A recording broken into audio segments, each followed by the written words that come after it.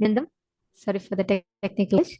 We welcome all the viewers that are watching us via Facebook, YouTube, KAILASA's Nithyananda TV, KAILASA TV, and various other social media platforms who are joining with us for this Parashakti Akashic Reading session. We welcome each and every one of Parashakti Akashic Readings.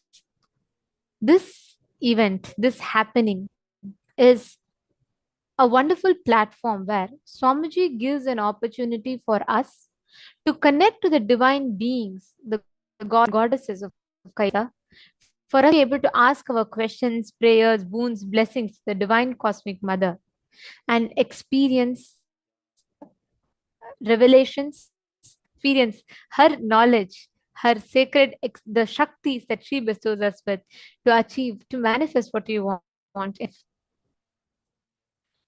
We welcome all the viewers that are joining with us, all the participants. I see so many of you sitting with us on YouTube, and I also see many of you joining with us on Zoom. We welcome every one of you. Before we enter into the program, I just wanted to start with a very beautiful announcement to all the participants that have been over the last few days following very close news and updates from KAILASA. You would be aware that KAILASA Bharat has legally sought the Nithyananda Janma Bhoomi, the very place where the Supreme Pontiff of Hinduism, our beloved Swamiji, was. To all of are here. This happening holds immense significance for Kailasa because this kshetra, house in which Swami was born, is not just valued for its historical reason. It's not just valued for its the importance or the significance for it in the history, not just for archival purpose, but even spiritual significance itself. Like, for example, when an avatar touches an object, let's say a water bottle, that object starts radiating the Pushpa Samadhi, which means it will have its independent intelligence and ability to connect anyone who comes into its frequency to the avatar's frequency, because they can experience the avatar.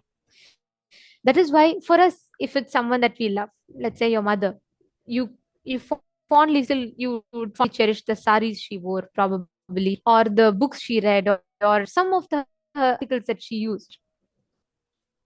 With the avatar, it is not just for reminding us in the memory, giving the being the experience. That is why they're all called Push Samadhi.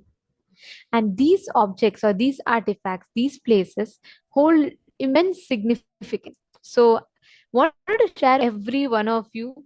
This is a great news for every Kailasavasi around the world, and we have a lot of important news, events, and updates happening from all over the world.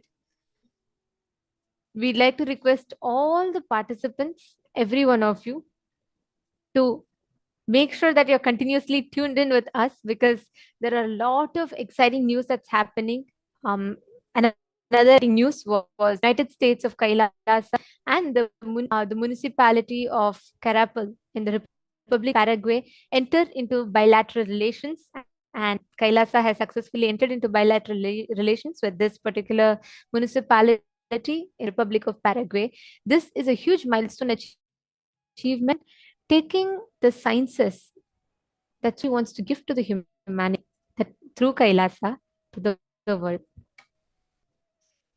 So we have a lot more events that are happening, and we will be keeping you all posted.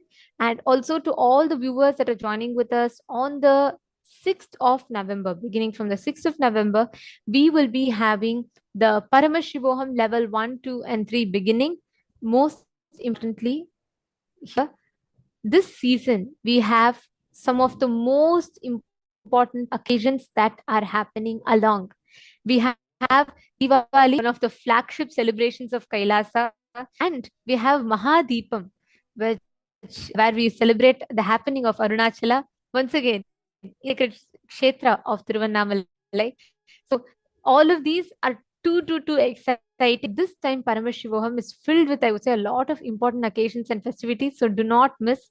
Please be there for Paramashivoham.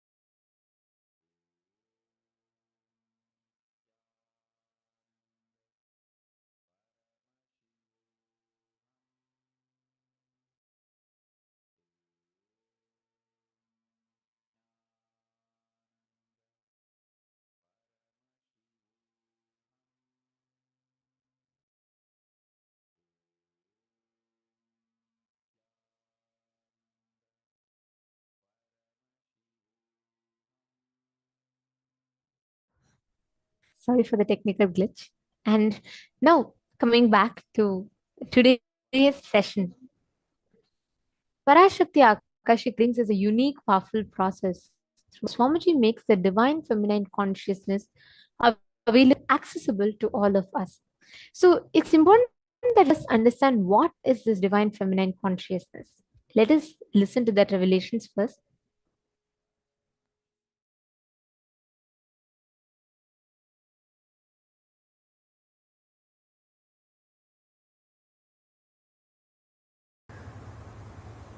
Today's subject is Awaken the Sacred Feminine.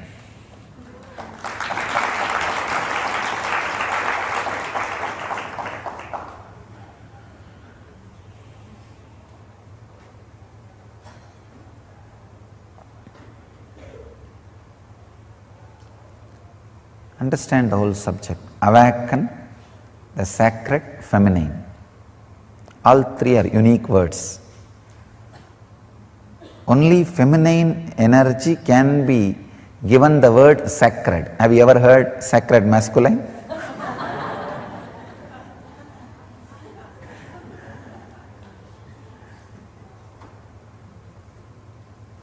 Only feminine energy can be given the title sacred, because when it is awakened, it does so much in your system, and it has nothing to do with your gender. That's the important thing.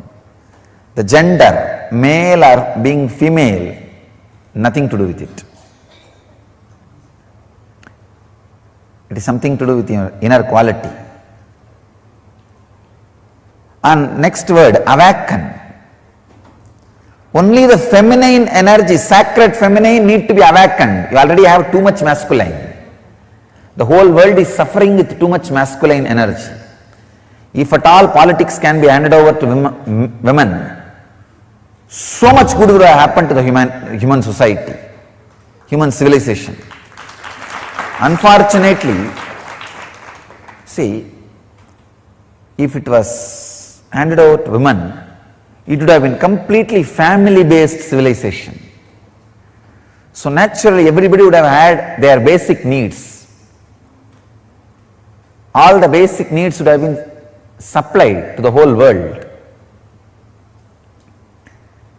Only the feminine energy need to be awakened. Only that can be called as sacred. Let me define the sacred feminine. Understand? The extraordinary creativity. Creativity will never be possessive. There are two kinds of civilization: creativity based civilization, agriculture based; possession based, money based. Sacred feminine means extraordinary creativity in any field.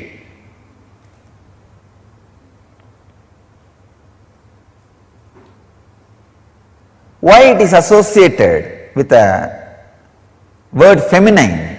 because by nature, without any choice, all women experience that creativity when they carry a child.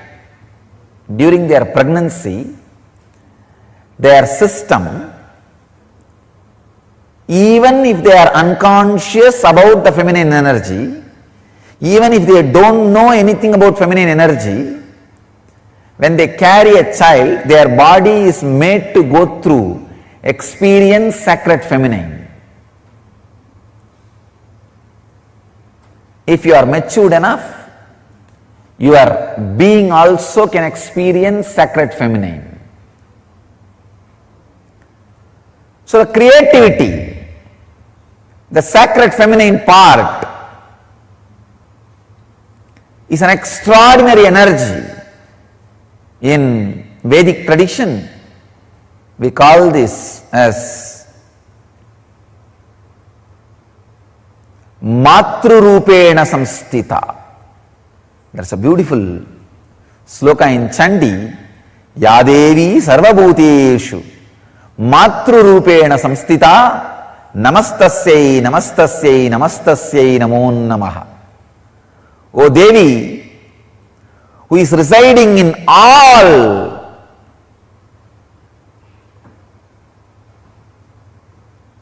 beings, Bhuteshu. Even the beings word is not a complete translation. Whatever exists, Sarva Bhuteshu, Matrurupena Samstita, in the form of ultimate creativity, Mother, Matrurupena Samstita, who is residing, Namastasyai, Namastasyai, Namastasyai Namo Namaha. I bow down, I bow down, I bow down, I surrender. It's amazing stotra. The Vedic tradition, there are two literature, 700 slokas, which can directly give you to enlightenment, lead you to moksha. One 700 sloka is philosophy, Bhagavad Gita. The other 700 sloka is technique, Chandi, Sabdasati, which can directly lead you to enlightenment just by reciting. Nothing else need to be done. See, Bhagavad Gita is linguistic importance. Understand, try to practice. Chandi is phonetic importance. Just reciting. Nothing else. Just reciting. It can lead you to enlightenment. In Bhagavad Gita, it is more working like a light-based. Means if you read, understand, cognitive shift, and experience enlightenment. Here, with Chandi, it is working on sound, just a very phonetic sound. Chant or listen, enough. Work happens inside you. They call it Saptasati, 700 on Devi, the sacred 700 verses on Devi. That is the ultimate sound vibration. I can tell you, I have read lakhs of mantras, but nothing like Chandi. Nothing like Chandi. When you recite, you can feel inside your body that creativity getting expressed. The sacred feminine getting awakened. And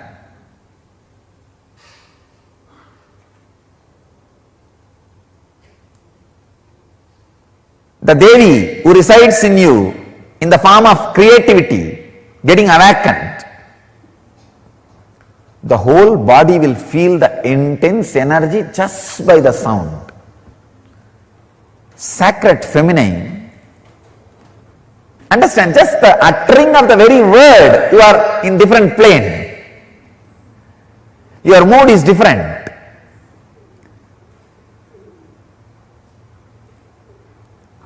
Only one small change. Mary should have had the place of Devi or Mary Magdalene. In these two, any one, Mary Magdalene should have had the place of Radha in Christianity. The whole world would have been different. The whole world would have been different. Either the place of Devi Parashakti or the place of Radha was given openly.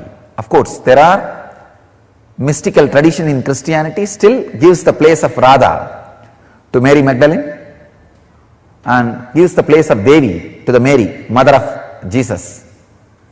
Still there are mystical traditions, but not the mainstream.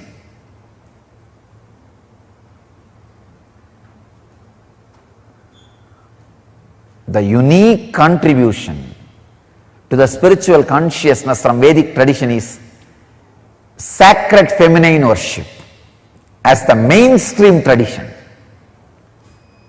I tell you, even if everything Vedic tradition gave is lost in some tsunami or earthquake, just if this worship of women, worship of mother, the sacred feminine tradition, if that is retained, then the whole thing can be revived.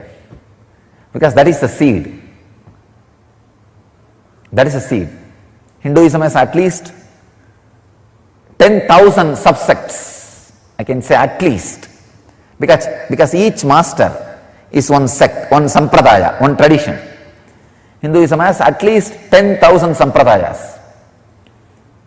I am saying at least. If all sampradayas are lost for some reason, only this one sampradaya, the Devi worship, mother worship, is retained. I will tell you, whole thing can be brought back. Because the whole thing is centered on this one, mother worship. Mother worship carries the blueprint, the hologram of the whole Vedic civilization. Just this one book, this 700 sloka. All the Hindu Sanskrit literatures, Vedic Sanskrit literatures, if we put together, it will be at least 10 million, at least 10 million slokas. Means crore, I am saying minimum. Because Mahabharata itself is 100,000, 1 lakh. Like this, surely we have thousands of books. At least 10 million we have.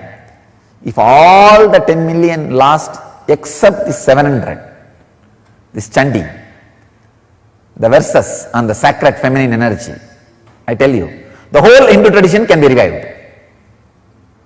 The whole Vedic tradition will come back.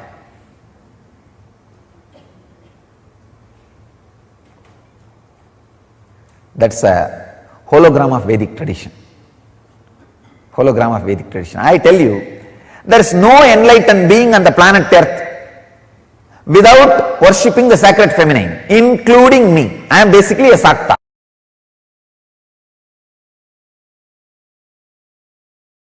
यादेवी सर्वभूतेषु माया रूपेण संस्थिता नमस्तस्यै नमस्तस्यै नमस्तस्यै नमो नमः.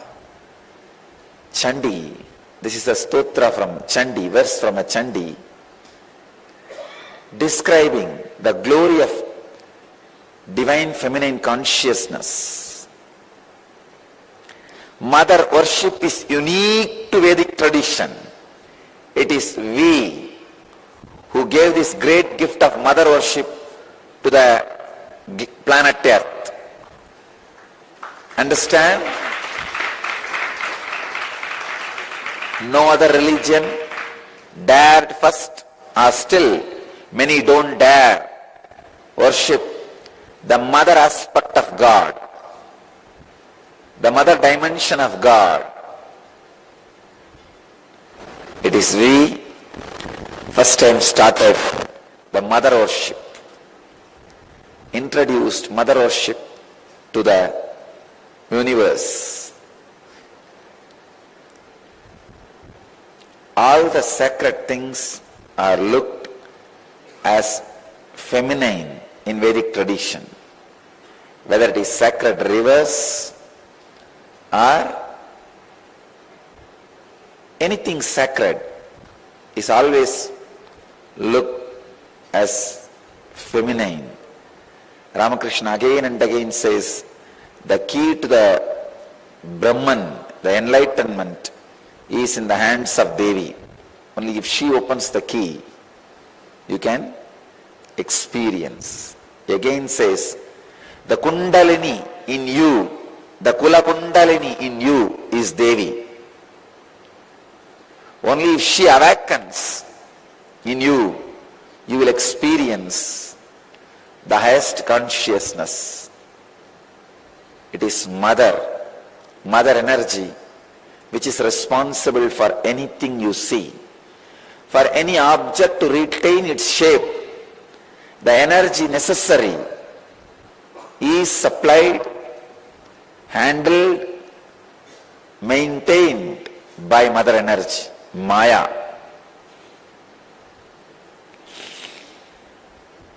It's Prakriti, responsible for Purusha's expression. I can say, anything you perceive belongs to Prakriti. Anything you experience belongs to mother energy. That is why even Padukas are regarded and respected in Vedic tradition as Paduka in Achiyar. It's a feminine Devi. Even if your Guru is in the male body, Guru's Padukas are feminine energy. Whether it is a Vishnu Paduka or Shiva Paduka or Guru Paduka, any Paduka, Paduka of any god or your Guru is considered as a Devi, feminine consciousness. Only mother energy can give liberation.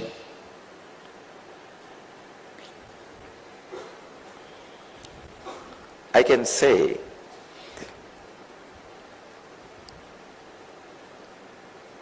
whenever the mother energy is added to you, whether you are in the male body or female body, you experience enlightenment.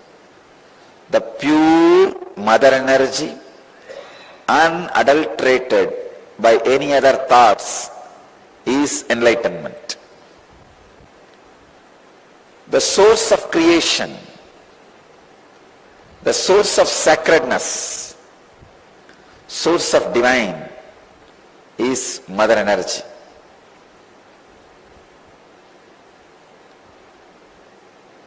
Whenever Kundalini awakens in your body, you experience a unique feminine consciousness. Your whole system expresses a unique feminine mood or the feminine feeling, the mother feeling.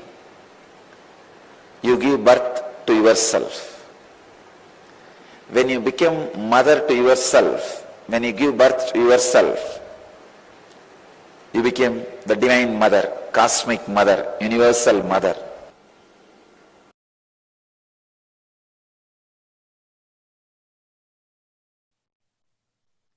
Cosmos not only reveres, celebrates, worships feminine consciousness, feminine energy, women who embody the feminine consciousness are not just revered, respected, but worshipped in cosmos.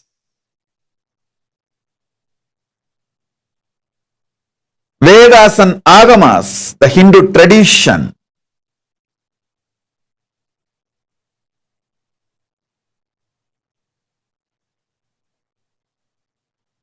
not just gives equal right to women, it reveres, honors, it worships.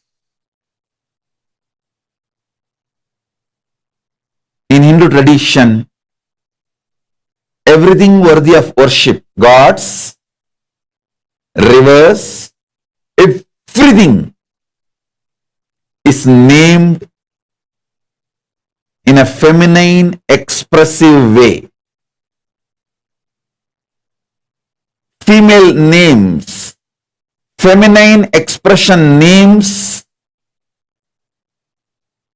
are given for the Shaktis, energies, rivers, all the whole nature. The earth itself is called as Bhuma Devi in Hindu tradition. In Hindu tradition, the earth is not geography, it is biology. It's not geography, it is biology. It's a living being and it is worshipped as female. And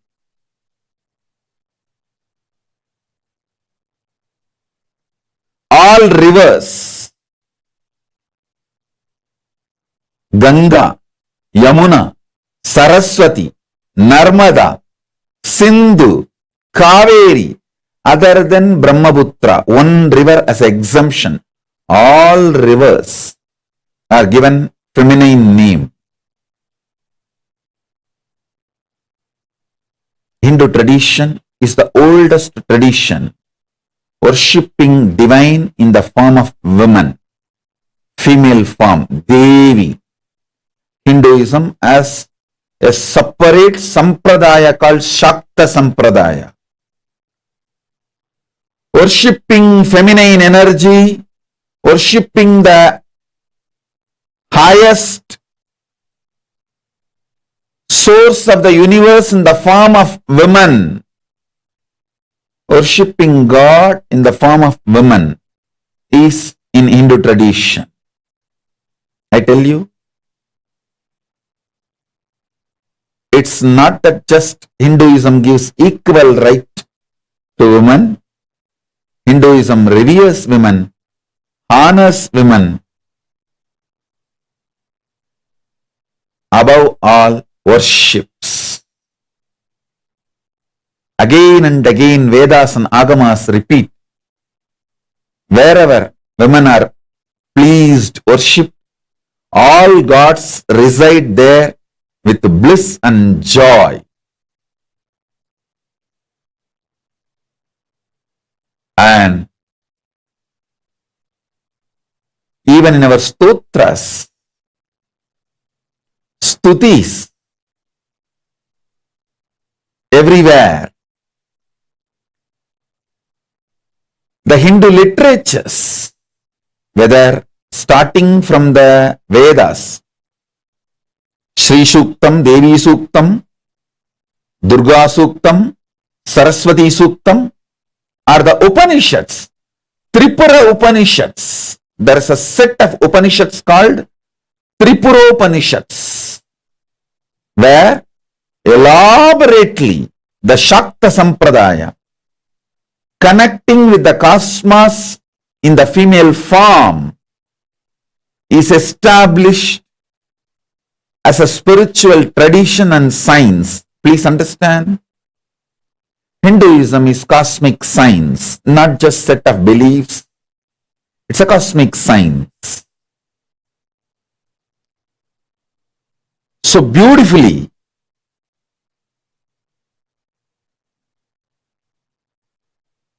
Vedas, Upanishads reveal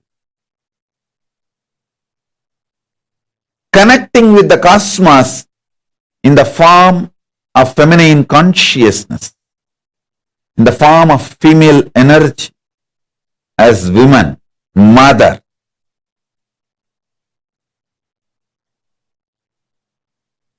Hinduism is the oldest feminine consciousness celebrating, feminine consciousness worshipping tradition. From Vedas, Suktas or Upanishads, then the Tantras, Nigamas, Agamas, Puranas everywhere. Hinduism reveres, respects, honors, above all worships. Worships women, worships female consciousness,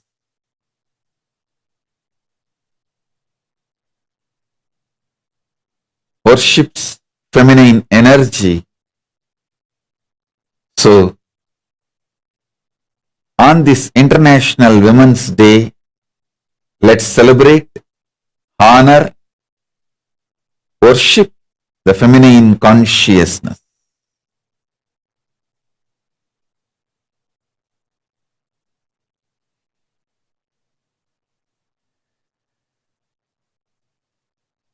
So once again, I thank everyone, all the recipients of today's awards, for doing what you are doing and being who you are. In Hindu tradition, even the source of the cosmos is described as Shakti, Paramashiva Shakti, inseparable manifestation of Paramashiva. Paramashiva and Paramashiva Shakti is the same one being manifesting in two forms for you to relate with.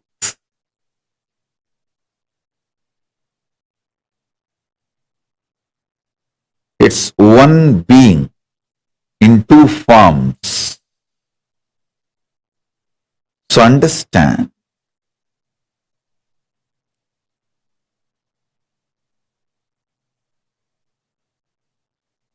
it's the oldest mother-centric spiritual tradition and spiritual science to manifest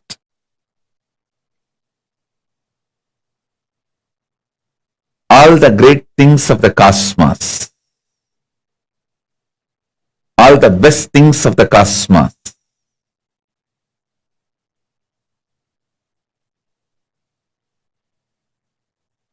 I should say, unique contributions of Sanatana Hindu Dharma, the oldest living civilization, is feminine consciousness, means Devi worship, Shakti Puja, Shakta Sampradaya, and the science of Nijavatara and Archavatara, where the gods, goddesses take form as the human being or the form as the deity. Science of Shakta Sampradaya first, and science of Nijavatara and Archavatara, the third most important. The possibility of enlightenment to the beings of this planet, this three, was unique and greatest contribution brought to planet Earth by the oldest and ancient living civilization, Sanatana Hindu.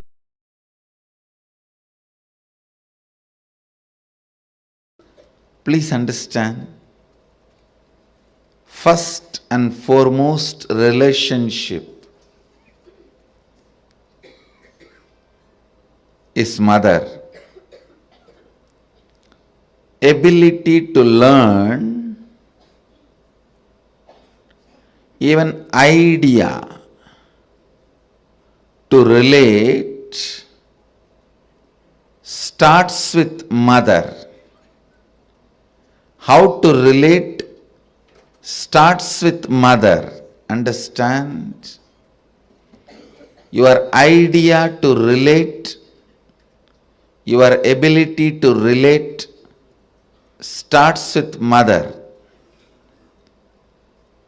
Mother's contribution in your life, either by doing some things or by not doing some things. Please understand, even if she was not there in your life, the impact of that remains forever. Either she is there or not there, her impact on you remains forever. If she was there, if she is there in a positive way, if she was not there,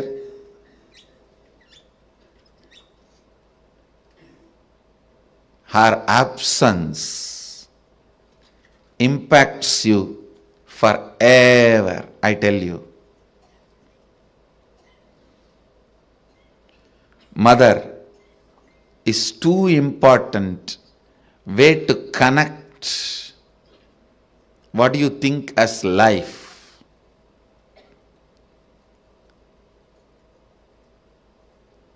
In Vedic tradition,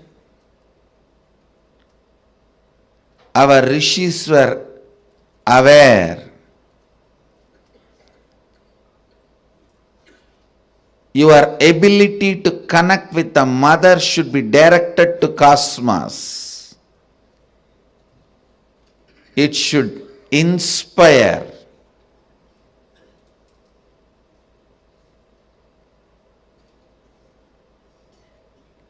It should awaken your higher consciousness. It should inspire your higher consciousness to express through you. It should awaken your higher consciousness.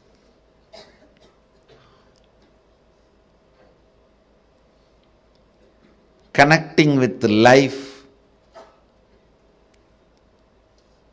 as mother is the most sweetest, most beautiful, most easiest form to ever connect.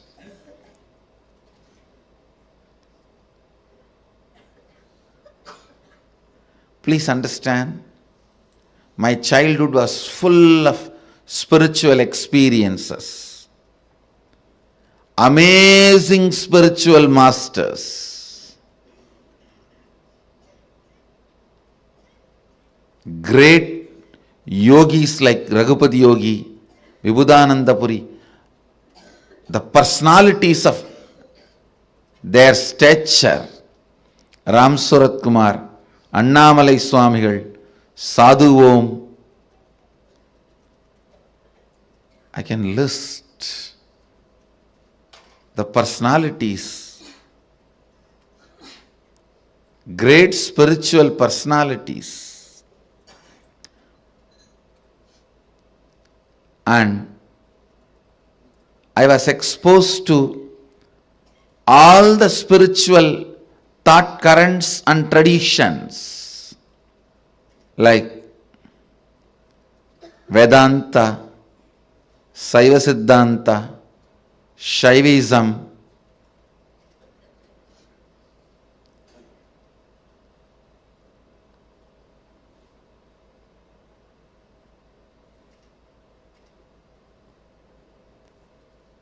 even the thought currents of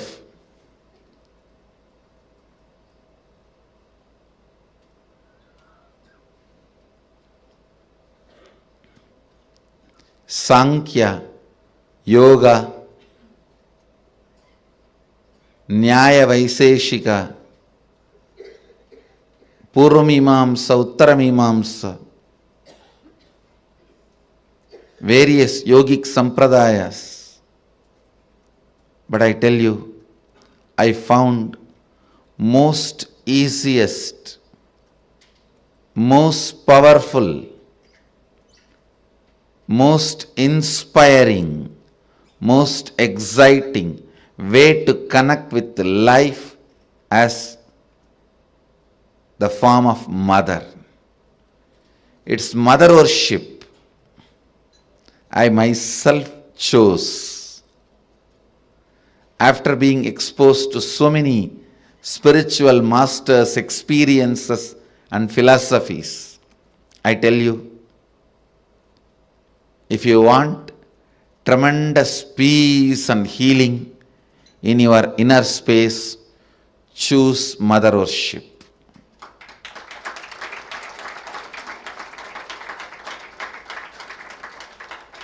Even with your guru or your Ishtadevata, relate as mother. You will see the kind of a healing in your biomemory. It will lead to extraordinary healing, unimaginable healing, extraordinary completion, unimaginable completion. Blessed are those who had responsible mother till you became 14. Actually, till 14 only you need. Till you become physically matured, you need mother. Blessed are those who had life around their mother till 14. I tell you, till 14 if you had mother living around you, living with you, then you know how to connect with mother. You don't need a separate lesson. Connect with the divine the same way.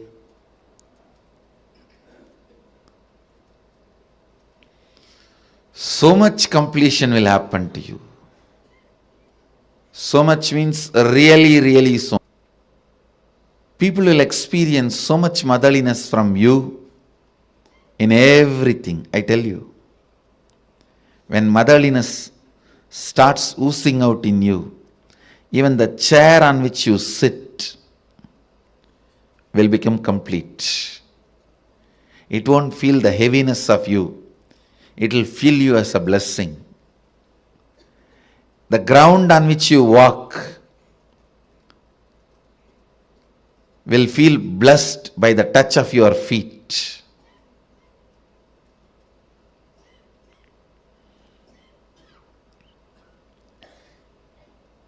The air you breathe will be blessed. People whom you see with your eyes will experience that love and compassion. I tell you, nothing can be compared to receiving the love of motherliness and sharing, radiating the love of motherliness. If you can't radiate, receive and radiate, whoever you may be, you waste your life. You are missing one of the major dimensions of your life. Whether you relate with your Guru or your God, it can be any God, Shiva, Vishnu, Parvati, Durga, Kali, Ganesha, Subramanya, any God. If you can relate with the tremendous motherliness, if you can perceive motherliness from your God and Guru and radiate that motherliness to the people around you, you have succeeded in the game of completion. You will bring so much completion into you and to others. So much completion into you and to others.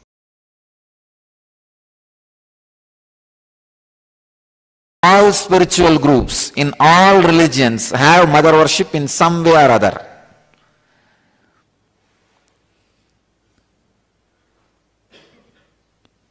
All religions has two parts. One, the spiritual fruit and religious nut. The religious nut part is always in the masculine power, and it is masculine based. But the spiritual fruit part is always with the feminine worship,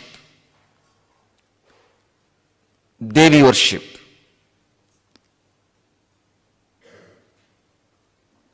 All spiritual groups, civilizations, has this mother worship, and that contribution, that mother worship, that very concept, that very truth is from Vedic civilization, Vedic tradition. All the rivers, all the sacred things of the nature, everything is feminine for us.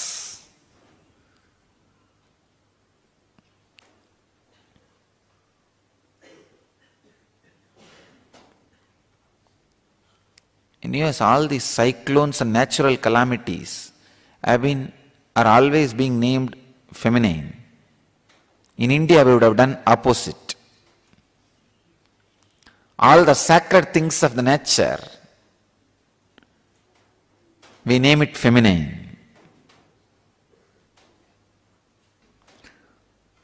All the things and energy which creates, we name it in a feminine way. So understand,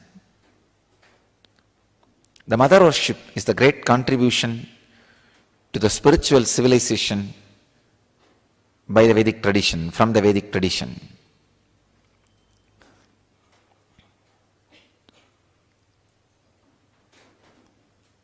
My message for Mother's Day is, whatever you mother, you will become that. If you are mothering violence, anger, low self-esteem, you will become that. If you are mothering superconsciousness, highest truths about you, you will become that. So decide on Mother's Day to mother cosmos in you. Start mothering cosmos so that you will become cosmic mother. If you mother the cosmos, you will become mother of the cosmos. The only way to become mother of the cosmos is mother the cosmos. Continuously mother cosmic consciousness inside you by unclutching. Live these great truths by mothering it again and again and again. Mothering cosmos is what I call unclutching. Unclutching from ordinary things so that you can mother cosmos inside. The essence of mother worship is mothering cosmos in you.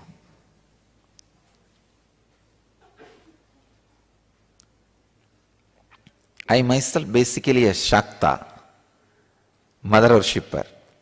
I myself became enlightened only through the Shakta tradition, the mother worshipping tradition. Because nothing suits your bio-memory more than mother worship, because your whole bio-memory is from mother. When the path is through that mother's form, your bio-memory suddenly falls in tune and the whole progress is very quick, fast. Always the energy expression happens only in mother worship. In all other bhavas, attitudes, it takes a lot of time to experience the energy expression. It's Matrubhava, mother worship, makes the energy experience very quick and strong. You may be in the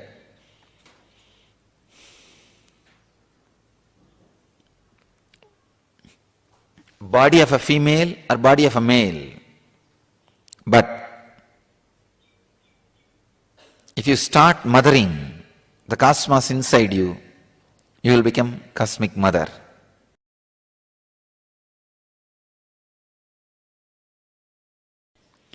If you see each form of those 10 different dimensions, it represents one great principle, Kali, the principle of enlightenment. Means, if you see her, she is the embodiment of cosmic causal body from where everything comes out. Dark color and holding knowledge sword in one hand and the severed ego head in another hand, giving abhaya and varada.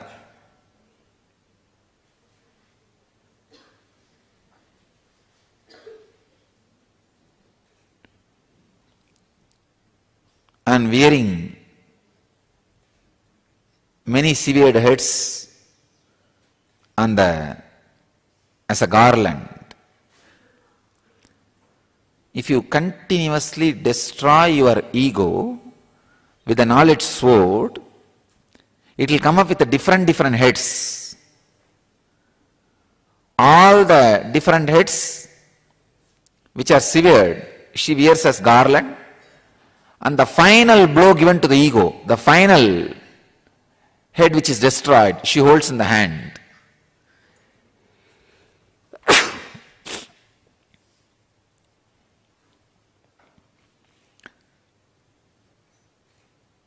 Symbol of enlightenment. When the ego is finally destroyed, cut, from that head, the Sahasrara Amrita, the knowledge nectar, the nectar of bliss overflows. That is what all our disciples, dogs, are drinking.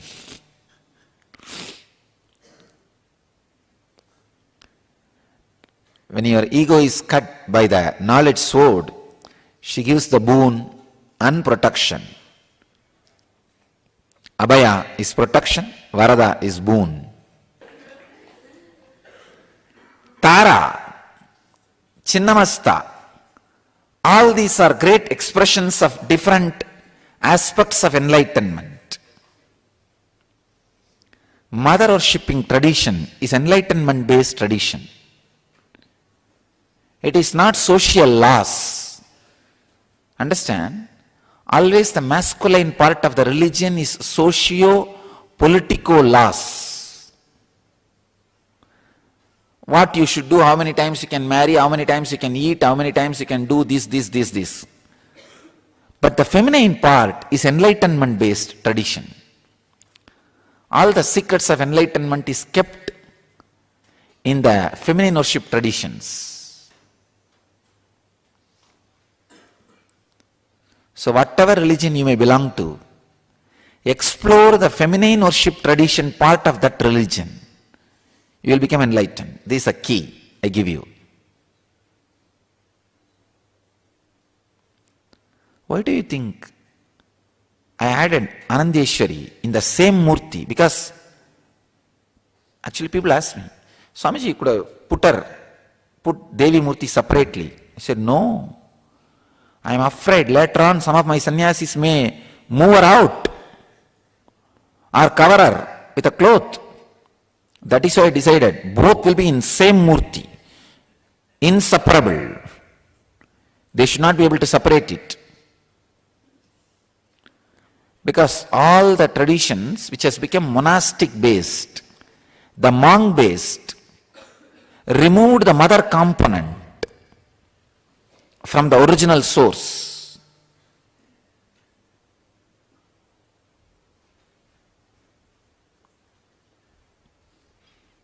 I do not want that to happen to my tradition. That is why I put Devi in the lap itself and took care, always Shiva is holding with one hand.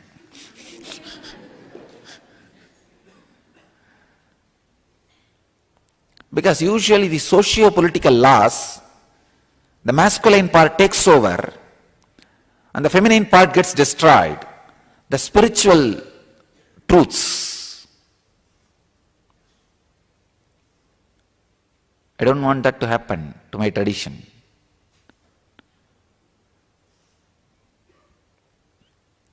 Mother worship is the source of enlightenment-based spiritual traditions.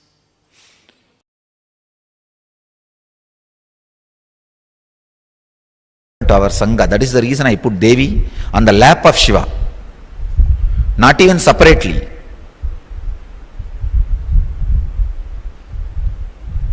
Because if the Devi's side is missing, we will become such a dry sannyas sampradaya.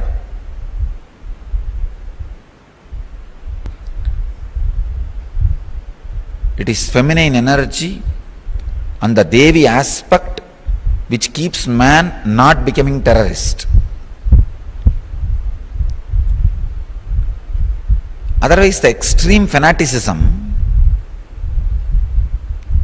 added with the aggressiveness of the masculine energy does not bother about violence, lands into non-violence. Little bit of feminine touch, the love dimension added, people will not become violent, terrorists. They will be more loving, compassionate, caring, cultured.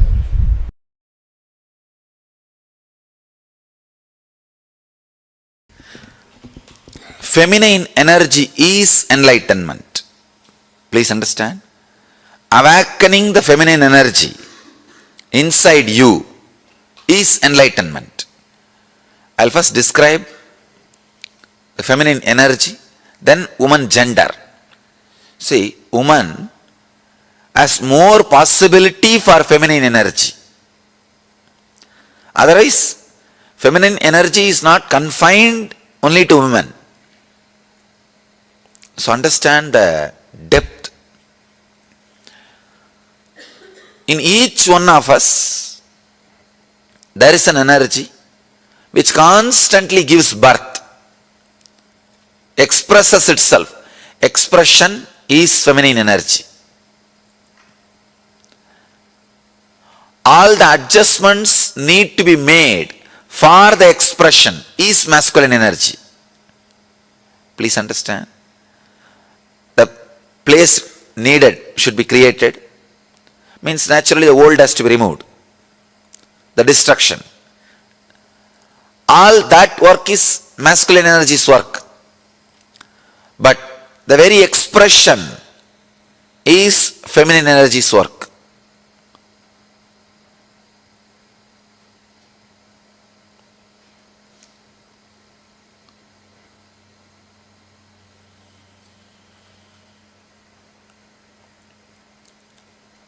If you see our deities, they will have two wives, almost all deities. Please don't think it's two women, two aspects of feminine energy. One, the aspect which gives the fulfillment, physical pleasure. The other aspect gives fulfillment emotionally as a mother. One aspect which gives fulfillment physically as a beloved, the other aspect which gives fulfillment emotionally as a mother. The very being, the very basic thing of the human consciousness, it can play both the roles. When you awaken feminine consciousness in you, you will see that you are radiating physical fulfillment and emotional fulfillment, which is enlightenment. Practically, which is enlightenment. I'll describe the Arunachala story. The story of Arunachala.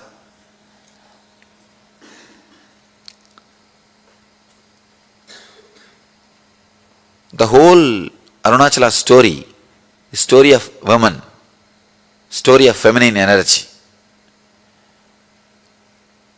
The story says that Devi was meditating and inside her being, the feminine energy got awakened. Please understand, not masculine.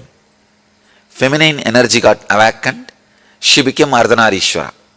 The description exactly it says, in Devi, the feminine energy is awakened and she became Ardhanarishwara.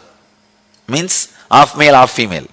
You will be surprised. See, in male, if female energy is awakened and the description says he became half male and half female, perfectly alright. You can understand.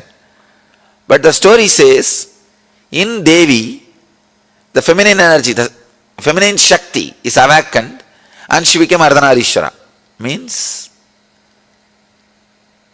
when a woman experiences fulfillment, she experiences her beloved aspect and mother aspect completely.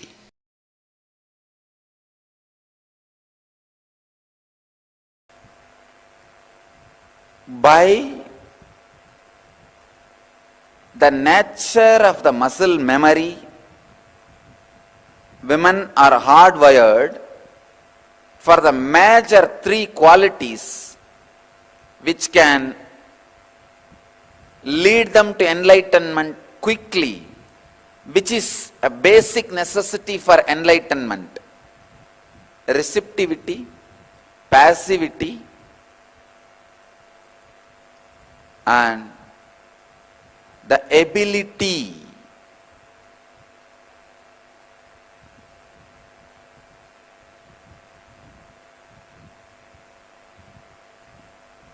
for experiencing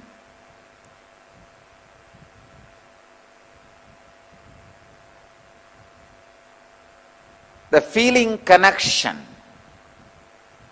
beyond logic. Please understand. Receptivity, passivity, ability to feel connected, feeling connection beyond logic. This three is part of the very bio-memory of female body. Women, bio-memory of women.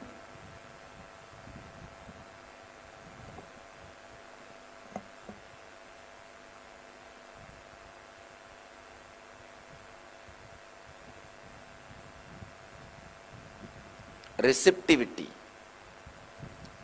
the ability to receive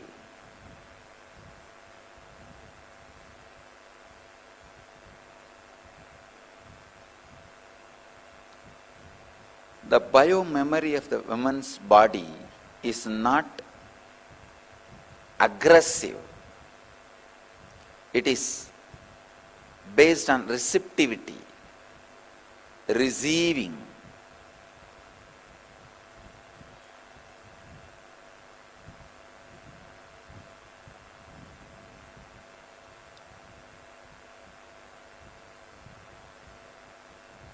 It is not based on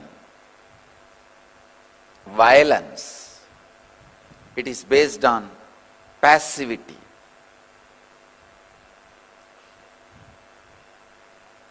That is why sannyas or brahmacharya is lot more easy for the beings in women body than in masculine body. Even if you are in masculine body, when you experience the enlightenment, physiological mutation happens in your system. You just go beyond the masculine, feminine identification and identity. Please understand, I wanted to make it very clear. It is such a subtle subject. Please understand, an enlightened being is neither male nor female or child or transgender is beyond all this. Something unique happens in his system. Already I have done a lot of medical researches and experiments on my body, and I am continuing further more and more researches and experiments. I will bring it to the world in right time, in a proper context, how an enlightened body is beyond masculine and feminine. Because during the enlightenment experience, the physiological mutation happens. Please understand, during the Satori, first experience, psychological mutation happens. And during enlightenment, physiological mutation happens.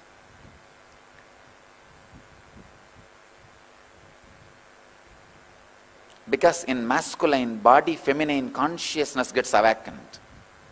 It gets awakened so strongly, the physiological mutation happens. Side effects and after effects of the physiological mutation, only I have studied. For last many years I have studied successfully. Now also I am continuing to study. I will present to the world when time comes. I wanted to insist this one important thing. By nature, feminine biomemory, women's muscle memory is for receptivity, passivity and feeling connection beyond logic. For enlightenment to be transmitted to you, you need to feel connected to something which is little beyond your logic. But masculine biomemory is in constant insecurity and fear. It is justified. Men say, no, we go out and do business and we are cheated, exploited. So we need to develop a shield of protection, security, and we need to think logically. Okay, it is justified. I am not saying your insecure feeling is unjustified. But what to do?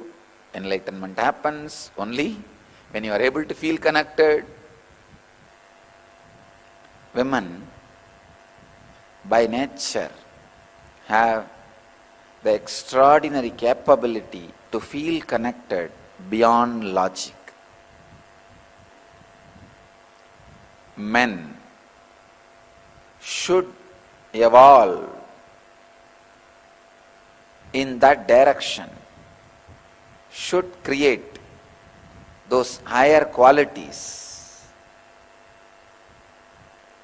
to achieve and experience and express enlightenment.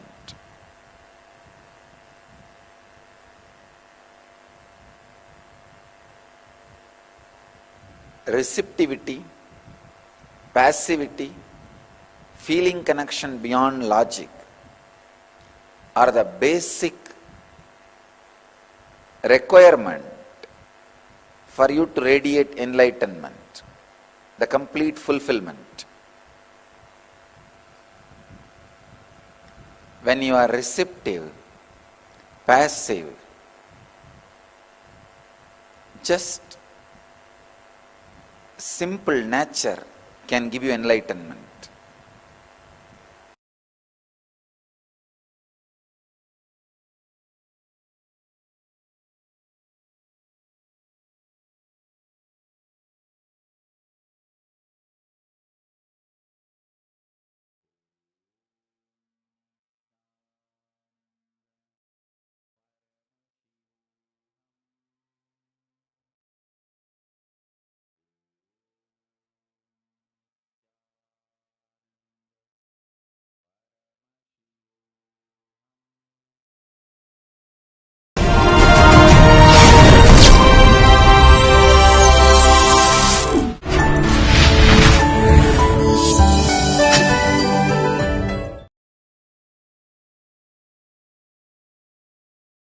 नित्यानन्देश्वर समारम्भाम् नित्यानन्देश्वरि मध्यमाम् अस्मदाचार्यपर्यन्ताम् वन्दे गुरुपरम्पराम्.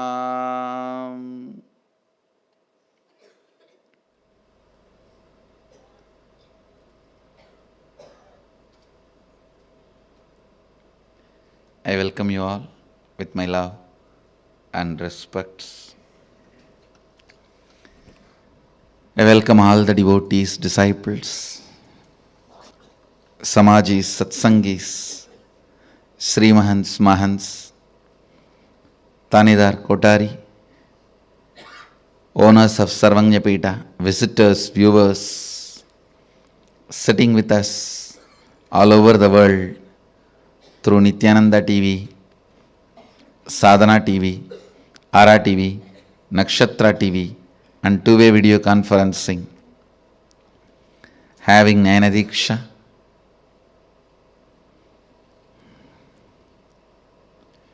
cities sitting with us in two-way video conferencing, having Nayana Diksha,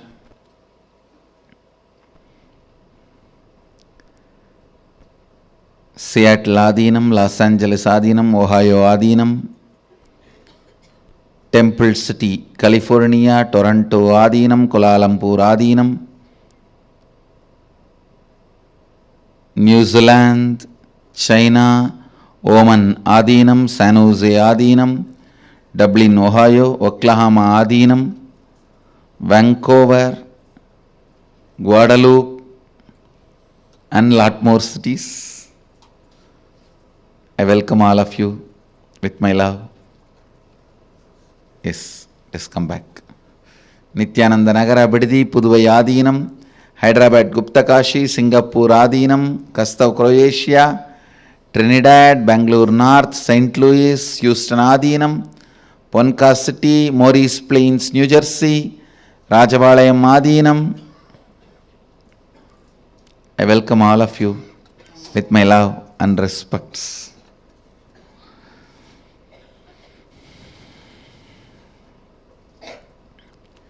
Today Navaratri, third day, and Venkateshwara Brahmotsavam, second day. Devi is gracing with Lakshmi and Saraswati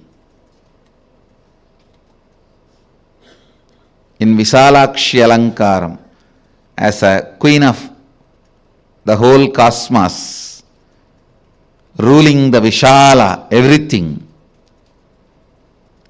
She graces in this form in Kashi, so she is gracing in the same form today as Visalakshi and Venkateshwara with Sri Devi and Bhudevi. Bididi Devi is on Sayanalankara, resting in Yoganidra Samadhi. Let's first receive their blessings and then enter into satsang.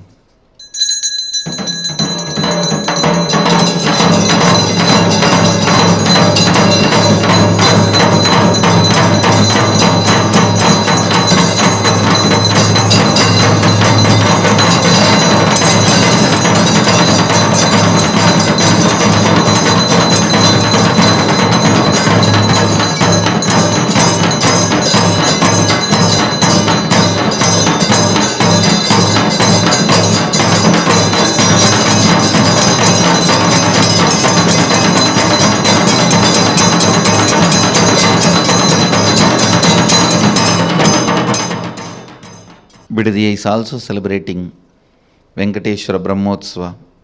Venkateshwara is gracing on Swarna Hamsavahana, the golden Hamsavahana. Venkateshwara's Brahmotsavam and Navaratri, both are happening simultaneously in Bididi and of course in Varanasi.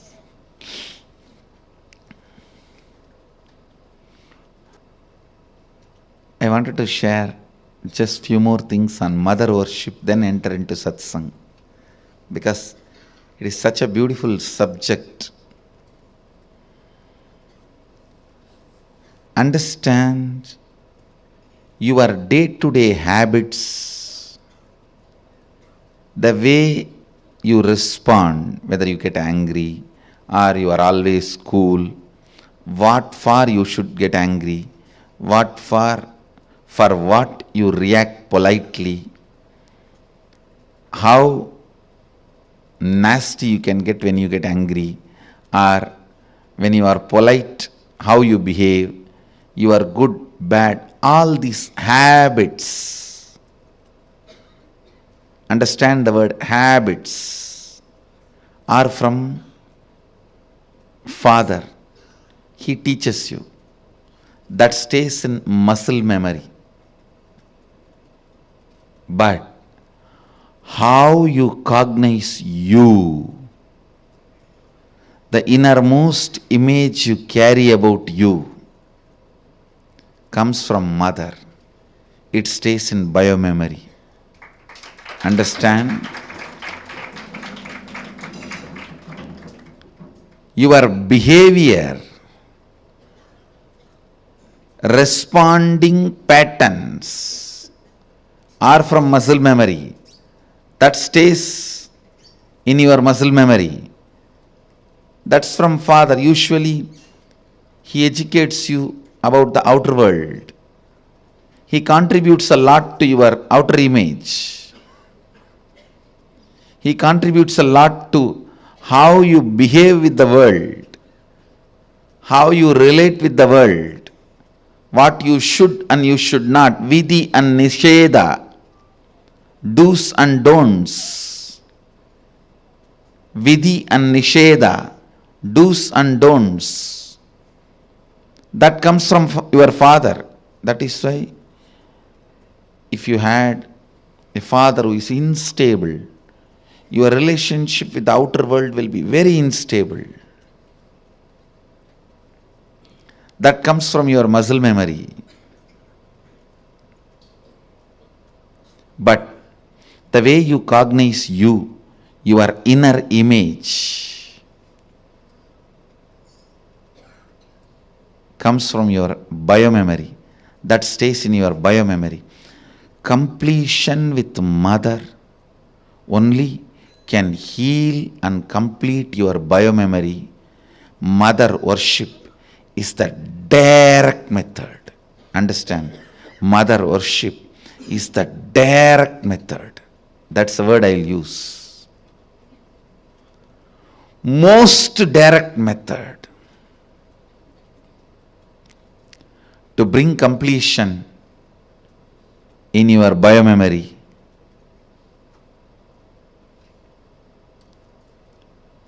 The attitude, the bhava,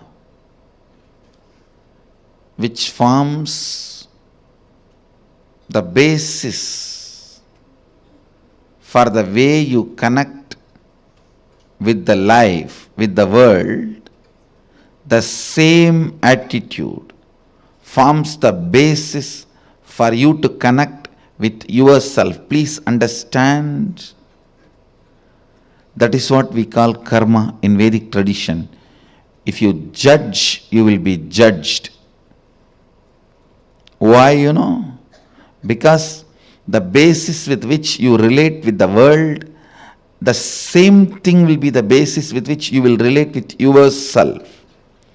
Don't think when it comes to others you can utter the strong words. When it comes to you, you can just be very cute and friendly. No.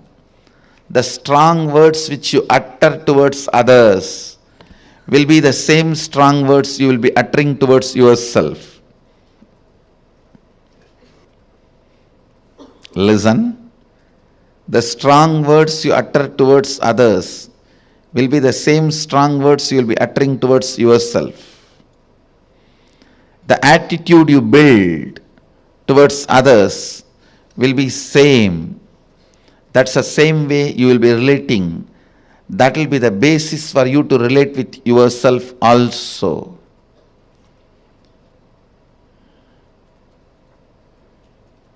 That is why I insist, bring motherliness in all your relationship with others, you will bring so much of motherliness in your relationship with yourself. You will be able to heal you. You will be able to feel you. You will be able to be complete within yourself.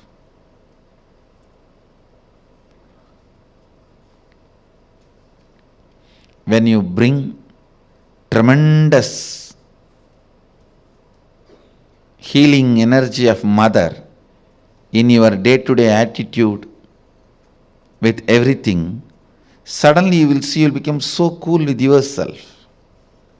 I tell you, the best thing can happen to a human being is ability to be cool with yourself.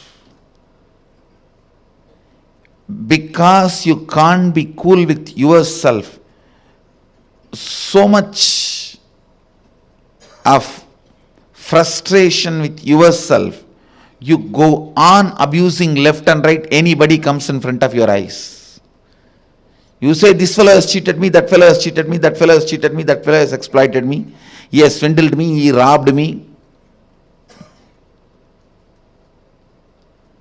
Understand your inability to be with yourself, your inability to be cool with yourself,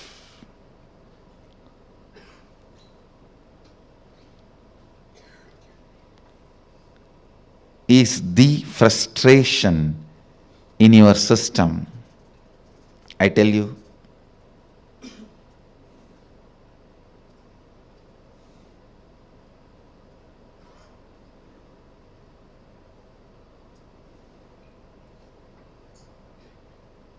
understand,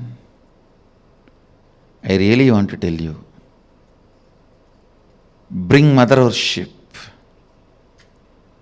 as part of your cognition. You will be so cool with yourself. You will be so complete with yourself. You will be so settled with yourself. The fear, frustration, because of frustration inside, how you possess objects or things or persons. Understand? When you are frustrated, suddenly you will have so much of possessiveness to the property you have, or the car you have, or the bank balance you have, or the persons in your life. You will just suffocate the objects and persons who are part of your life. I tell you, let the car be in garage, not in you. Let things be in their place. Your inner space should have place only for completion and joy. The bliss.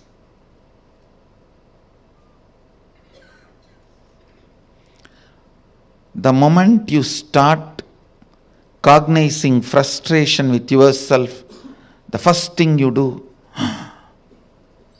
then I don't have anything in the life. Come on, catch. Like an octopus. The wealth you have,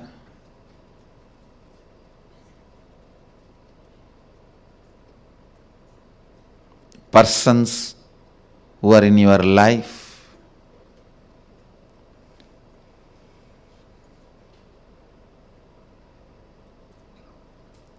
when that grabbing starts, understand, it feeds into your frustration. It doesn't heal your frustration.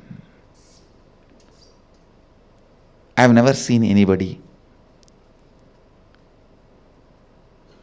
healing their frustration by grabbing and possessing. No. It doesn't. It doesn't. Understand,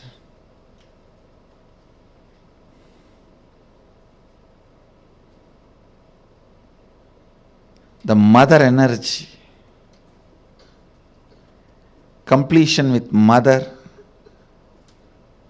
and connecting with life as mother,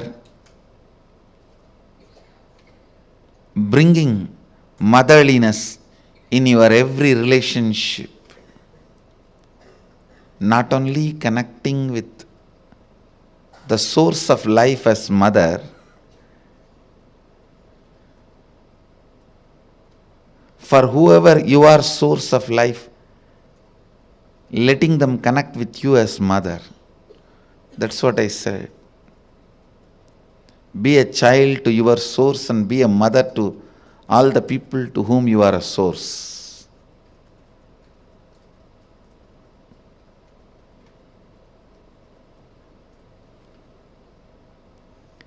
This brings so much of inner healing.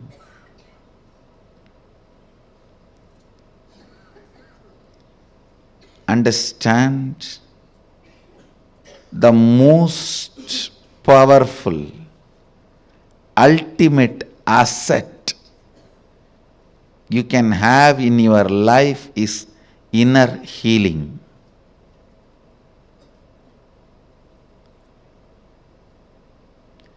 It is not economically costly, but it is psychologically costly.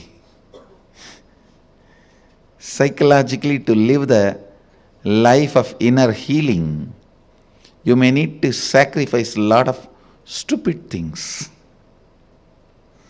You may need to remove many garbage. Think, oh God, these garbages were there with me for last 25 years. How can I give up on them so easily?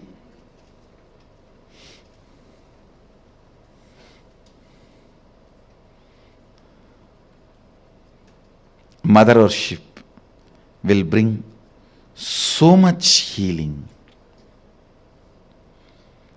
So much healing.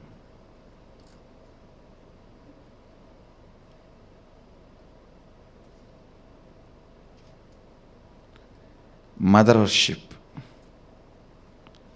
will allow so much completion.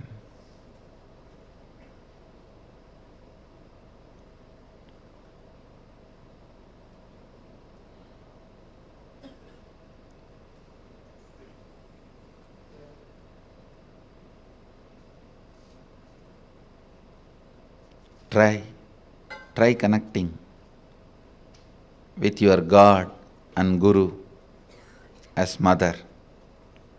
You will have so much inner healing, peace. Navaratri is the time to connect with Cosmos as mother. Celebrate Cosmic Mother. I bless you all. Let you all radiate with integrity, authenticity, responsibility, enriching, causing, living Advaita, the eternal bliss, Nithyananda.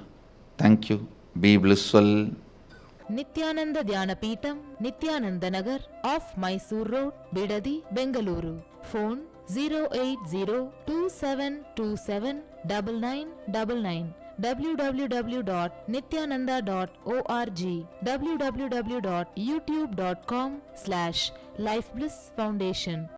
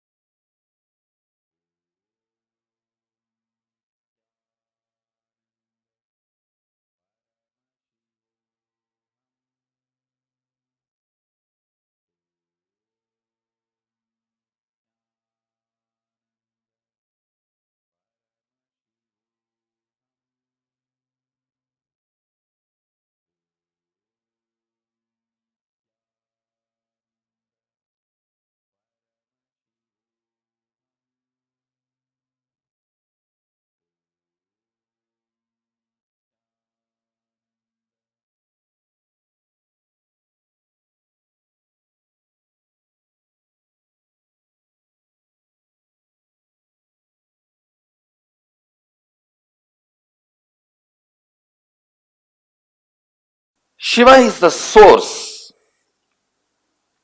But source will always have certain kind of a static feeling. Please listen. All source material will have certain kind of a, just being static. But making the source material active, like an atom, that is a source material. But if it is static, it is not going to be directly useful. Either it has to break and become active, or join with another atom and become active. All of you understand what I am saying? See, atom just by being is not going to be directly useful.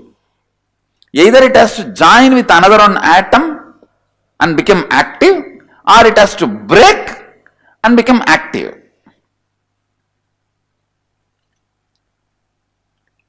Only when it becomes active, it is directly radiating energy, power, does what we want.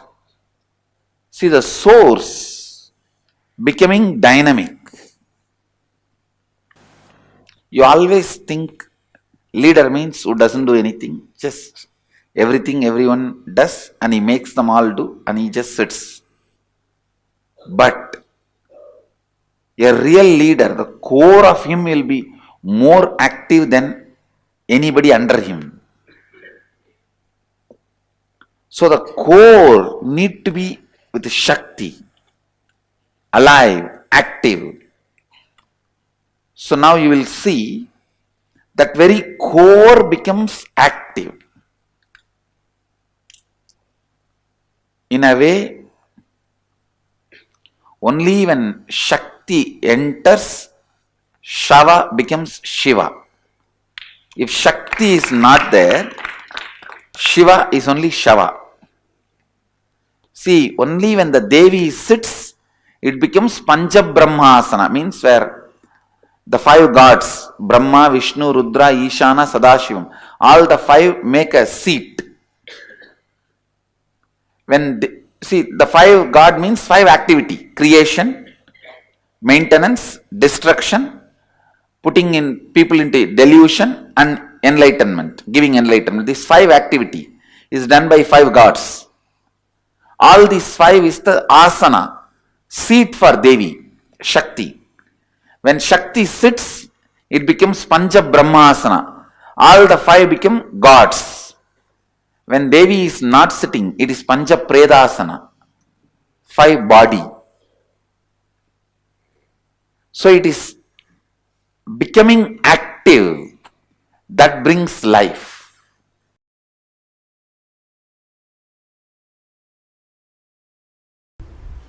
The excitement created by verbalization, excitement infused by visualization, excitement infused by the Kundalini awakening, your consciousness waking up. These are the three levels of Shaktipada you go through. Every day in your life, these three Shaktipada, any one you go through, or all three. But always in these three something will be happening.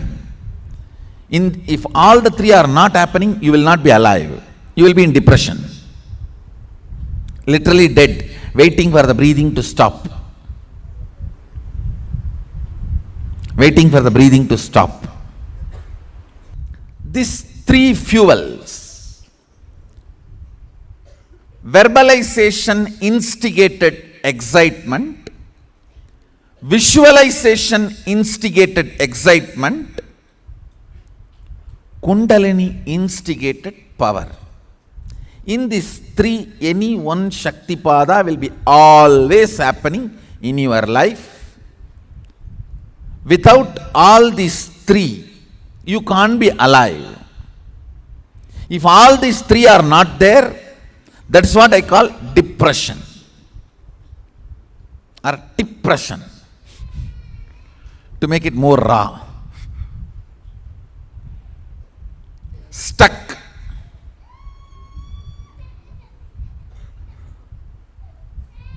not knowing what to do, not moving what to do, not flowing with life. Understand,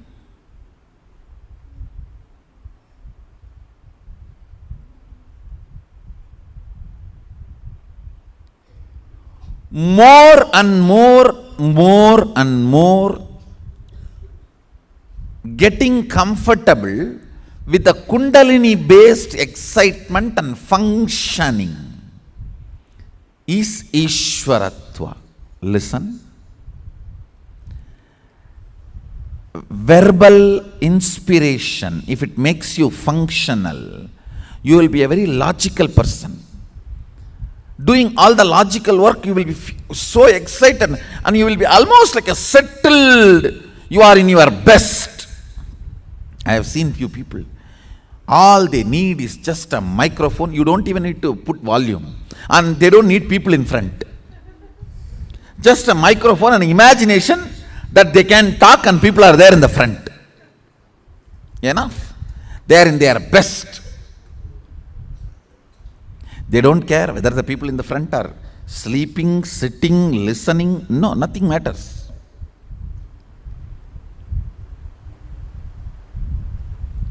If you are visualization excitement person, you will forget even your food by painting or dancing or carving. I still remember there was a period in my life just decorating deities. I'll forget day and night. I tell you, decorating deities physically and taking care of the cows physically is one of the best vatavarana for your muscle memory and biomemory.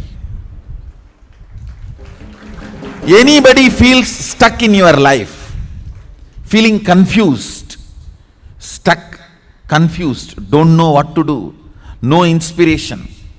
Understand, when you don't have inspiration and you want to hold on to your outer identity, you want to continue to keep up your makeup and arrogance, you become worst cunning.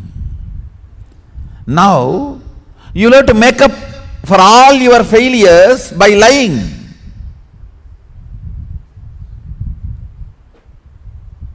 That is the worst way of building muscle memory. But I tell you, the best way of building muscle memory and biomemory, when you take care of the cows, you see, please understand, cow is not something I am talking about because I am born in Hindu tradition. Please understand, the very biomemory, muscle memory, DNA of the cow awakens certain energy in you, joy, peace, completion, sacrifice. No wrong fuel is possible. Fuel has to be right.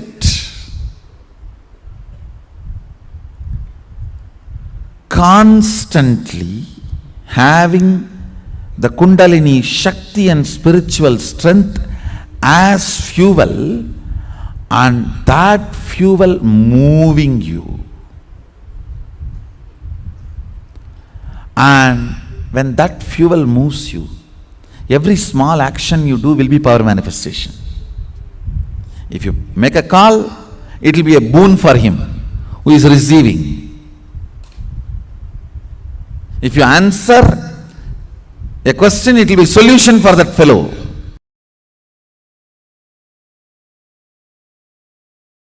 Conscious resources.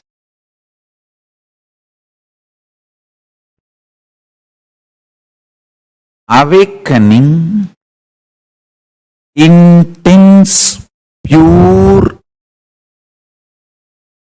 unclutched space.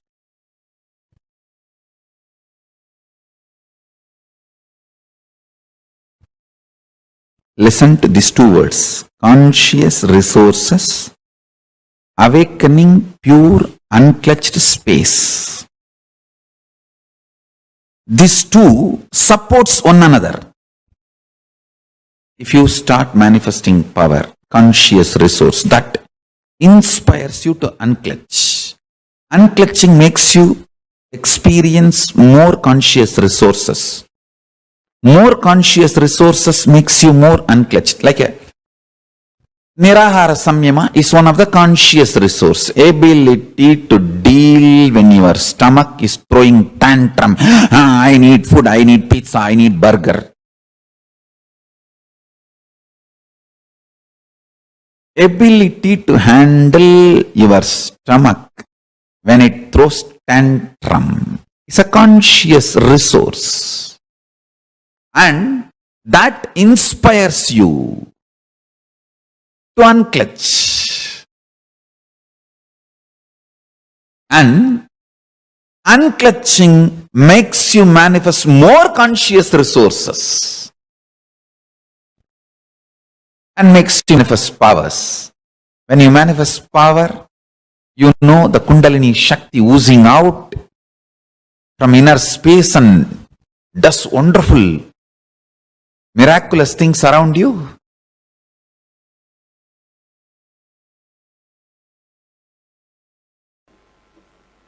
Please understand, the essence is basically awaken your Kundalini Shakti. Awaken your Kundalini and raise it to the highest peak frequency. When the Kundalini moves inside the system, at different areas it experiences different frequency. Raise it to the highest frequency and celebrate the life, enjoy the life as you want with this extraordinary, overflowing, excessive, luxurious life energy. Understand? That's the word I have to use. Only when you are, please understand what I am saying now, even medically verified statement, only if you have an excessive energy, these muscles even expand in smiling. Understand? Otherwise, how people smile, you know?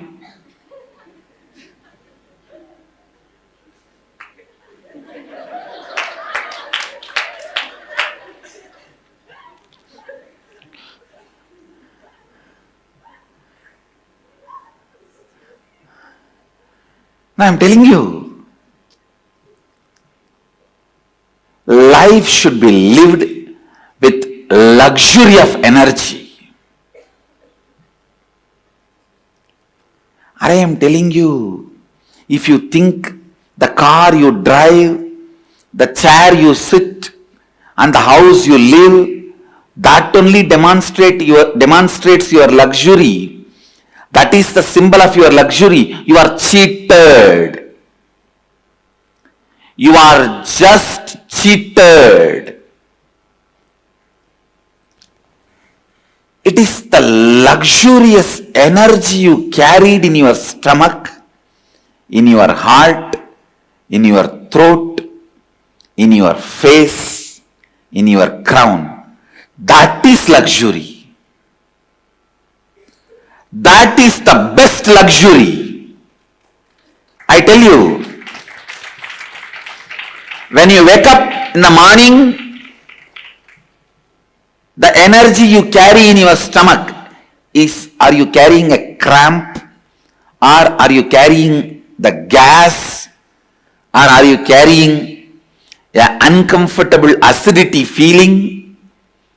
What are you carrying in the stomach when you wake up? And by the time you get ready for your everyday routine, you remember your everyday, what is the energy you are carrying in your heart? The moment you remember, you have to go to your office, you have to meet your family, you have to meet your team, You have to meet your team, you have to meet your boss, you have to do your everyday actions. What is the experience you carry when you remember your everyday routine in your heart? What's the energy you feel near your chest? That decides whether you are living luxuriously or not.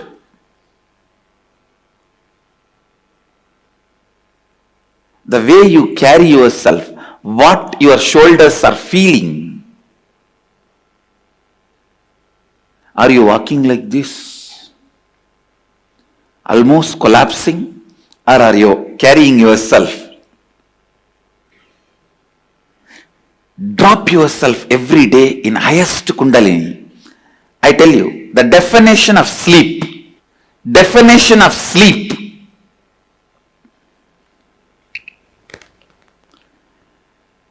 definition of sleep, you should never feel tired, bored when you close your eyes and rest your body. You should not be feeling restless. Understand?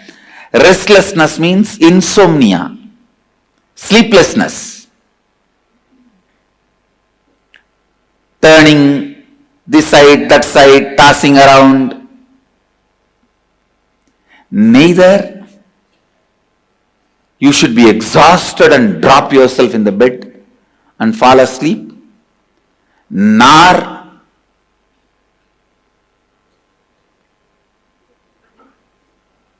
you should be restless without getting sleep. It should be just entering into the energy space. And it is possible. I am not giving you any great theories. No.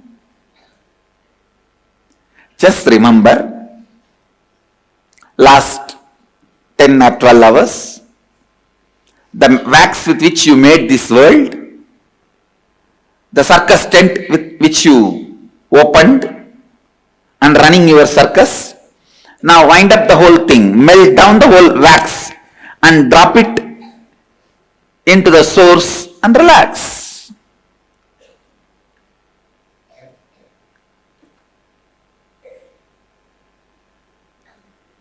The circus tent, the poles and the cloth and the lamps, rings and the ringmaster,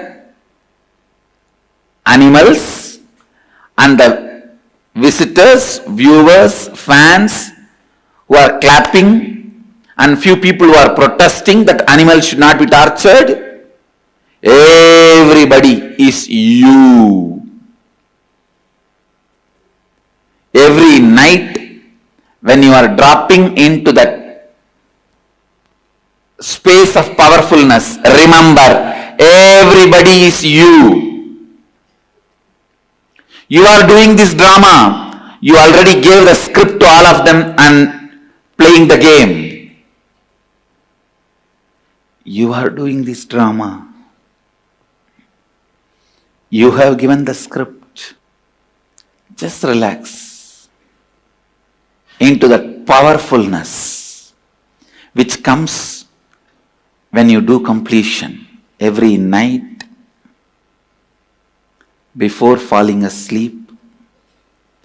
Just complete whatever incompletions you remember and fall into that powerful space. Fall into that powerful space. Neither you should be tired or bored or exhausted when you fall asleep, nor you should be restless, sleepless.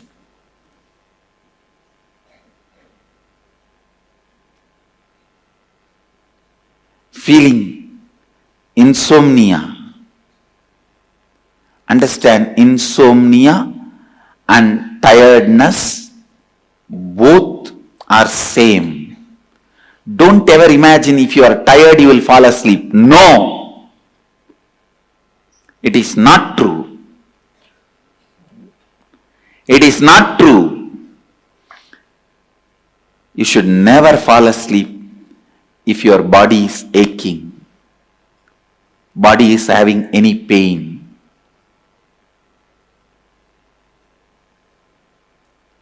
Complete with all the physical, mental pains, boredom, all that, and just drop. Complete. When you fall asleep in the space of completion every night, your Kundalini will be raised to its peak.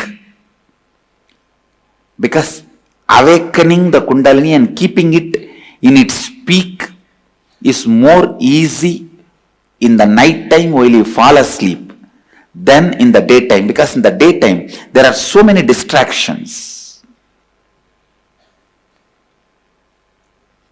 Even if you raise your Kundalini up, the moment you see your spouse, it comes down, tatak. And then you remember Anandagandha, this, that, completion, and bring it up. The moment you see your boss, tatak. And then you do something and tak, tak, tak, tak, tak, bring it up. The moment you see somebody who gave you the loan, thumb, down. It just goes up and down like a roller coaster. But in the night time, if you just relax into the space of completion and soak yourself, drop yourself in the Kundalini energy, listen, then you will just have the luxury of life energy, Kundalini.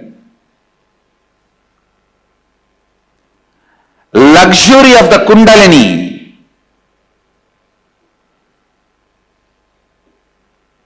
is the gift I am giving it to the world. Understand?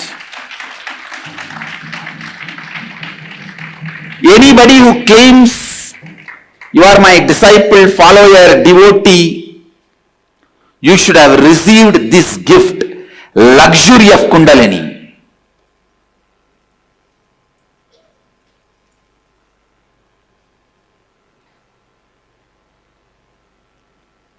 Luxury of Kundalini. That's the right word I'll use.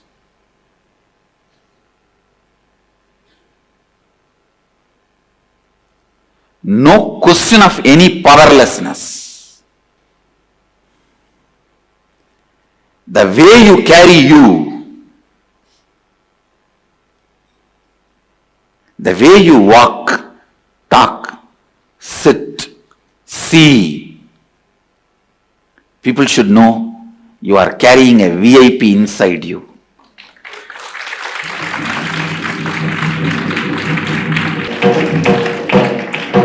You are carrying somebody very important in your heart. When I had the enlightenment experience, first instruction Kuppamal gave me is this only. Around 2.5 days I was in that vast 360-degree experience. It will feel like as if the whole sky is centered on my Anandagandha. If I have to put a cartoon, huge, the whole sky, and I have to bring 2 lines and connect it to my Anandagandha. It looked like a huge balloon which is tied to my Anandagandha, and that balloon is the whole cosmos. She used to cook and feed me, and she also used to give a lot of uncooked herbs to prepare my body and keep my body stable. The first instruction she gave after 2.5 days, remember, Brahmaivaham. Please understand, she says, remember, this body is the vehicle of Brahman. cosmos. She did not tell me Aham Brahmasmi. She said Brahmaivaham. Means let this body is a vehicle of that Brahman. You are carrying the most important person in the world. Not VIP, very important person. MIP, most important person. Let's create a new word. Most important person. Brahmaivaham.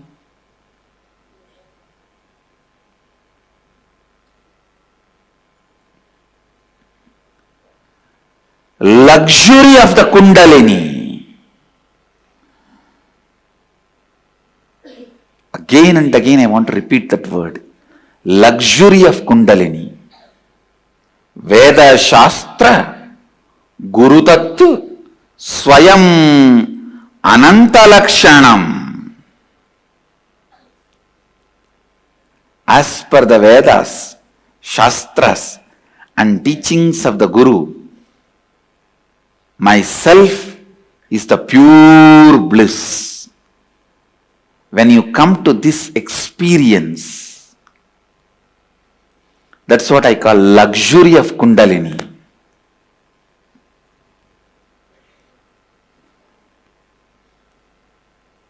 How you carry your shoulders and neck every day when you walk out of your room to live your life. What you carry in your eyes to share with the world. Understand, whatever you carry in your eyes, nose, face, mouth, it gets shared with the world without even you pressing the share button.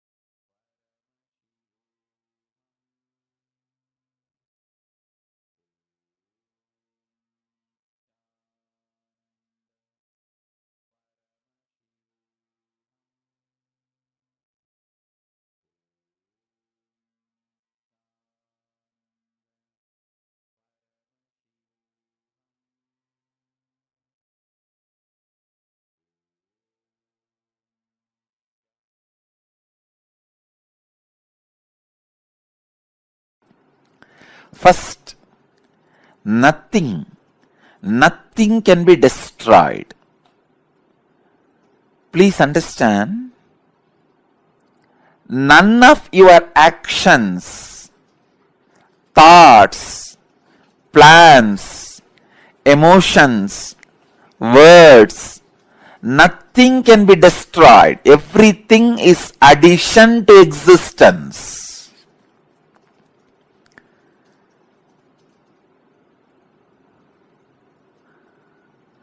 Every moment, every one of our thoughts, words, actions, everything just go on, gets added to existence. 10,000 years ago, what rishis were doing on the banks of Saraswati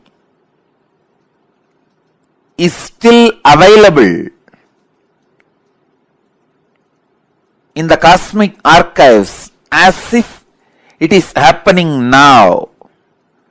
Please understand, 60,000 years before, what human beings were doing in the Ganges civilization is available as if it is happening now with the 4D clarity, not just 3D, 4D clarity. Nothing can be destroyed in the world. Everything is stored.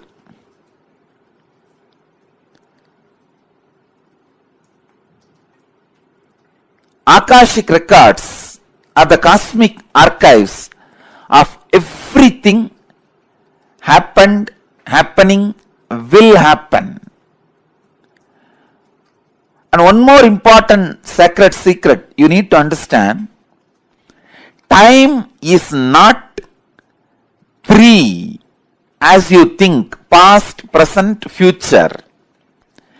It is the small mind which cannot see things as it is, which constantly needs to segregate.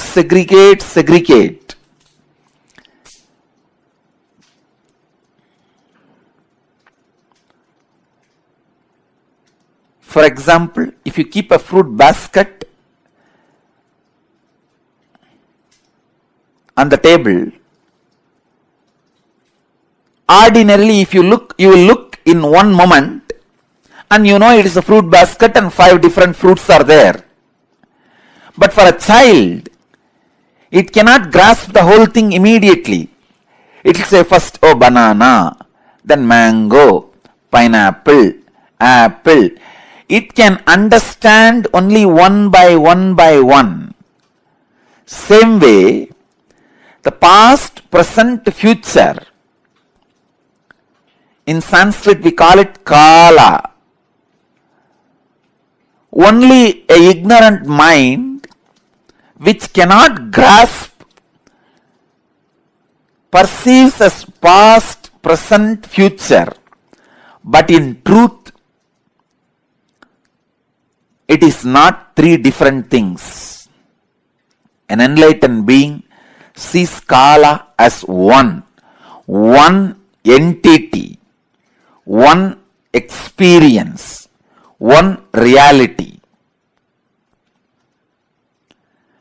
Continuously, wise men all over the world, again and again, in all religions, repeat this one truth: history repeats itself. Understand,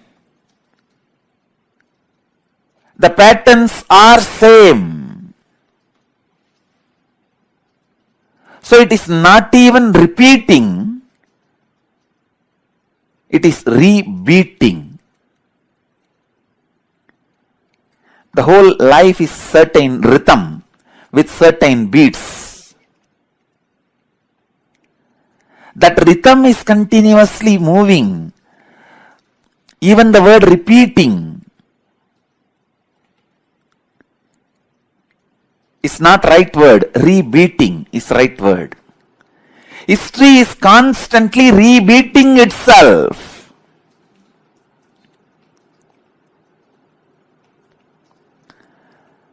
Because past is not independent of future and future is not independent from the past.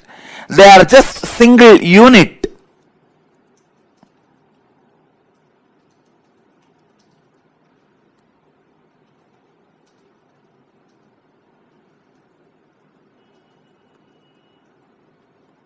Your innermost consciousness can just experience all 3 at a time. Simply, it can experience.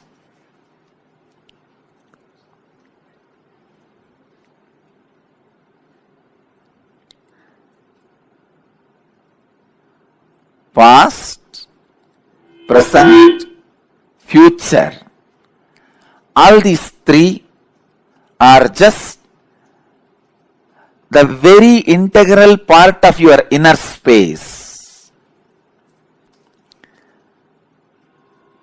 When your consciousness leans towards past, it is caught in greed. When it leans towards the future, it is caught in fear. When it is sitting with the present, it is inspired. Please understand, when it moves towards the future, it is caught in fear. That is why it jumps to greed. Fear is a wound, greed is a medicine. When greed is a wound, fear is a medicine. Fear heals greed, greed heals fear. Fear reduces greed, greed reduces fear. Greed reduces the fear and brings you back to the reality. And greed reduces the fear and brings you back to reality.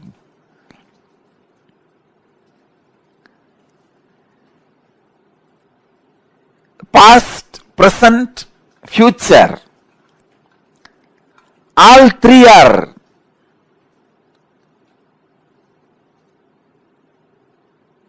one entity, one existence, one unity.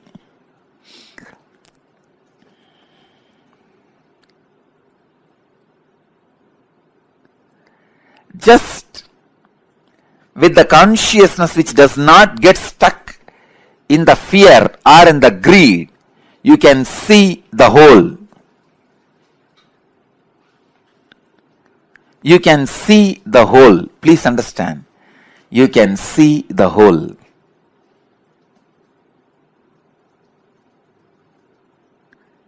Past, present,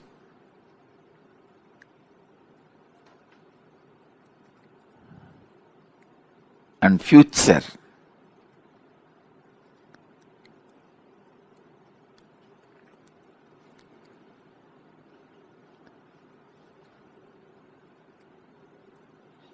I'll give you a very simple understanding. As on now, each one of you will be having some fears about the future, some desire about the future. Constantly your inner mind will be projecting your fears are going to be reality.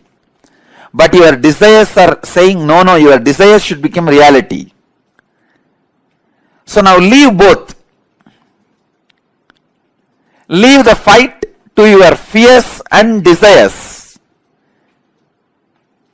You just back out in the fight without supporting fear or desires. Please understand. If you just distance yourself from your fears or desires, even now, just distance yourself, back out, and look at the future without any of the projection. You will simply be able to see your past, your future, your present. All three of them does not have watertight compartmented separation or boundary walls. It is just one flowing into the another. Akashic records are the verbal, visual, five-dimensional document. When I say five-dimensional, I mean any incident as it is happened, including the smell that was there at that moment. The smell and the feeling of touch means the weather temperature, visual, sound, and the emotion. All five dimensions are packed and recorded in the Akashic records. Please understand, just like a film in the camera captures 2 dimensions of visualization and verbalization. In the video camera, visualization and verbalization both are captured. Same way, the film in the cosmos is a space. In the space, all 5 dimensions, sound, visuals, smell, taste and touch, all 5 dimensions of whatever is happening is continuously getting recorded.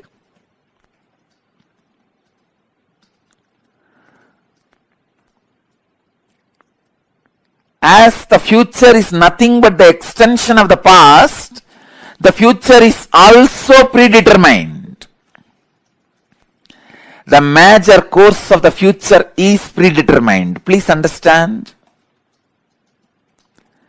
In the past, in India, people were sitting on the floor, having plates and eating with the hands.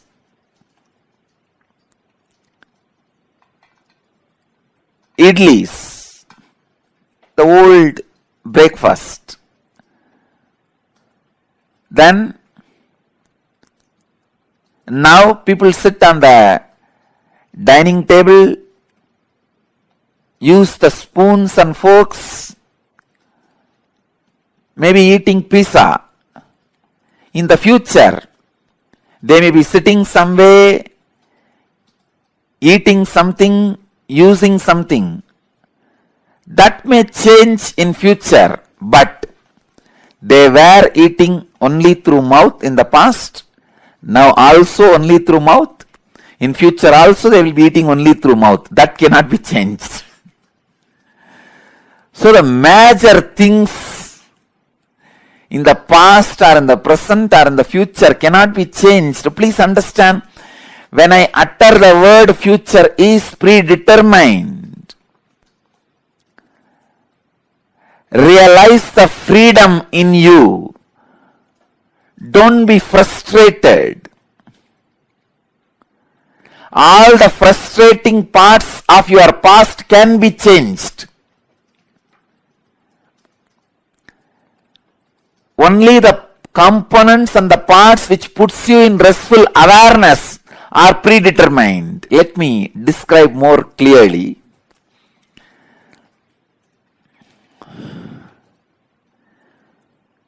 The parts which affects you with fear and greed always have a possibility for innovation. If you are affected by the fear of a snake or greed of something, those things can be changed in your future because that is not reality.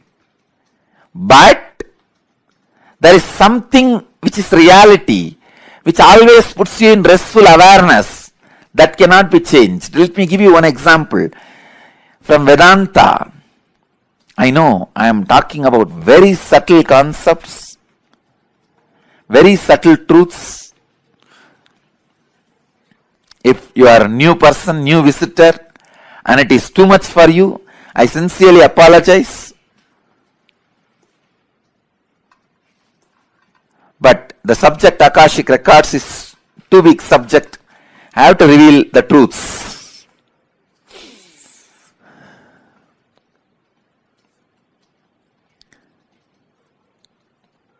Please understand. In the dark night, you are walking in a forest alone. A rope is lying on your way. The moment you see first thing, naturally, you will have a fear stroke. It may be snake. At least for a few seconds, you will be in that mood. It is a snake. And most of us, our eyes have so much of power, it will show as if that end of that rope is moving little bit. That's power of our eyes. So you'll have the fear stroke. In few minutes, if you observe that rope very closely, strongly, intensely, suddenly you will realize, no, it is not snake, it is just ordinary rope lying. Then you will just settle down, relax. First, the impact happening on you, that fear. The second, the realization of you relaxing into the restful awareness. So these two components are there in this whole incident. This falling back into the restful awareness can't be changed even in future. The restful awareness is reality that does not change in the past or in the present or in the future. When I say future is predetermined, I mean the component of the restful awareness is predetermined. You have to fall back on the restful awareness. So be free. You have no suffering. No incident in your future can destroy you. You have to fall back on the restful awareness. It is predetermined destiny of every being. But the component of this fear can be changed. Instead of the fear of the snake, you may superimpose alligator on that rope. If it's a big rope with few stones around it, few leaves placed around, you can project an alligator instead of snake. So the possibility of the projection is the changeable part of your future. And the possibility of falling back on the restful awareness is predetermined part of your future. When enlightened masters say future is predetermined, they are saying the truth. When enlightened masters say future can be changed, can be altered, they are saying the truth. Please understand. When enlightened masters are saying future cannot be altered, it is predetermined, they are saying the truth. When enlightened masters are saying future can be altered, it is your freedom, they are saying the truth. When enlightened masters are saying both are truth, they are saying the truth.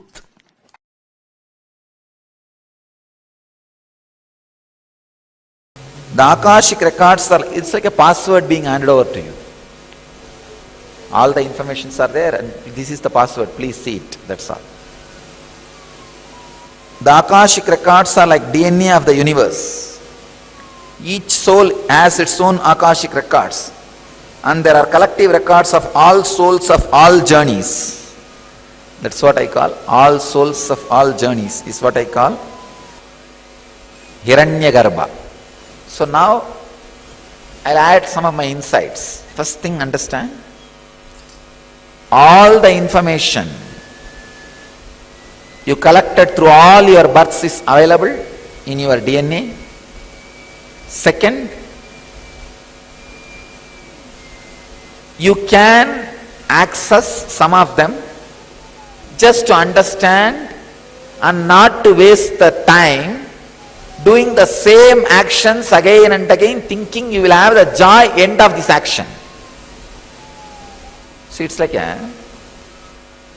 if you have done certain action and you did not receive the joy which you wanted, and if you forget that you did that action and did not have the joy, you will be trying it again and again in various ways. But if you remember, you did this action, did not have the joy, you will not try it again. You will not waste your time on it again. So accessing DNA code, reading Akashic record will be useful in that way for you to become enlightened. Not to waste your time on the foolish things which you are trying to do again and again and again. For example, fighting with the master. You know, end of the day I am only going to win. And even if I let you win, means you are losing the whole game. That is why I am just letting you win, or feeling that you are winning. This is one of the major foolishness. But if you have the access to Akashic record, even once or twice, if you have access to the past once or twice, through your DNA, suddenly you will be awakened. Oh God, how many times I will be doing this same foolishness? It is time. Start living, doing, and no making decision. You will learn the art of surrender. You will learn the art of surrender in your practical life. That's why sometimes I encourage few people to go for this Nadi reading. Because this Nadi reading is Akashic records outside your DNA. Sometimes it will not be 100% perfect and you will not have a trust also. Even if they miss one information, did not read properly, because it is so subtle, not only the word, even the interpretation. So subtle, sometimes you will miss one information, that reader misses one interpretation and you lose trust over the whole thing. Try to read the Akashic records inside the DNA. That is why sometimes I read your DNA and tell you. Then if you go and see the Akashic record and matches, then you will have the tremendous respect on my word, which I read as your Akashic record, and the Nadi, which is the outside Akashic record.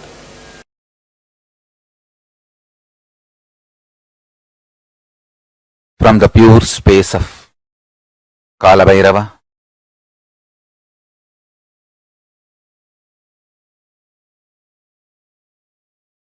Paramashiva is revealing all these great truths to the world. Please listen and internalize. All these truths are independently powerful and capable to make your consciousness into super consciousness. Your consciousness is the seed, it is a possibility. If you understand these great truths, it can flower into super consciousness. The seed is waiting to flower to achieve its completion and fulfillment. Listen and cognize these truths, you will achieve completion and fulfillment, ultimate enlightenment. Listen. The first truth.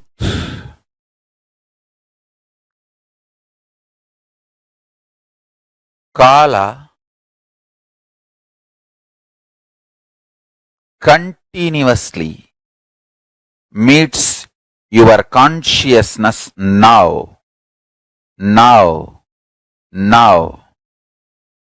So the mood of your body, your mind, your physiology, your psychology, you keep now, plays a very important role in your whole life. If you keep the now in incompletion or hopes, that will continue forever. If you keep the now in the completion and clarity, that will manifest forever. Kala does not meet your consciousness in the past or in the future. He meets your consciousness now, in the present. So, again and again, during your present moment, be in the space of completion. Learn to bring completion to yourself, restful awareness to yourself now, and do not have guilt or worry if you have the influence of the past and influence of the future on present now. Guilt or fear is one more incompletion that is not going to help. So, not engaging with guilt, not engaging with fear, unclutching with fear, incompletions, guilt is the right attitude. Understand the official attitude towards incompletions, towards guilt, towards fear is unclutching, and all the further manipulation of fears, if you unclutch, life will become worse. All those fears are manipulation of fears. All those multi-level fears do not have the real existence. They are delusion. Constantly invading your inner space to destroy the possibility of enlightenment. Please understand. Anyone who comes to simple awareness stops behaving agitated, immature, rough, like multiple personality, all this layered fears, fear, guilt, powerlessness, incompletion are layered. Please understand, this is the Deva Rahasya. They all do not have influence over your present moment. This present moment, you meet the consciousness. Consciousness meets Kala directly. So, any practice you do in the present moment, for example, you declare completion.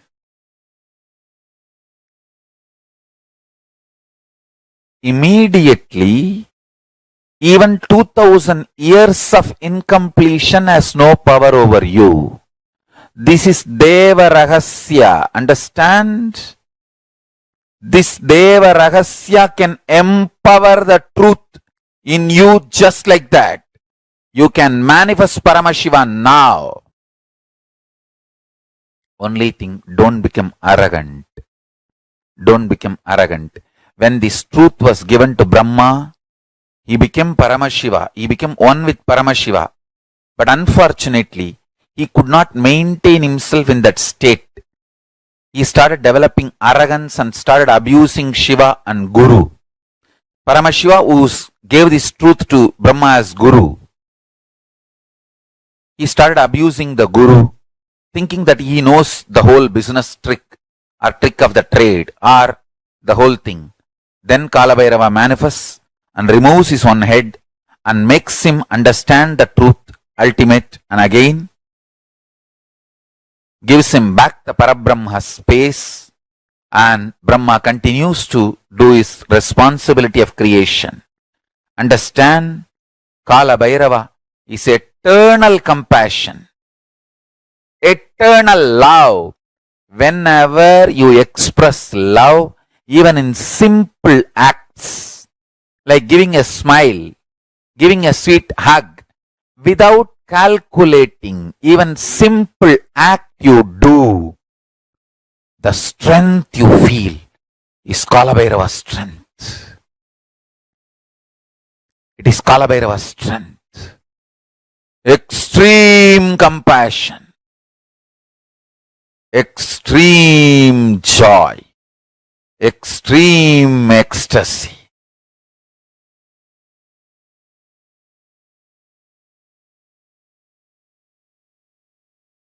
Brings intense powerfulness and strength in you.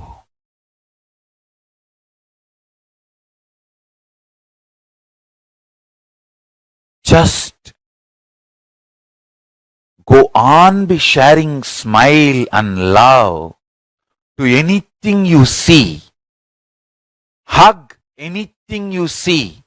If you don't have any object in front, hug the air. You will build strong body and heavy muscles like Kalabhairava. Listen. Listen to this Deva Rahasya. Look everything you see with love. Hug everything you see, including the air. You will build healthy, powerful, heavy body and grounded being. Superconscious flowering.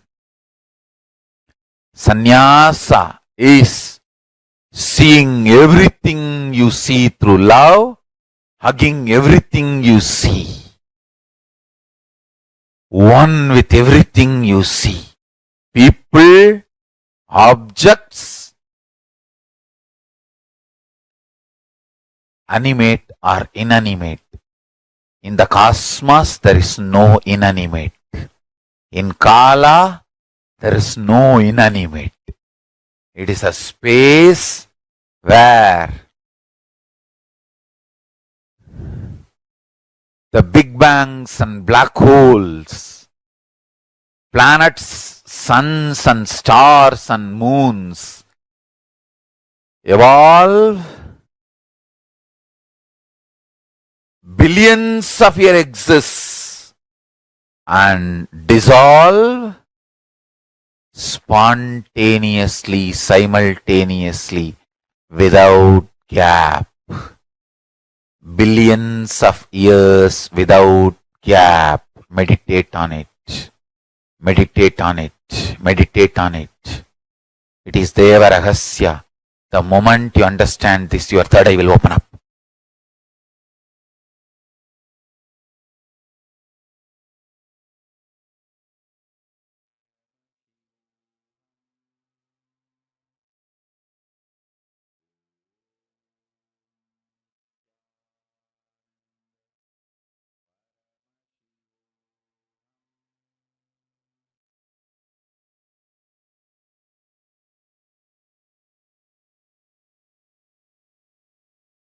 And the great Guru Parampara, if I have to tell the names, all the names I remember itself will run into hundreds. From Arunagiri Yogishwara, Paramashiva himself, then Guhe Namachivayar, Guru Namachivayar, Virubakshi Devar, Seshadri Swamigal, Ramana Maharshi, Isakki Swamigal, Yogi Ram Surat Kumar, Mata Vibhudanandapuri, and Gautamashram Chinna Swamigal, Gautamashram Periya Swamigal. There is a long list. The Guru Parampara. Fortunately, we have many gurus, short biography, introduction, and some of them photograph. Photo, I think we have only some, maybe 20 gurus. But the short bio intro, we have at least documented biographical introduction, we have at least 100 gurus. The great Guru Parampara, unbroken lineage of gurus, the Guru Parampara,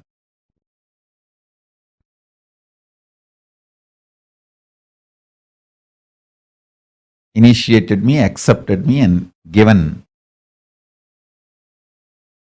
these great blessings. You can see the photograph of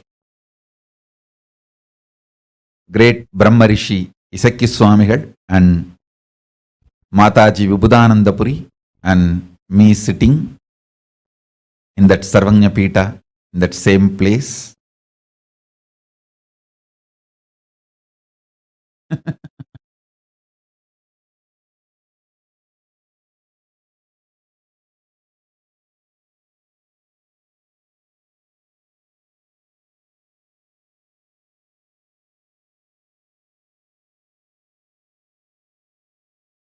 I bow down to all the Guru Parampara from Om Nithyanandeshwara Paramashiva Samarambam Nithyanandeshwari Parashakti Madhyamam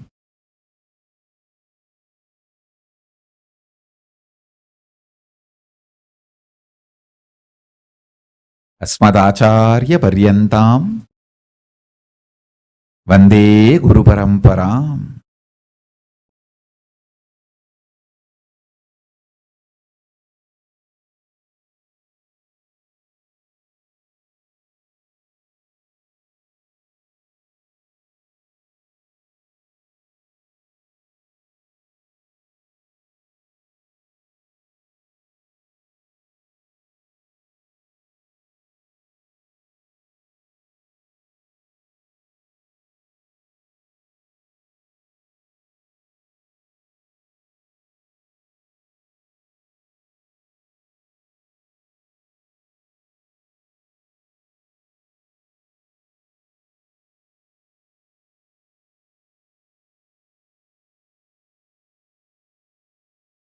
Listen,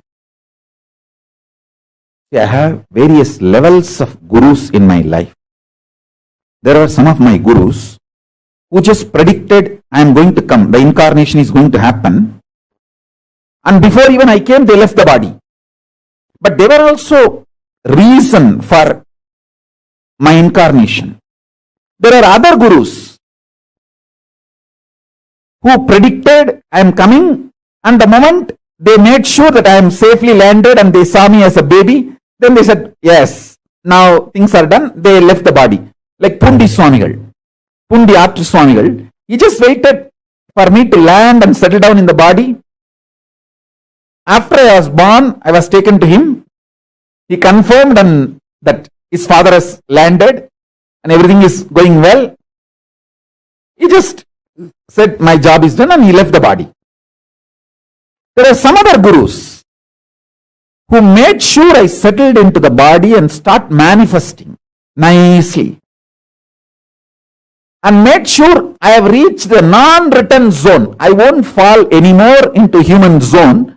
I have gone beyond the human zone. And then they left the body. Isakki Swamigal. He realized I have started flowering and I have gone to non-return zone. Nothing to worry anymore. And he left the body. After making sure. I think by 1991 he left the body. Pundi Swamigal left the body in 1978 itself. That same year I assumed the body, he left the body. After making sure I have settled and everything is okay, and he left the body. Then there are some gurus who continuously monitored and guided, gave instructions how I should be brought up. Like Kanchi Paramacharya, continuously he has given instruction to 230th Guru Mahasannidhanam of Tondaimandaladinam, who was my grandfather and my guru. There are some other gurus who made sure I have fully flowered and then left the body, like Kuppammal and Raghupati Yogi, all of them. They made sure I have fully flowered and then they left the body. There were some other gurus who made sure I have started my public life actively, only then left the body. Yogi Ram Surat Kumar. He waited till I came back to Tiruvannamalai and gave him the assurance that I am continuing the spiritual mission and everything is well, all is well and it is happening. And then only he left the body. In 2000, he left the body. Understand? I am telling you batch by batch.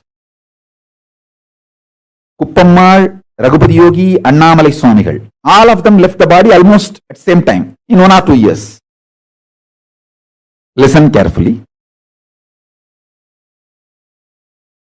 Only after I started the public life, everything is okay. Visuri Swamigal, Yogi Ram Suratkumar left the body. There were few gurus made sure even in my public life mission, everything is going well. I have been given continuous guidance and instruction. Only after they were assured everything is going well, they left the body. That is Tiruchi Swamigal. Tiruchi Swami left the body only in 2005. Till then, regularly, I myself will go and fall at his feet and ask for guidance, and he will send his disciples and call me. There are so many witnesses in Bangalore even now. He will send some of his disciples, Chettiars, and tell them, hey, tell Swamiji to come. When I go there, he will ask about every detail and he will instruct me.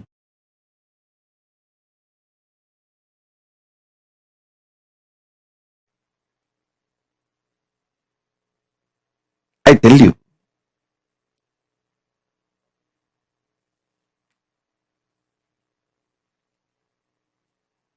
I am brought up by very powerful gurus, most beautiful gurus who took my life as their life. See, actually, I am not a first generation success. I am almost like a third, fourth generation success. 3-4 generations before, the vision, ambition, my guru, Paramaguru, Paramartha Guru, they cherished. My Paramartha Guru poured all his ambition, vision intensely into my Paramaguru. And my Paramaguru poured all his tapas, energy, intention, intensity into my Guru. And my Gurus have poured all their intention, energy, power, tapas, ferociousness, everything into me. I am that intense manifestation. That is why within the 44 years, so much has manifested through me. The intensity of 3-4 generations of my gurus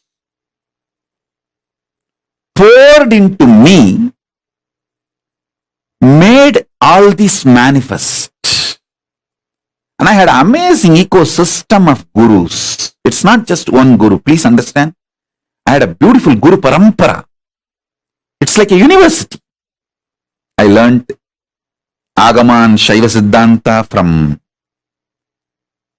Muduberumbulavar Vidwan Panduranganar, Yoga from Yoganandapuri, the science of Aushada from Narayana Swami, and Nirahara Samyama, and the science of Nirahara from Mauna Swami, the science of Advaita Vedanta from Isakki Swami, and experiential Suddhadvaita from Annamalai Swami, Tantra from Mataji Vibhudanandapuri, an amazing ecosystem.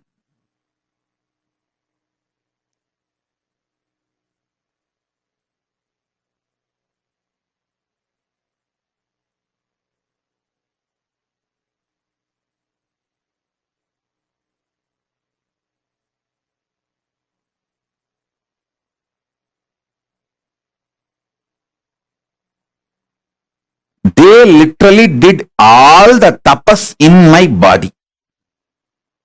And I will do the same for you. You all. As long as you are my disciple, you come and sit for the satsang, that's enough. I know what to do inside you, outside you, to make you manifest Paramashiva.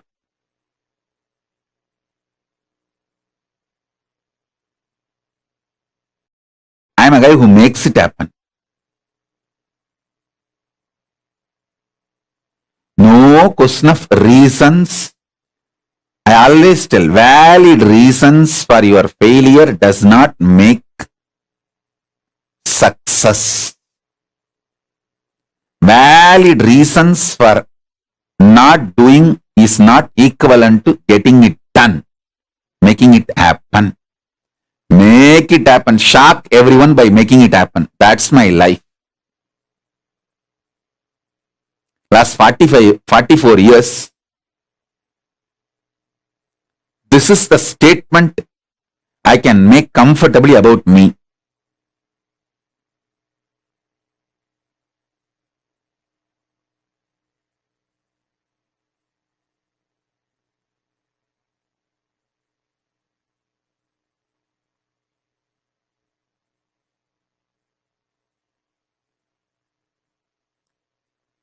Shock everyone, surprise everyone by making it happen. Surprise the people who love you. Shock the people who hate you. But both by making it happen.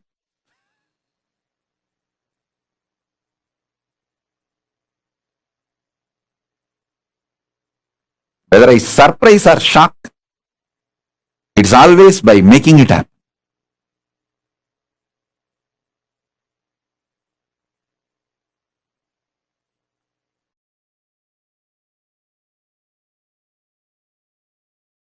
Listen. From morning till night, from sunrise to sunset, they will make me do Surya Namaskar. Same way, in their old age, some of them were 90, late 90s, they will walk 6-7 kilometers up the Arunachala hill to get some herbs to make aushadha for me to detox my body. They walking up and down Arunachala hill to get the herbs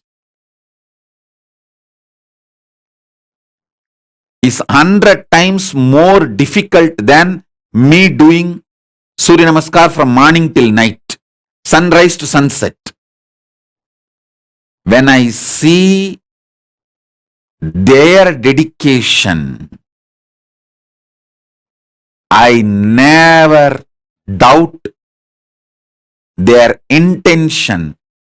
When I don't doubt their intention, I just do what they say.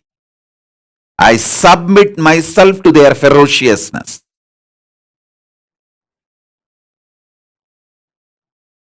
It was such fortunate relationship. And fortunately, in those days, that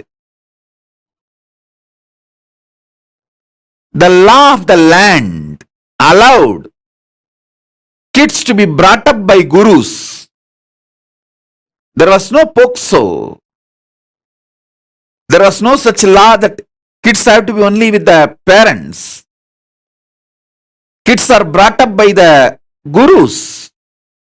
And I had the fortune, law of the land at those days supported, not now. Now in India that POXO law has come. A guru cannot tell the student. First of all, guru-disciple relationship is broken, and a guru cannot tell the student to do even Topkaranam or Surya Namaskaram more than 3 or 4. It will be considered as a torture and over. If a student or the student's parents complain to the police, over. Fortunately, I had the time where there was no POXO, amazing gurus and amazing parents who pushed me back to my gurus. Extremely loving parents, but absolutely clear and uncompromising. From sunrise to sunset, I would have done Surya Namaskar, which is roughly 11 hours, Tiruvannamalai, sunrise to sunset, usually 11 hours, because the sun setting will be little early because the sun sets behind the hill. So sunset will be little early. In Tiruvannamalai, it will be seen little early because the hill covers. So those days there is no question of following the watch. We have to follow the direction. If we can see the sun, then I have to start. If the sun is not seen anymore, then I have to stop. So sunrise to sunset, I would have done the Surya Namaskar. Literally, I will feel all my joints are separate and I am separate. My mother will tie the gunny bag, bits, to my knee, to my hands, everything. She knows how I will be feeling.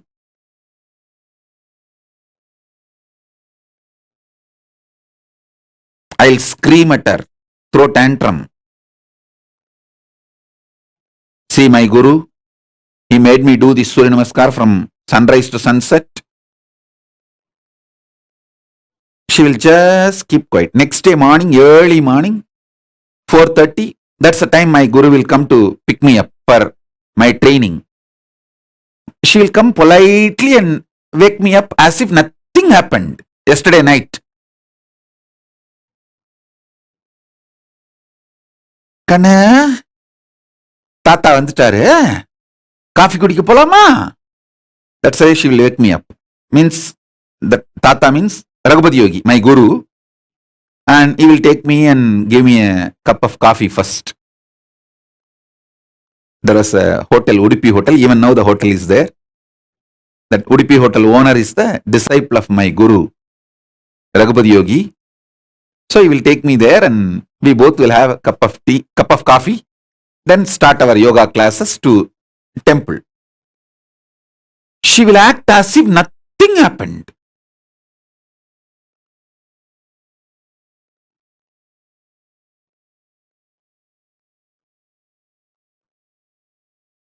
Night I would have thrown tantrums, screamed at her.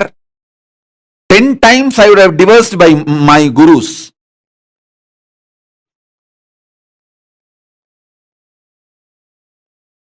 I would have used every known Tamil bad words to me, on my gurus, on my mother, on my father, on everyone. Next day morning, politely she will, Kanna, Tata has come. Let's go for drinking coffee. She will not tell, let's go for the yoga. She will tell, wake up, let's go for the drinking coffee. As if he's going to give me coffee and make me sleep again, rest again. No. Coffee means over. Then I have to start again. From sunrise to sunset. I'll tell sometime, oh son, why are you coming?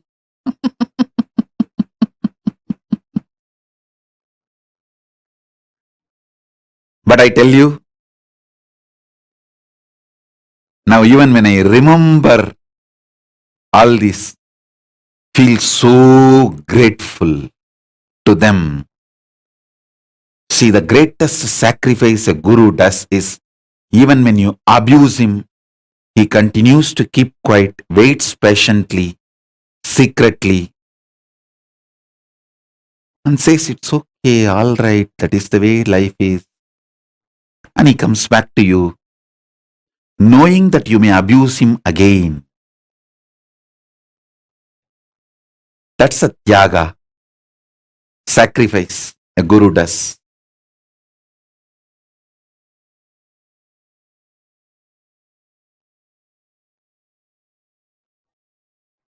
I had that kind of amazing gurus. Fortunately, that kind of a legal system where the government has no right to interfere between guru-disciple relationship.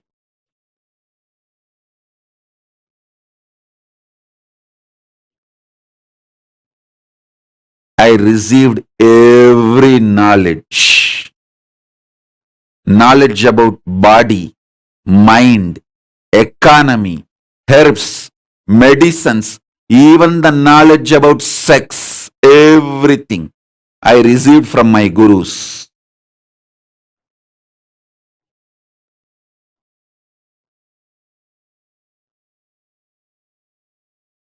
Fortunately, at those days,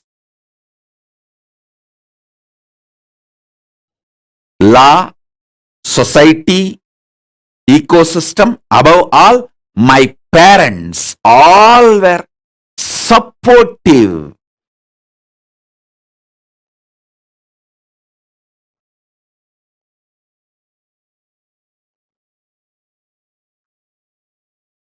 One of my guru, Mata Vibhudanandapuri, Kuppammal, who brought me up, the main few people who collectively took the responsibility of me and worked almost 24/7 for me is Isakki Swami, Mata Vibhudanandapuri, Kuppammal, Yogi Yoganandapuri, Raghupati Yogi, Narayana Swami Tata, Tottakkara Tata, that's a nickname, Narayana Swami Pillai. These few people.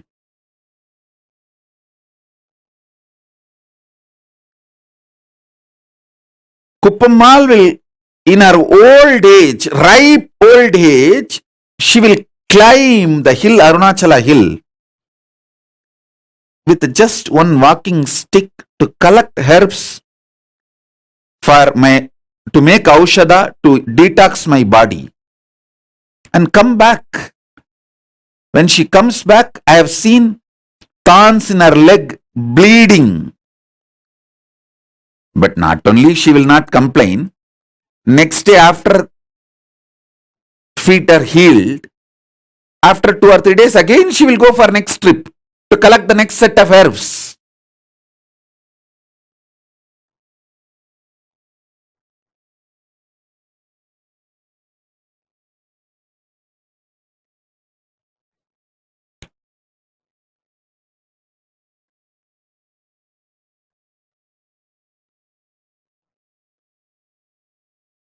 The fortune, best thing I had in my life is that kind of guru, legal, social ecosystem which did not interfere between guru and disciple. Above all, my parents were absolutely clear. My gurus are the decision makers in my life.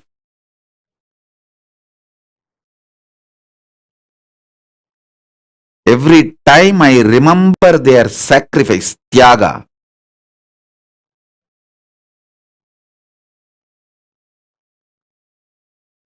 sometimes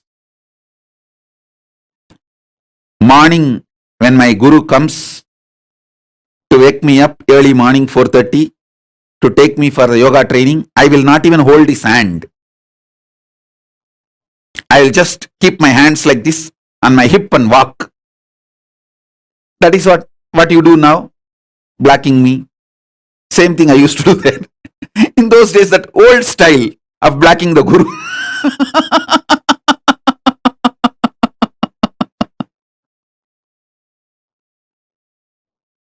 Now in the modern day, the kids block in the Facebook and kids block in the social media. That is modern day way of blocking. The olden days way of blocking is, I will not give my hands, my fingers for my guru to hold. He will hold and walk usually, because the early morning while you walk in the Tiruvannamalai streets, there will be stray dogs which will bark, and so he is overprotective of me, so he will hold my hand and walk. I will not give my hand for him to hold. I'll keep it in my hip to show that I am angry. And it is a torture. He is too demanding. So at that time, he will walk behind me, making sure I am safe. And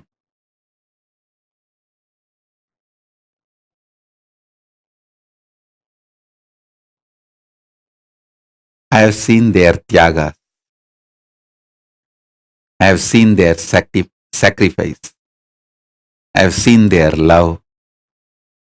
I have seen how they poured their life into me. I tell you,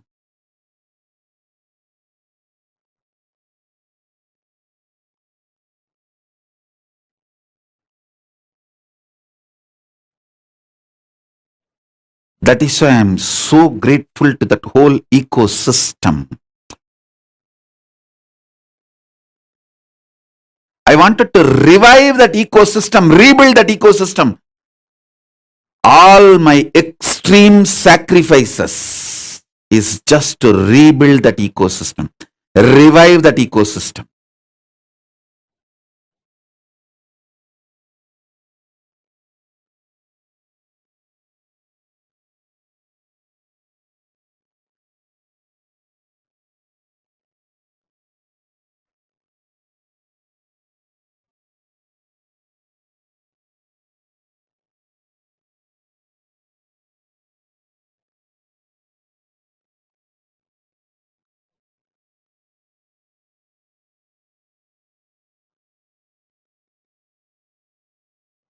So whenever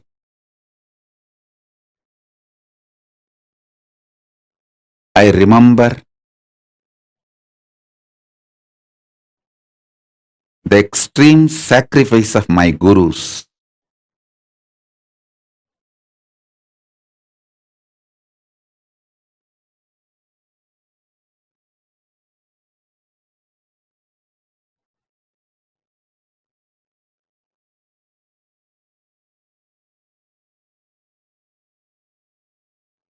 I know they made me. They are living through me. They are manifesting through me. It is just they. Guru Parampara, Guru Parampara, Guru Parampara.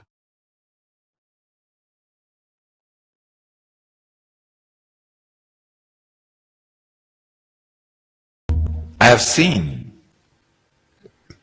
great yogi like Raghupati Yogi doing dharana, not only on his body, expressing those powers of dharana through my body, just like that, casually.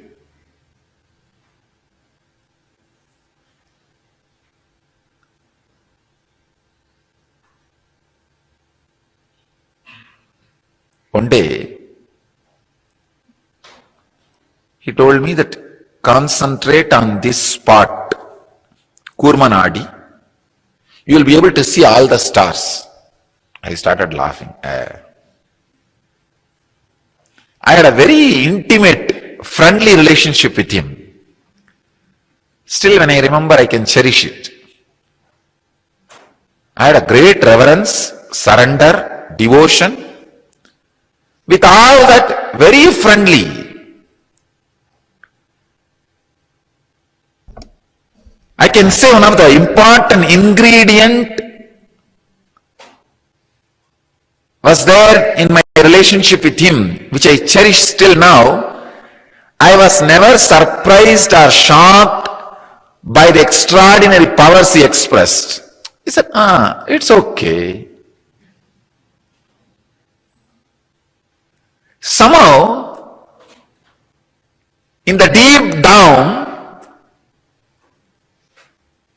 even though I have not started expressing those powers at those moments through my body and mind, I just know I have all of them inside me.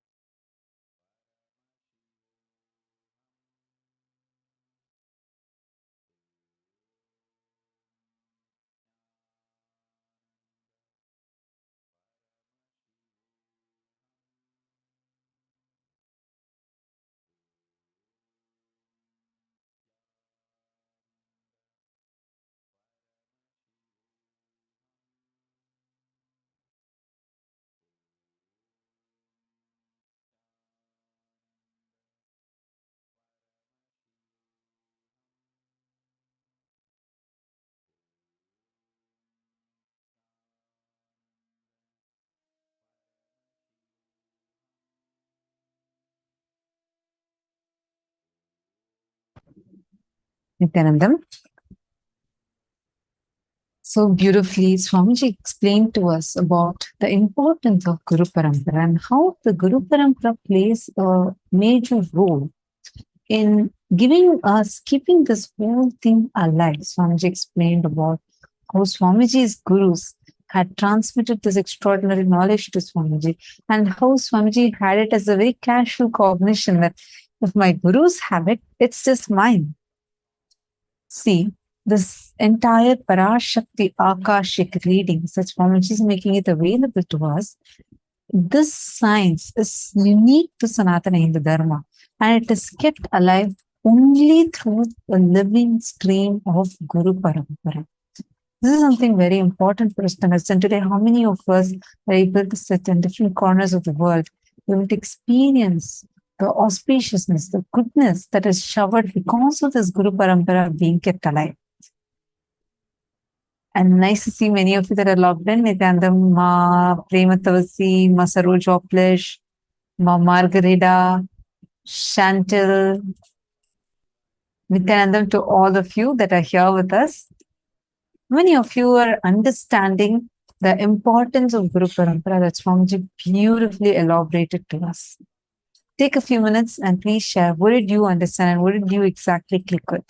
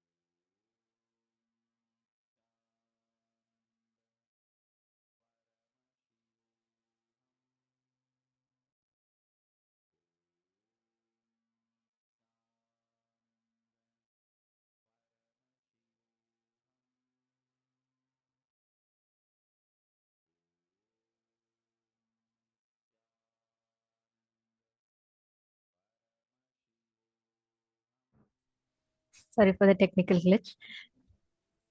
Today, all of us listen to about what the divine feminine consciousness is. We also understood about how the ultimate in life, all the best things in life are showered through Guru. Swamiji beautifully told, right? Swamiji is nothing but a small living stream of enlightened masters gone right. Parashakti Akashic Readings and various such indigenous traditions of Hinduism is from the living stream of the Guru Shishya Sampradaya, the Guru Parampara, which many of us, unfortunately, due to years of persecution, have lost touch with. How many of you even knew about gurus and the importance of guru in a life before connecting to Swamiji? Even the need of a guru, even the value of a guru is understood only through a guru. Such is the importance of guru. Because the Guru Shishya Sampradaya remains as a backbone of Hinduism to revive all these sciences. Today, all of us are experiencing the all of us are experiencing the connection. We all experience the love, feeling, connection, whatever we call it, right? That experience of the ultimate happens through us, through this sacred Guru Shishya Sampradaya, the Guru Shishya Parampara. Now, during darshan, what exactly happens? Like right now, in just about a few minutes, we're all going to be entering into the darshan. But let us actually understand what happens during darshan in our inner space. See, every day, all of you are sitting in the darshan. Many of you who come here, I know, or many of you so sincere, like every single day, you all make it a point to come and sit and receive the darshan. Please understand, without your effort, silently, without you taking an action, the divine inner space of Swamiji's, which is like the exact powerful cognitions, powers, the thought processes that happens in Swamiji, reflects inside your inner space, inside our inner space. This is what happens during the darshan. And it's a very, very powerful science. Because during darshan, what happens is you don't make a conscious effort. What do we do during darshan? We all sit and we all see the darshan, right? We all enjoy the music. But through every sense, you're literally experiencing the divine through the songs that each of these songs are mantras. And they awaken a certain energy channels in you. Similarly, through seeing, just by looking at Swamiji, you connect to those deities, you connect to those forms. In each of these forms, in each of these manifestations, Paramashiva as the ultimate, as a Nijavatara, he literally makes himself, mirrors himself into us. This whole science, all about the, all about darshan, the awakening of shaktis, mirroring of neurons, all of this is a practical science you can experience and benefit in your everyday life. Now, as we all prepare for the darshan, let us take a few minutes to actually understand how this process happens in us. When people talk about the universe, they usually mean the vast expanse of space, billions of light years across. However, there is another universe, an unseen world that governs everything we see. When we go down in size, trillions of times smaller, to the microscopic world, the rules are much less intuitive than the ones we're used to from the large-scale world. The magic of the microscopic universe begins at about a 10/1000th of a meter, or the size of an atom. Matter behaves so differently at this level that scientists have developed an entirely new set of rules to describe what's going on. They call it quantum theory, and what it says is extraordinary. This baseball represents a subatomic particle, like an electron or a photon of light, that routinely does all sorts of weird, strange things in the microscopic universe. The subatomic version of this baseball can be invisible, can go through solid objects with ease, can be in multiple places at the same time, and can seemingly go backwards in time and change the past. This means I could throw this microscopic baseball to first base and to home plate at the same time, or change the seemingly predetermined outcome of a play while it's still going on. Now this is the stuff of science fiction, but really we know it to be true, or at least it appears to be true in our quantum world. We get all sorts of weird things happening.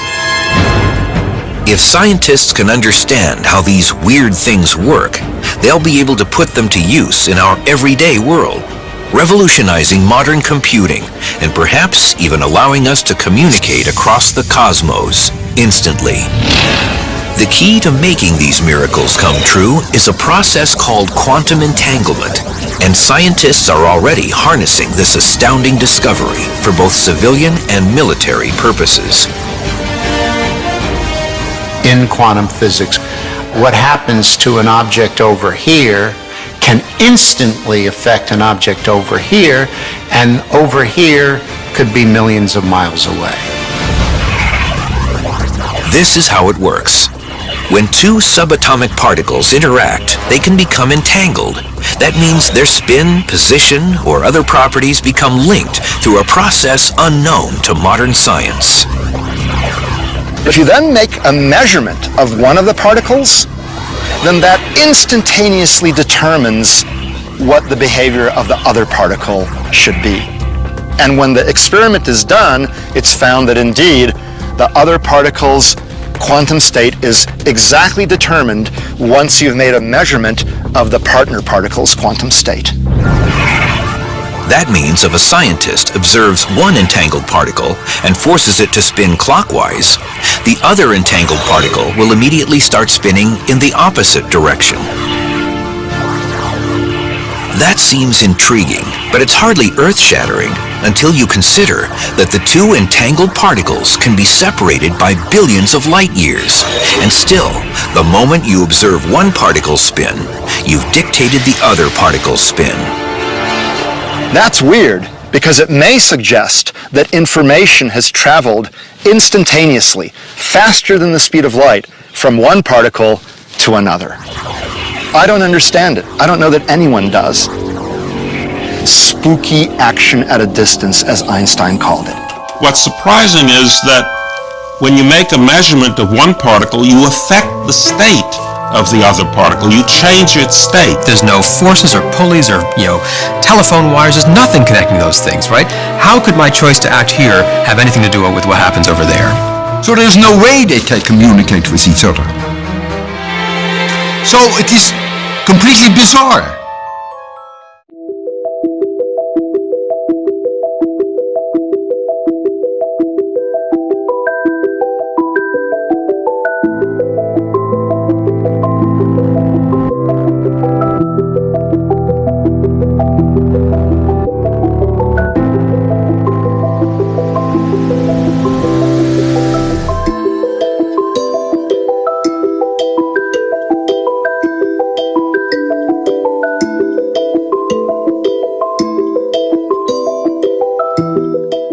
Quantum physics, there is a term entanglement.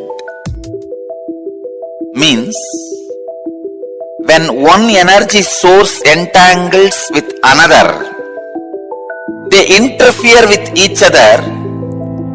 This interference can be highly positive and transformative and harmonious. Entanglement directly affects human beings. When you come in my breathing space, this is what happens. Your mind gets entangled with my no mind. If your mind entangles with my no mind, it is entanglement, thought level. Next, if your muscle memory gets entangled with my muscle memory, that's called entrainment. If your biomemory gets entangled with my biomemory, it's called enlightenment. Entanglement can move to entrainment, then entrainment can become enlightenment. Entanglement means two persons falling in tune with same thought. Entrainment means two persons falling in tune with the same idea. Enlightenment means two persons uniting beyond ideas. Understand, when you are in entanglement with me, I give my inner space to you, which is lighter than the outer space.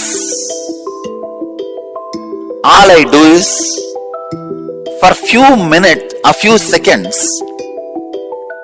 I make your inner space lighter than the outer space by removing the mass, dirt. Those few seconds you are in entanglement with my inner space, purest consciousness.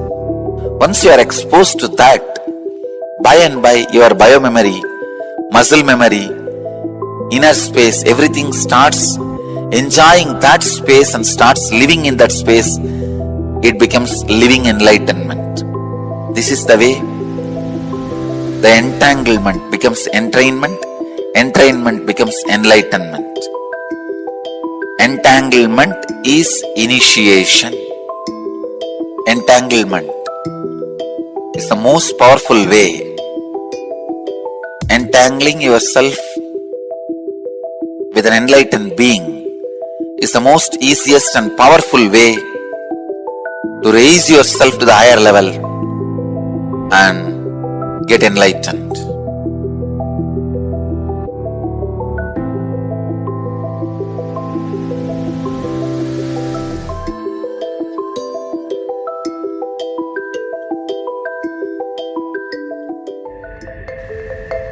If somebody is swimming in the ocean, you stand and watch.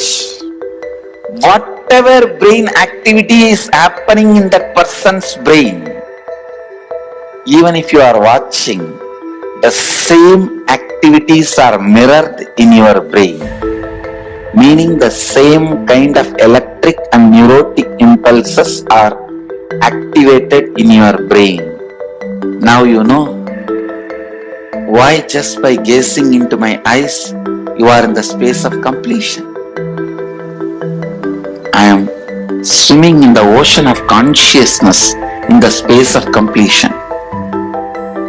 So naturally, you are absorbed in total absorption.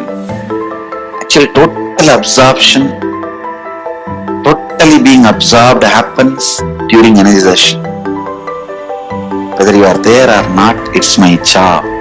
I just pull you to that space during energization so you cannot escape. It's replicating the highest neural activities inside me, experiencing and living life with the cognition, energy and the inner space of an incarnation. You just sit and absorb. That's all.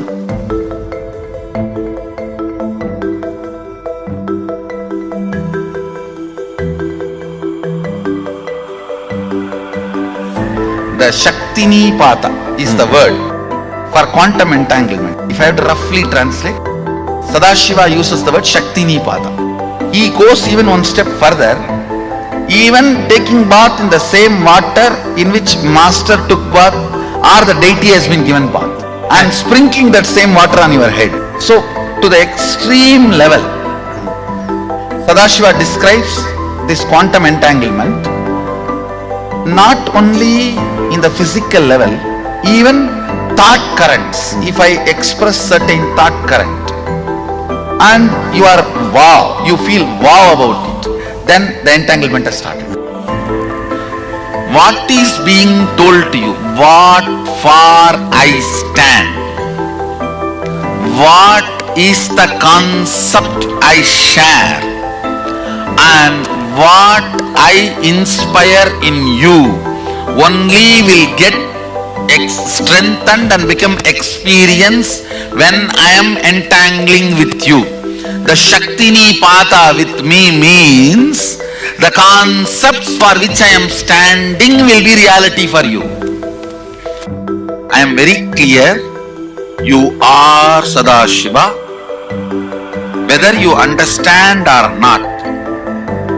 And more of that truth I will manifest in your body, mind, muscle memory, biomemory, everywhere. That manifestation is powers, and more you manifest, play with the powers, more and more you will be grounded into the reality you are Sadashiva, ultimate. I am entangling you for this experience.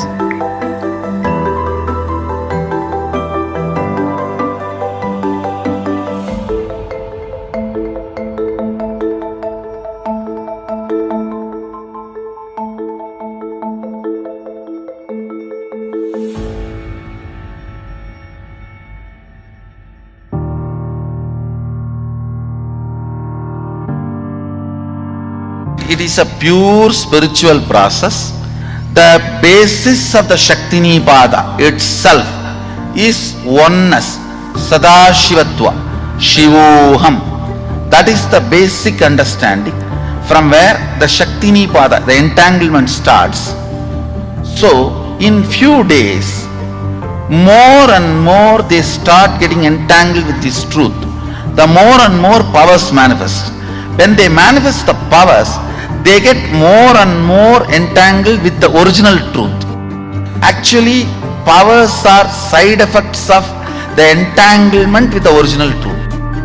When we express, manifest, we inspire the people who are seeing to come back to this original Shivoham space which they are also carrying. When you see somebody swimming, your biomemory gets the confidence you can also swim. That neuron, mirroring neuron effect starts happening. When you see power manifestation going on, even you get entangled with the Sadashiva space of the person who is manifesting the power.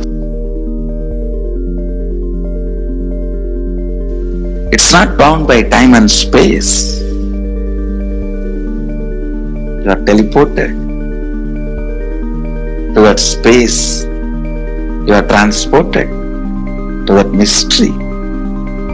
You are transported to that level, to that initiation, to that experience. The entanglement happens more between the person's core consciousness and me. The moment he decides he is seeing me, that is enough. Even if he does not see me, his decision is powerful enough for me to entangle with that person. Shaktinipat is not limited to the physics of time-space. Even the two-way video conferencing screen is just to trigger that first few minutes. They need to be triggered. That software need to open up. Just for that only, the two-way video conferencing screen. After that few minutes, you may not even need that screen. The entanglement has started happening. How I heal through healers. Each one of my healer is continuously in entanglement with me. He may be wherever he is. That is what I prove when I materialize. See, when a devotee can receive vibhuti or kumkum and materialize, same thing. The deity also receives vibhuti, kumkum and materializes. How? When somebody's kundalini is awakened, when somebody is initiated as a healer, is in entanglement with me, same way the deity is also in entanglement with me. Once the prana pratishtha is done, the deity is continuously in entanglement with that super consciousness.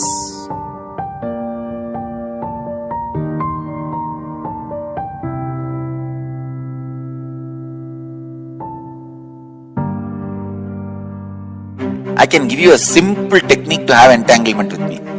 Just morning, sit in the satsang, that's all. Every day morning satsang itself is entanglement with me.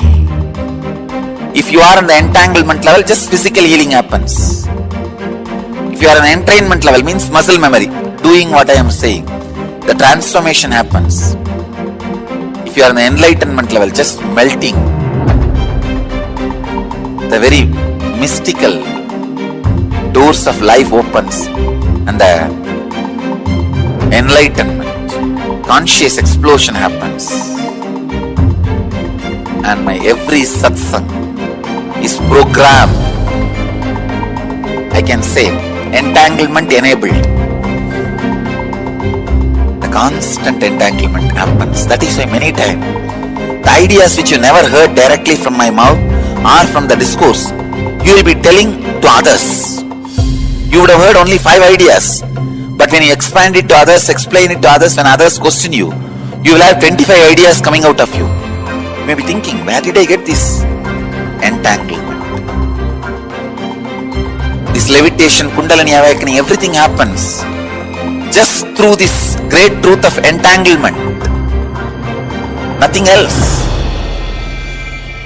Blessings to all of you. This quantum entanglement will make quantum enlightenment manifest in all of you.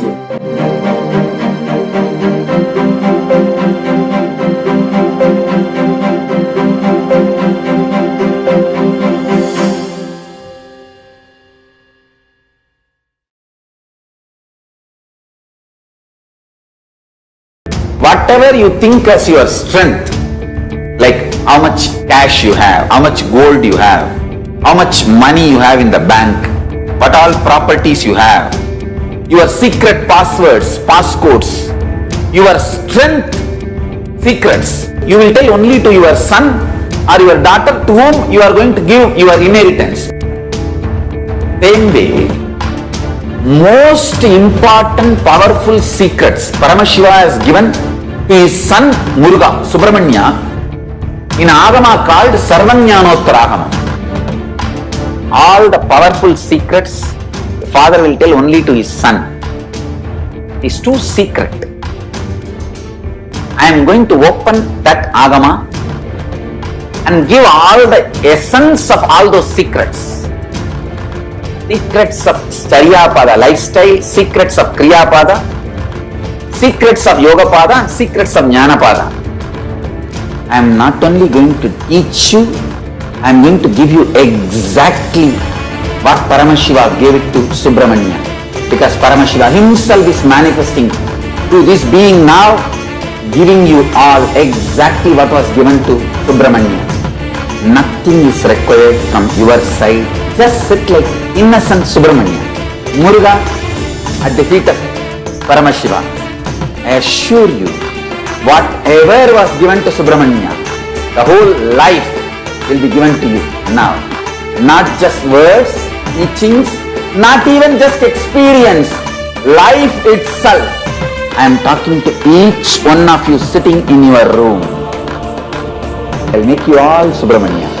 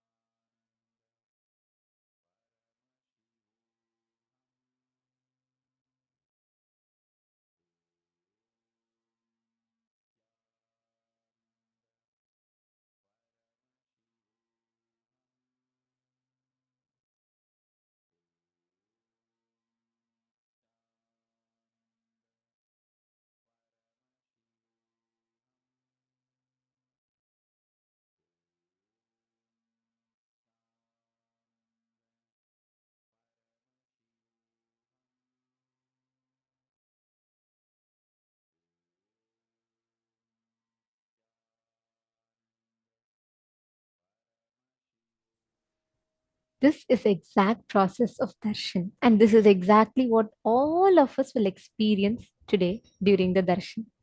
Now it is time for all of us to get ready to receive the darshan of Parashakti. And today we will be having the alive darshan of Devi Parashakti. Let us all get ready to receive the darshan. Please sit straight.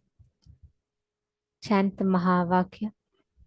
Om Nithyananda Paramashivoham.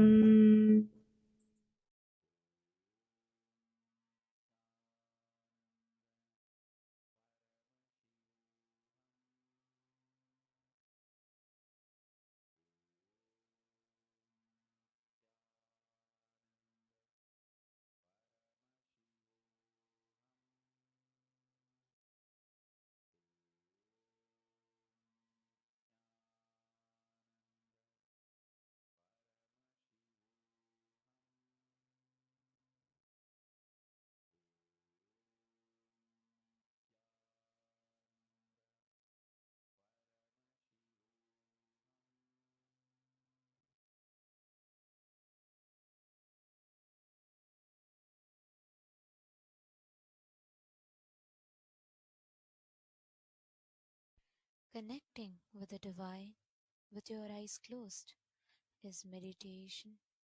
Connecting with the divine with your eyes open is darshan. Come, let us all now move from meditation to darshan. Slowly, very slowly, please open your eyes.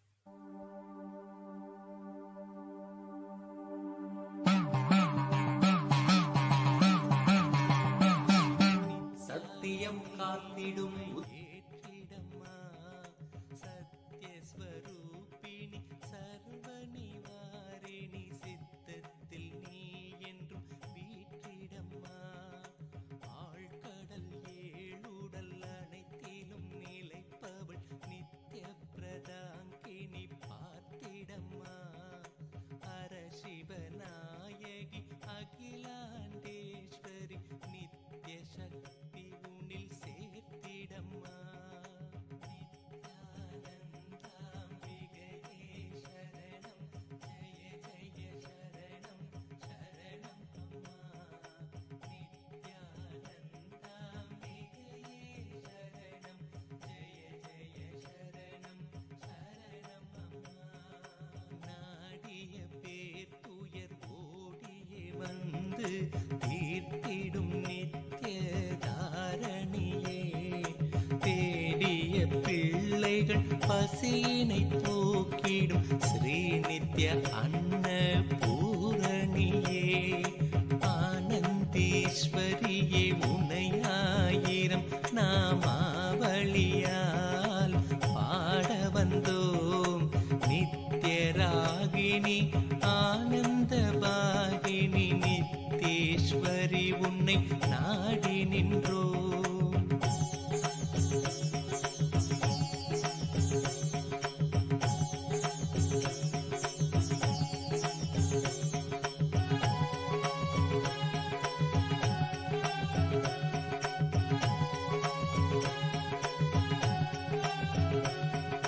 ஞானத்தின் வடிவாய் தோன்றிய விடிவே நித்ய யுக்தேஸ்வரி நீயே லோகத்தின் உருவாம் யோகத்தின் உருவாம் நித்யலஹரியும் நீதாயே ஆயிரம் யுகம் கண்டும் ஓர் திருமுகம் கொண்ட நித்ய மகா அவதாரிணியே பிரேமையின் பொருளாய் ஒழுகின்ற அருளே நித்ய யோக ஆனந்தினியே நித்யானந்தாம்பிகையே சரணம் ஜெய ஜெய சரணம் சரணம் அம்மா நித்யானந்தாம்பிகையே சரணம் ஜெய ஜெய சரணம் சரணம் அம்மா சங்கடம் தீர்க்கும் எம் சங்கரியே திரு நித்ய வேங்கடன் சோதரியே ஆலமரத்தடி அமர்ந்த எம் வேதவன் ஆனந்த சதி உமையே வாட்டிடும் பேரும் பிணி போக்கியே காத்திடும் நித்திய வைத்தீஸ்வரி தாயே காட்டிடும் பாபபயம் அகற்றி நல்வழியினை நின்னொளி நித்திய ஜுவாலினியே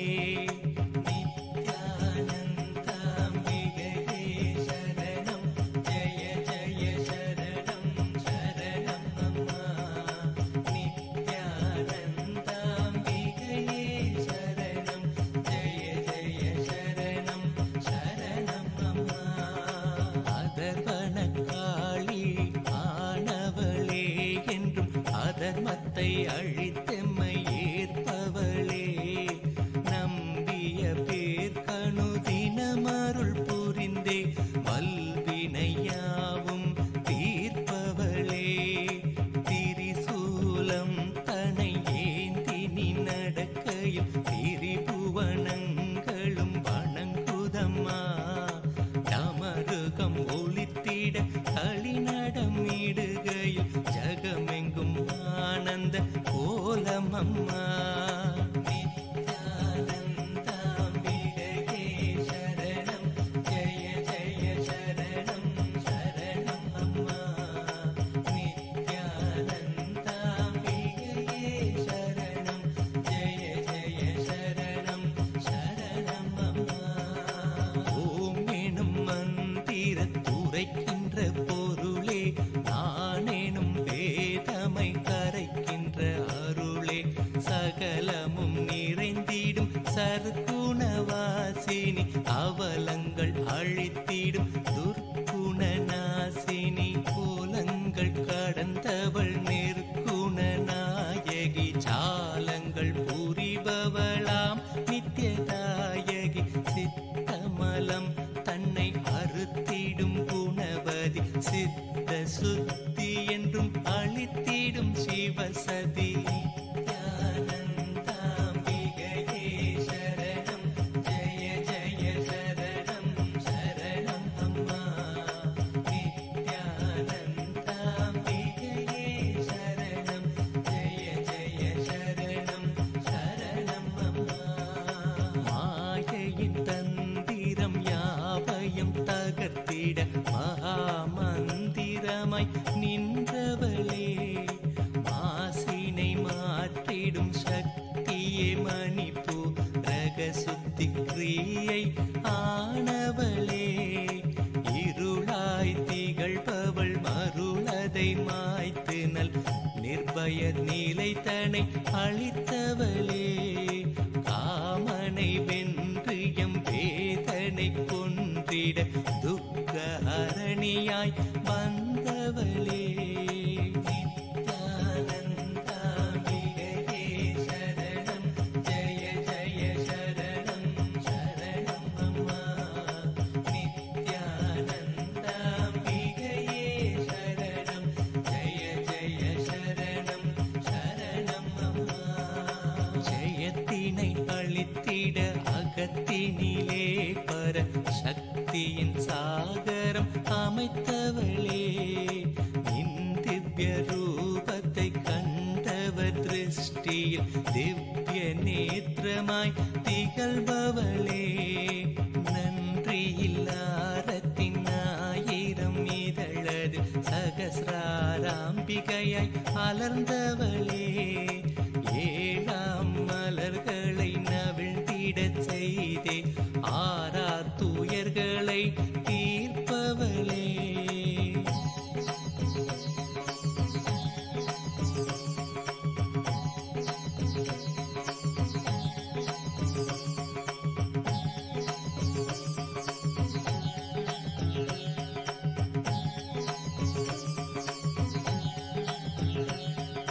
சுற்றிடும் உலகினில் பற்றிய கரமதை விட்டறியா குணம் கொண்டவளே நித்யலக்ஷ்மி நித்ய சரஸ்வதி நித்ய காளியும் நீ அல்லவா முப்பெரும் தேவியர் கூடிய உருவே நித்யாபுரி வாழ் புண்ணிய கருவே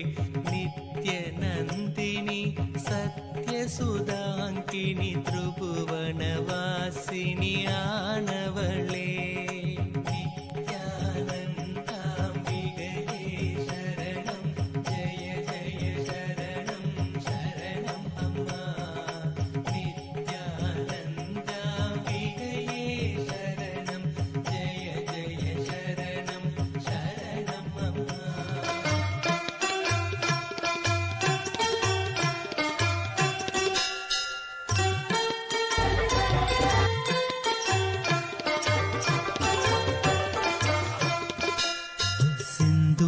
குங்குமம் செவ்வானம் அவ்வானம் திகழவர் கதிரின் உதயம் தேசுமிகு மாணிக்க திரியேறு கமலம் அச்செங்கமலம் 5 பவளம் மந்தாரம் மழை நாளில் வரும் இந்திர கோபம் அவண்டூரு மலையின் அரவம் மான்மதம் செங்குருதி போல் மலரும் மாதுளம் மாதுளம் சிதறும் முத்தம் செந்தீயின் வண்ணமெனவே சொல்லும் மேனியும் செப்பரிய அழகு வடிவும் சிங்காதனத்திலும் சிவனார் மனத்திலும் சீர்கொண்டு இலங்கும் எனினும் ஏந்தாய் நின் பேர் சொல்லும் ஏழையே அறிவிலும் என்றென்றும் திகழ அருள்வாய் இறைவியனை ஆண்டருளும் நித்திய நித்தேஸ்வரி நித்திய புரி வாழும் உமையே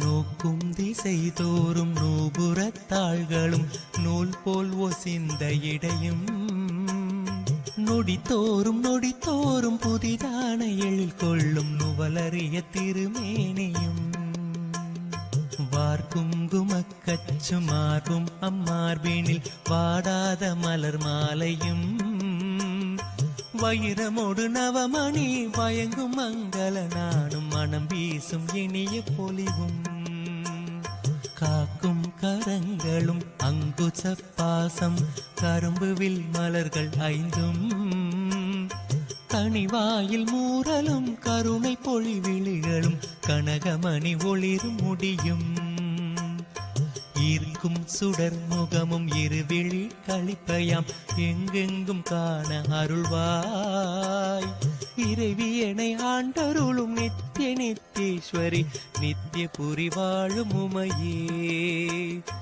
இறைவியனை ஆண்டருளும் நித்திய நித்தேஸ்வரி நித்திய புரி வாழும் உமையே சீரார் பெருந்துறையில் சிவயோக நாயகி சிவகாமி தில்லை மன்றில் தென்குமரி பகவதி திருவானை காவினில் திகழும் அகிலாண்டேஸ்வரி காரார் மதிர் கச்சி காமாட்சி அங்கையர் கண்ணி செந்தமிழ் மதுரையில் தாரார் சிவன் தோலும் தமிழும் விளைபவள் சமயபுரம் மதனில் மாறி தட்டாமல் கடவுரில் பட்டரு கருள் செய்த தையலபிராம வல்லே ஏறார் மழை கன்னி எண்ணறிய நின் கோலம் யாவும் எமை ஆள வல்லவோ இறைவியனை ஆண்டருளும் நித்திய நித்தேஸ்வரி நித்திய புரி வாழும் உமையே நித்திய புரி வாழும் உமையே பனி தங்கு நிலவு போல் பால் போல் பளிங்கு போல் பட்டொளி நிறைந்த வடிவம் படிகமணி மாலையும் ஏடும் தரித்து யாழ் பயின்றருளும் 4 கரமும் புனிதங்கள் யாவும் பொறுத்த வெண் தாமரை பூமேல் விலங்கு பாதமும் பொழுதெல்லாம் என்னும் என் பழுதெல்லாம் போக்கினர் புலமை தர வேண்டும் அம்மா கனி தந்து மலர் தந்து கவி தந்து தொழுவோர்க்கு கண் தந்து காக்கும் அரசே கலைஞான மகள் என்ற நிலையான புகழ் கொண்ட கருணை மயமான பொருளே இனி தங்கு தடையின்றி யான் பாட நீ கேட்க இதயம் கனிந்தருள்வாய் இறைவியனை ஆண்டருளும் நித்திய நித்தேஸ்வரி நித்திய புரி வாழும் உமையே இறைவியனை ஆண்டருளும் நித்திய நித்தேஸ்வரி நித்திய புரி வாழும் உமையே.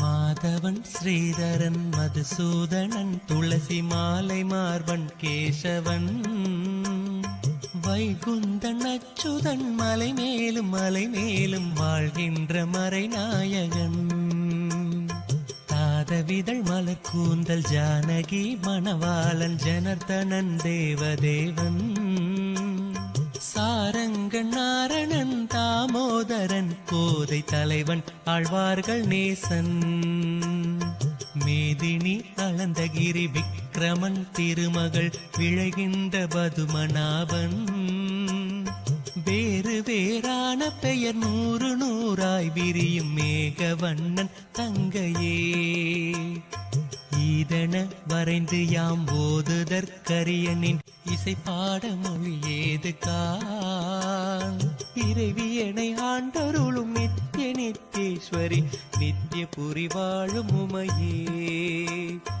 இறைவியனை ஆண்டருளும் நித்திய நித்தேஸ்வரி நித்திய புரி வாழும் உமையே.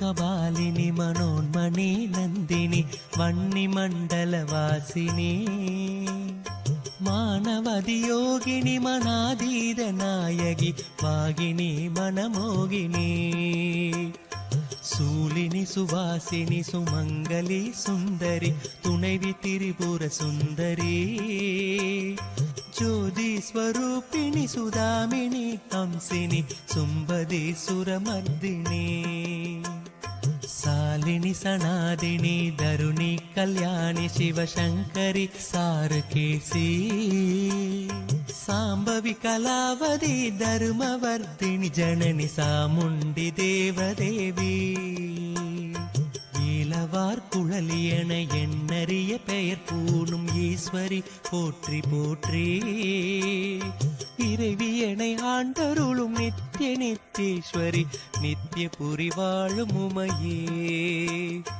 இறைவியனை ஆண்டருளும் நித்திய நித்தேஸ்வரி நித்திய புரி வாழும் உமையே. மாசக்தி கௌமாரி மாதங்கி காங்காளி மனோன்மணி புவனேஸ்வரி வாராகி இந்திராணி வைரவி ஜய வைணவி மகேஸ்வரி காத்யாயினி பேசரிய அபிராமி பிரம்மாணி காயத்ரி பிரிசூடி முத்துமாரி பெரிய நாயகி குமரி அரிய நாரிணி கௌரி பெற்ற மிக கொற்றி நீலி தேசுமிகு சுந்தரி பவானி கார்த்திகை வாணி திரியம்பகி சிவசங்கரி திரிசூலி காமாட்சி சிம்ஹவாகினி மயிடன் சிரமேறும் கண்டிகாளி ஈசன் மனையாட்டியம் பெருமாட்டி மீனாட்சி இணையடிகள் போற்றி போற்றி இறைவியனை ஆண்டருளும் நித்திய நித்தேஸ்வரி நித்திய புரி வாழும் உமையே. இறைவியனை ஆண்டருளும் நித்திய நித்தேஸ்வரி நித்திய புரி வாழும் உமையே.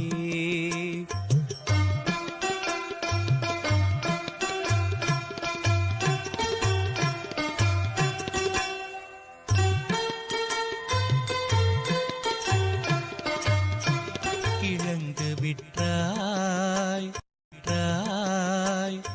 கூறும் தமிழ் ஏட்டினை நீரிலும் நெருப்பிலும் குலையாமல் காத்து நின்றாய் வெற்றி தமிழ் காண மேகமென வீணையும் மேதையாய் நீ ஆக்கினாய் மெய்ஞானி சொற்றமிழை மெய்ப்பிக்க வானத்தில் வெண்ணிலவு தோற்றுவித்தாய் ஒன்றித்தலம் விட்டு வள்ளலார் பசி தீர ஓடோடி சோறு தந்தாய் உத்தம கவியரசன் குருபரன் முன்பு நீ ஒளி சிந்த நடை பயின்றாய். இன்றைக்கண் தமிழோடும் சுற்று விளையாடினி இன்னருள் புரிய வருவாய்.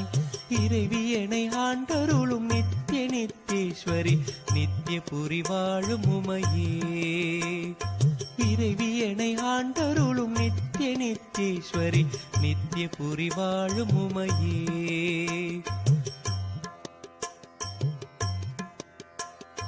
காற்றை படைத்தவள் நீ என்ற போதிலும் கவரிகள் வீசி நின்றோ. கனலும் உன் வடிவெனும் கற்பூர தீபங்கள் கமல் தூபம் காட்டுகின்றோம். ஆற்றையும் கடலையும் அருளிய நின்மேனி அபிஷேக நீர் சுமந்தோம். அங்கிங்கனாது வெளி எங்கும் உள நீ உரைய ஆங்காங்கு கோயில் செய்தோம். ஊற்றறிய நின் வடிவை பொன்னிலும் கல்லிலும் பூஜித்து வாழ்த்துகின்றோம். புவி மீது நீ தந்த பொருள் அன்றி வேறொன்றை போய் தேடி எங்கு பெறுவோம். ஏற்றருள வேண்டும் என் இதயத்தை என் அன்னை இணை மலர்த்தாளில் வைத்தோம். இறைவியனை ஆண்டருளும் நித்திய நித்தேஸ்வரி நித்திய புரி வாழும் உமையே. இறைவியனை ஆண்டருளும் நித்திய நித்தேஸ்வரி நித்திய புரி வாழும் உமையே.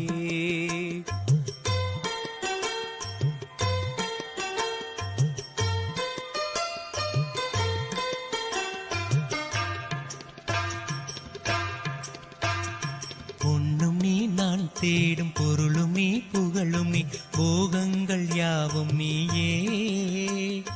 புறமும் நீ அகமும் நீ புவி எங்கும் நான் காணும் பொலிவும் நீ போதம் நீயே. முன்னும் நீ நடுவும் நீ முடிவும் நீ முடிவிலா முழுமை நீ ஞானம் நீயே. முதுமை நீ இளமை நீ மோகம் நீ தாகம் நீ மோனம் நீ கானம் நீயே. மண்ணும் நீதான் எனது வாழ்வென்று வளமென்று மனமுருக நின்றதெல்லாம். வஞ்சமோ என் துயர் கொஞ்சமோ இவ்வாறு மறப்பதுவும் ஒரு நெஞ்சமோ. இன்னும் நீ சற்றும் இறங்காதிருந்திடில் என் உயிர் இனி மிஞ்சுமோ. இறைவியனை ஆண்டருளும் நித்திய நித்தேஸ்வரி நித்திய புரி வாழும் உமையே. இறைவியனை ஆண்டருளும் நித்திய நித்தேஸ்வரி நித்திய புரி வாழும் உமையே.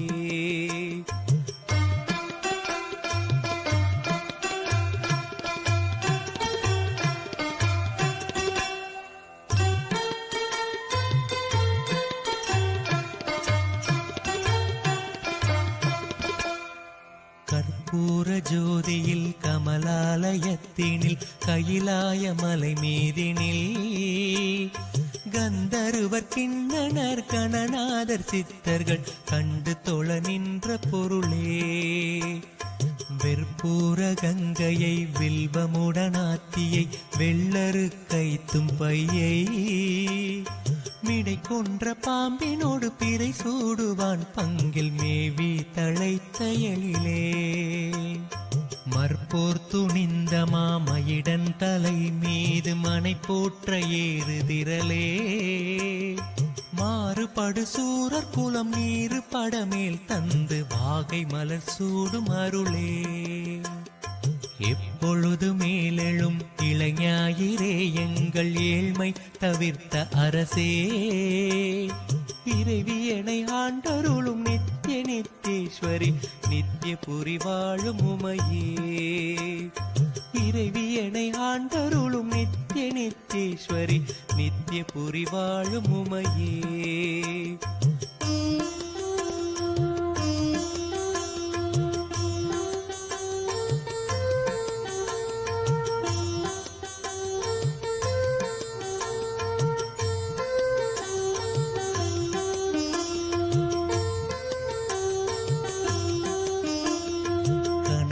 பிழம்பாக ஒளியாக கதிரவன் ஒளியாக கார்மேக வானவில்லாய்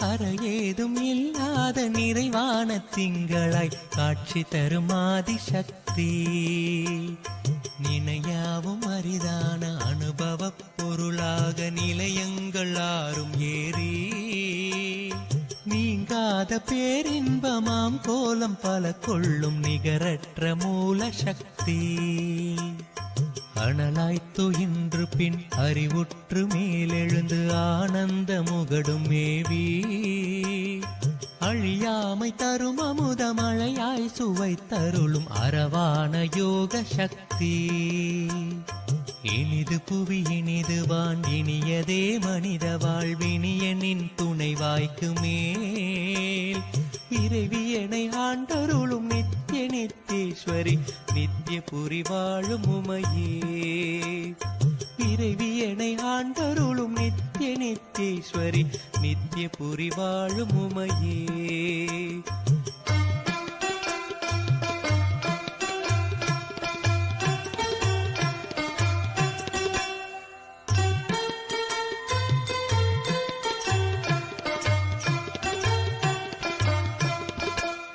உயிரென்ற யாழிலே உந்தியும் ஊன்றியும் உன் புகழ் மீட்டுகின்றேன் உள்ளமெனும் திரையிலே உணர்வென்னும் கோலினால் உன் வடிவு தீட்டுகின்றேன் செயலற்ற அன்பையே தீபமாய் தூபமாய் திருமுன்பு காட்டுகின்றேன் சிதறாத பார்வையோடு செய்த தமிழ் மாலையை திருவடியில் சூட்டுகின்றேன் குயிலாக மாறி நான் கோயில்கள் தோறும் முனை கூவி வர அருள்வாய் குளிர் தென்றலாகி நின் புகழ் பாடி உலகெங்கும் கூத்தாட உதவுவாயா எயிலார் பெருந்துரை சிவயோக வல்லியே ஈசனார் மகிழும் மலரே இறைவியனை ஆண்டருளும் நித்திய நித்தேஸ்வரி நித்திய புரி வாழும் உமையே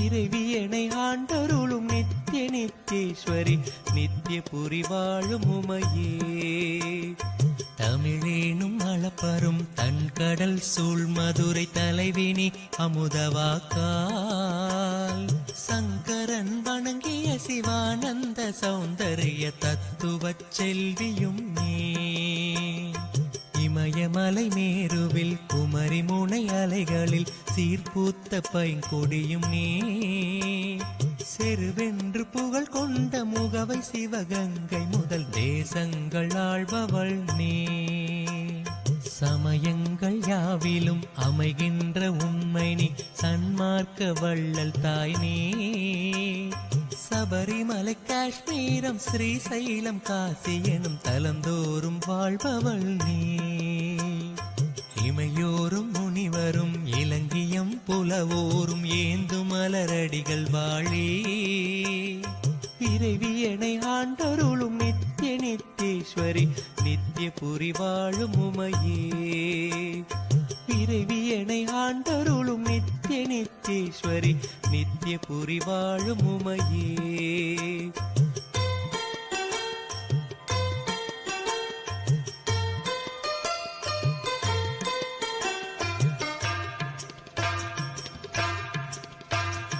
அடியார் மனப்பொழிலில் விளையாடும் அன்னமே ஆதிசிவன் மலை மார்பிலே அசையும் பசுங்கொடிய ஆகம புராணங்கள் அடைவறிய தொடுவானமே கொடியோர் உயிர் பருகும் புலிசமே அவுணர்தம் கோட்டையில் விழுந்த கனலே குலமாதர் மஞ்சளோடு குங்குமம் காக்கின்ற கோமள தெய்வ மலரே கடவா பவக்கடல் கடக்க வரு தோணியே காமம் கடுஞ்சினத்தை காய்கின்ற பருதியே நோய் சாவு கவலைகள் களைகின்ற அருமருந்தே இடையீடில்லாத தருமழை மேகமேயம் இலக்காவதுன் பாதமே இறைவியனை ஆண்டருளும் நித்திய நித்யேஸ்வரி நித்யபுரி வாழும் உமையே. இறைவியனை ஆண்டருளும் நித்யேஸ்வரி நித்யபுரி வாழும் உமையே. தேராத கவியனினும் மாறாத காதலால் திருமுன்பு சாற்றுகின்றேன். சிந்தை அணு ஒவ்வொன்றும் தேவி உனதேயாக செய்ய தமிழ் பாடுகின்றேன். ஆறாத துயருக்கும் அகலாத கவலைக்கும் யாரை நான் நொந்து கொள்வேன்.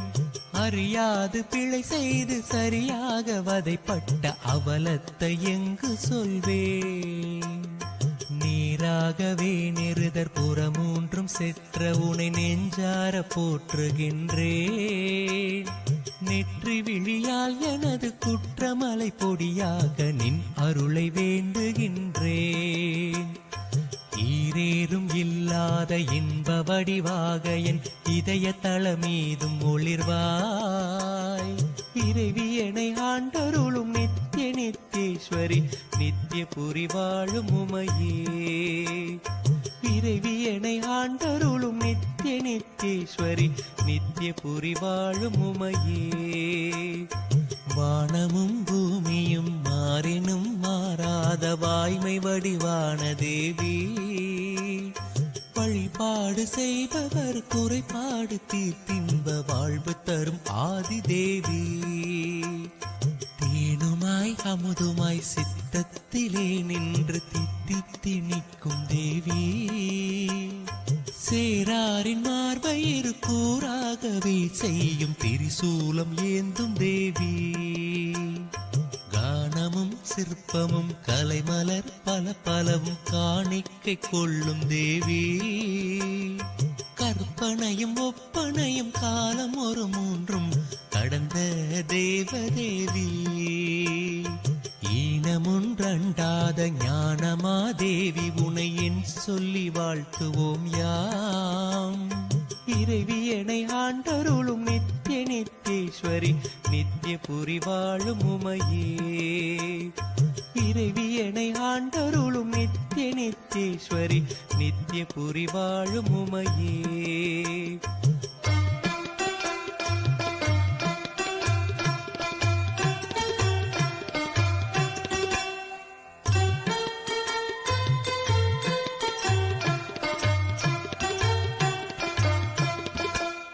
பிறையார் சடை பித்தன் பிஞகன் சங்கரன் பிறவாத யாக்கை உடையேன்.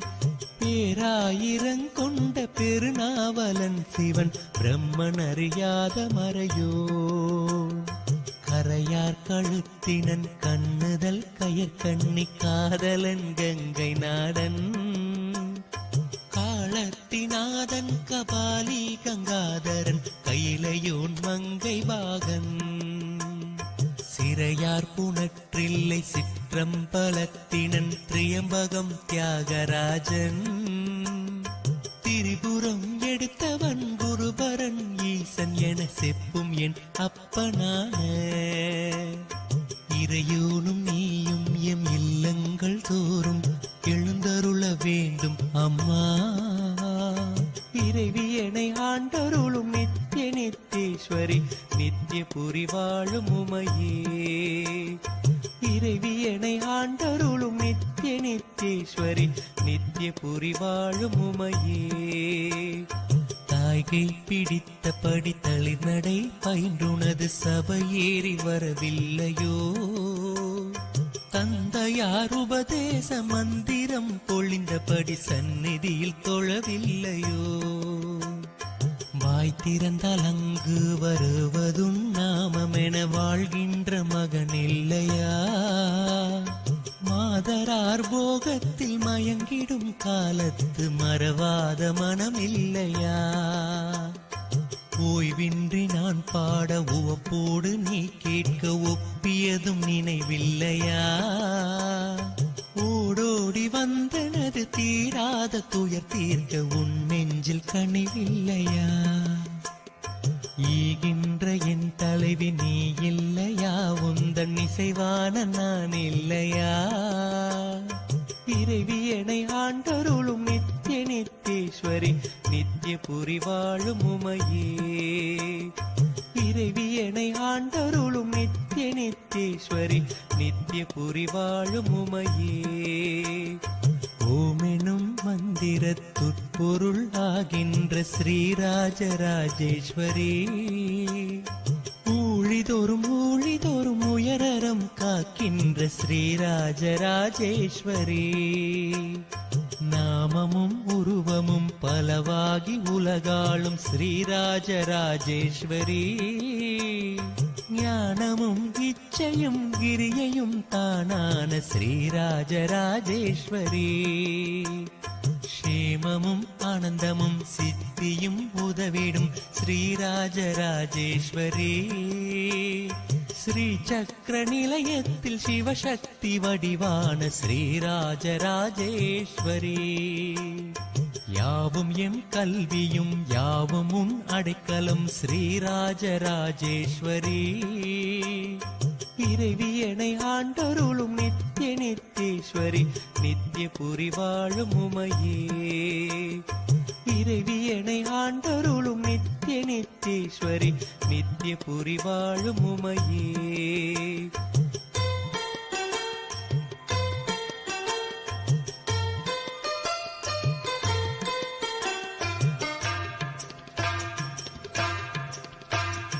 மூவர்க்கும் தேவர்க்கும் யாவர்க்கும் மேலான முதல்வி முக்கண்ணி போற்றி முறையாக தொழுவோர்க்கு துணையாகி வழிகாட்டும் முத்தமிழ் செல்வி போற்றி நாவுக்கும் நெஞ்சுக்கும் நலம் தந்து இனிக்கின்ற நாதாந்த சக்தி போற்றி நான் என்று எனதென்றும் நலியாத நிலை சேர்க்கும் ஞான பூங்கோதை போற்றி பாவுக்கும் பூவுக்கும் பாதம் பெயர் தருளும் பாண்டிமாதேவி போற்றி பணிவார்த்தம் துயரோடு பிணியாவும் பொடியாக்கும் பரம கல்யாணி போற்றி ஏவல் கொண்டு பல காவல் செய் அன்னை நின் இணையடிகள் போற்றி போற்றி இறைவியனை ஆண்டருளும் நித்திய நித்தேஸ்வரி நித்திய புரி வாழும் உமையே.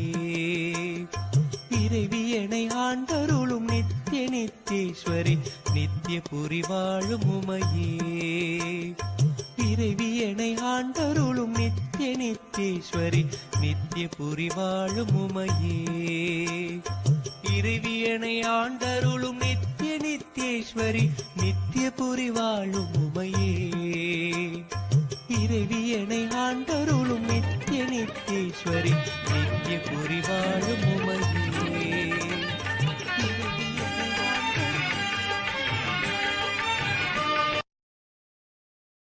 ददधो हरार्थं ध्यायेद्यो हरमहिषिते मन्मथकलाम् ससद्य संक्षोभं नयति वनिता इत्यतिलगो त्रिलोकेमभ्याशु भ्रमयति रविदुस्तनयुगम् किरन्ति मङ्गेभ्यः किरणनिकुरुम्बामृतरसं हृदि त्वामाधत्ते हिमकरशिलामूर्तिमेव या ससर्पाणां दर्पं शमयति शुकुन्दाधिप इव ज्वरप्लोष्टान् दृष्ट्या सुखयति To give you all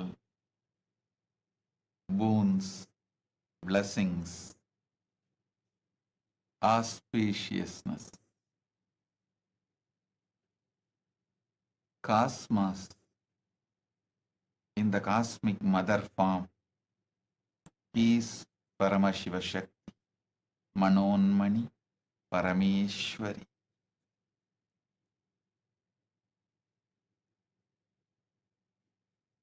Just cognize Paramashiva Shakti is here to grant you boons, blessings, what you want.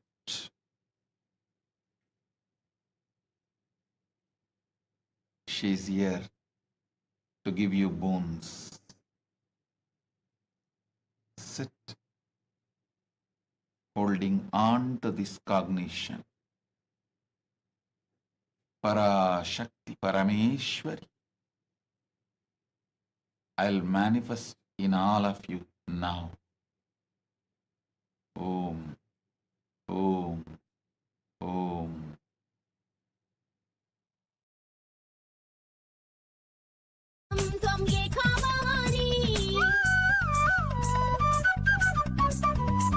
न जानामि दानं न च ध्यानयोगं न जानामि तन्त्रं न च स्तोत्रमन्त्रं न जानामि पूजां न च न्यासयोगं न जानामि पूजां न च न्यासयोगं गतस्त्वं त्वम् एका भवानि गतस्त्वं त्वम् एका भवानि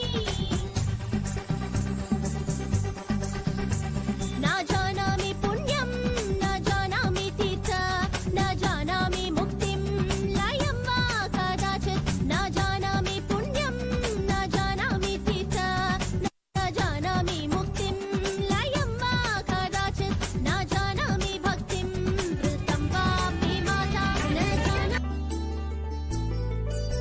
भवानी त्वं दासे मयि वितरदृष्टिं सकरुणा मिति स्तोतुं वाञ्छन् कथयति भवानी त्वमिति यः तदैव त्वं तस्मै दिशसि निजमायोज्य पदवीं मुकुन्द ब्रह्मेन्द्र स्फुटमुकुटनीराजितपदां त्वया हृत्वा वामं वपुरपरितृप्तेन मनसा शरीरार्थं शम्भोर परमपि शङ्के कृतमभूत् यदेतत्त्वद्रूपं सकलमरुणाभं त्रिनयनं कुचाभ्यामानम्रं कुटिलशशिचूडालमकुटं जगत्सूते धाता हरिरवति रुद्रक्षपयते तिरस्कुर्वन्नेतत्स्वमपि वपुरीश स्थिरयति सदा पूर्व सर्व तदिदमनुगृह्णाति च शिव स्तवाज्ञामालम्ब्य क्षणचलितयोर्भ्रूलतिकयो त्रयाणां देवानां त्रिगुणजनितानां तव शिवे भवेत् पूजा पूजा तव चरणयोर्या विरचिता तथा हि त्वत्पादोद्वहनमणिपीठस्य निकटे स्थिता ह्येते शक्ष्वन्मुकुलितकरोतं समकुटा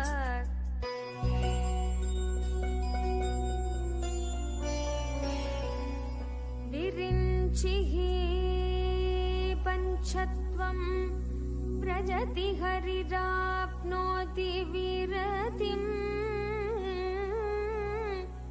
कीनाशं कीनाशो भजति धनदो यादि निधनम् वितन्द्री माहेन्द्री विदतिरपि संलीलितदृशा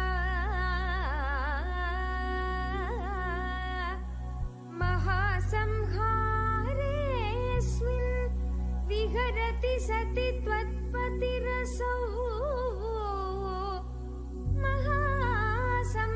महासंसारेऽस्मिन् विहरति सति त्वत्पतिरसौ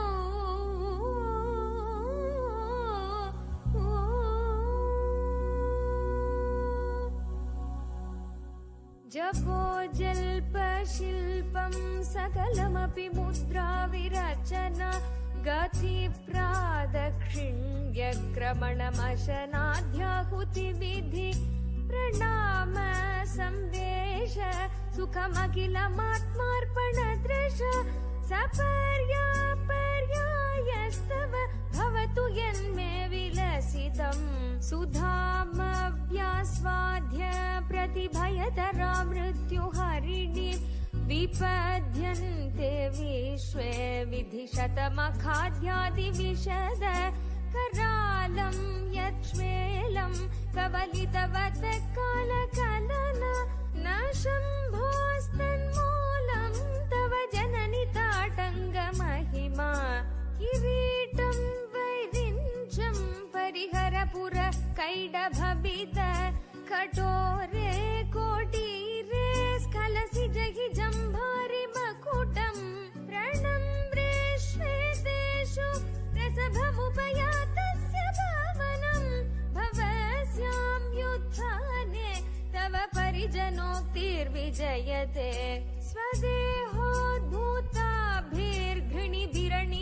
स्वदेहोद्भूताभिर्घृणिभिरणिमाध्याभिरभितो निषेव्ये नित्ये त्वाम् अहमिति सदा भावयति किमाश्चर्यं तस्य तृणयन समृद्धिं तृणयतो महासंवर्ताग्निर्विरचयति नीराजनविधिम्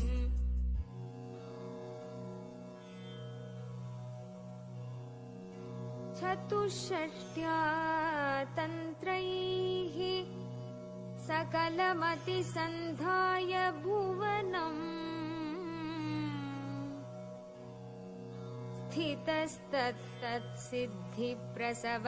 स्थितस्तत्तत्सिद्धिप्रसवपरतन्त्रैः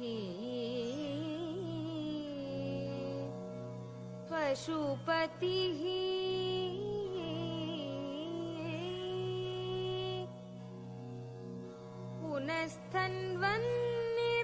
पुनस्तन्वन्निर्बन्धादखिल पुरुषार्थैकघटना स्वतन्त्रं ते तन्त्रं क्षितितलमवातीतरदितम्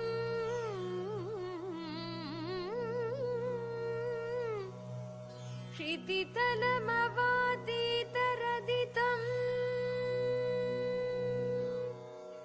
शिवशक्ति काम क्षितिरथर विक्षित किरण स्मरोऽहं सशक्रस्तदनुच परमार हरय अमीहृल्लेखाभिस्तिसृभिरवसानेषु घटिता भजन्ते वर्णास्ते तव जननि नामावयवताम् स्मरं योनिं लक्ष्मीं हृदयमिदमादौ तव मनोर्निधायैके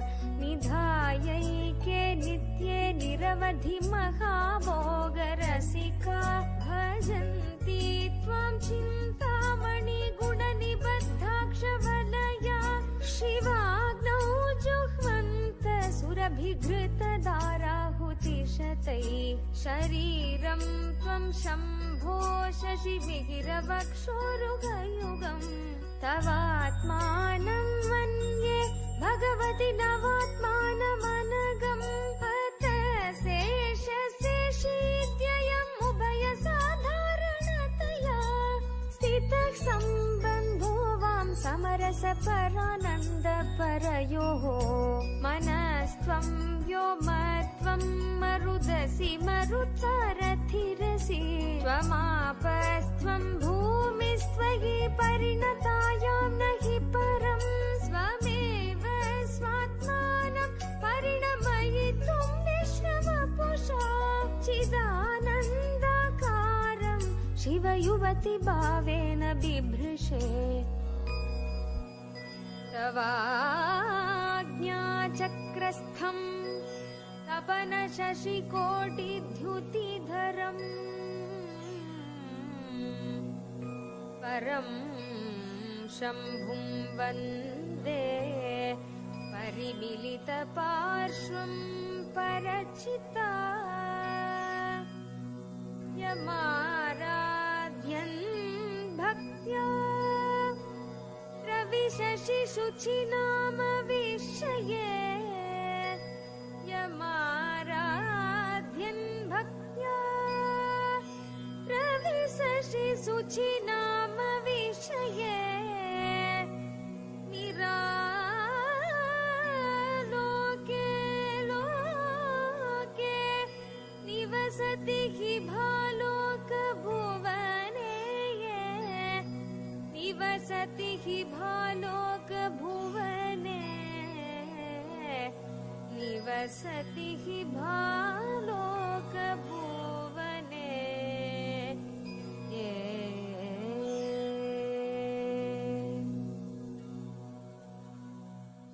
विशुद्धौ ते शुद्धस्फटिकविशदं व्योमजनकं शिवं सेवे देवीम् अपि शिवसमानव्यवसितां ययोगान्त्ययान्या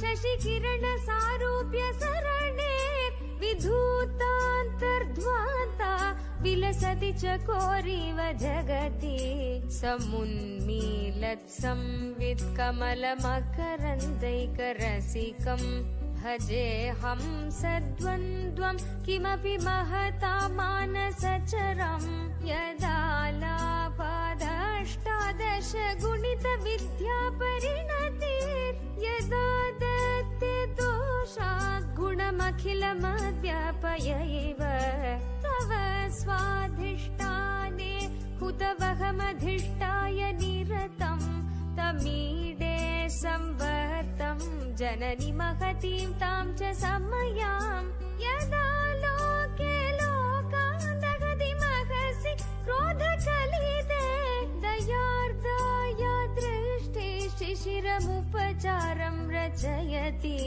तटीद्वन्तं शक्त्यातिमिरपरिपन्ति स्फुरणया स्फुरन् Cream. I'll manifest in all of you now. Om. Om. Om.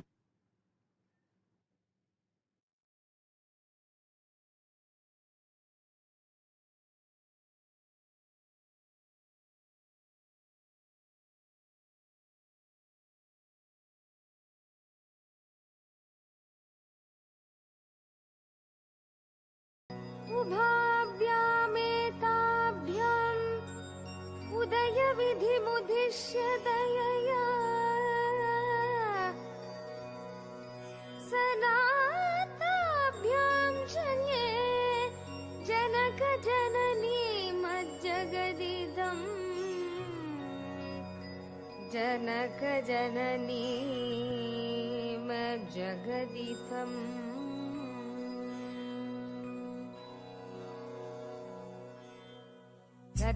रतैर्माणिक्यत्वं गगनमणिभिषान्त्रघटितं किरीटं ते हैमं हिमगिरिसुते गीतयति य सनीडे यच्छायाच्छूर्णशबलं चन्द्रशकलं धनुषौ नासीरं किमिति न निबध्नादिदिशनां धुनोतुध्वान्तं नस्तुलितदलितेन्दीवरवनं घनस्निग्धलक्ष्णं चिकुरनिकुरुम्बं तव शिवे यदीयं सौरभ्यं सगजमुपलब्धुं सुमनसो वसन्त्यस्मिन् मन्ये बलमथनवाटी विटपिनाम् तनोतु क्षेमं नस्तव वदन सौन्दर्यलहरी परिवाहस्रोत सरणिरिव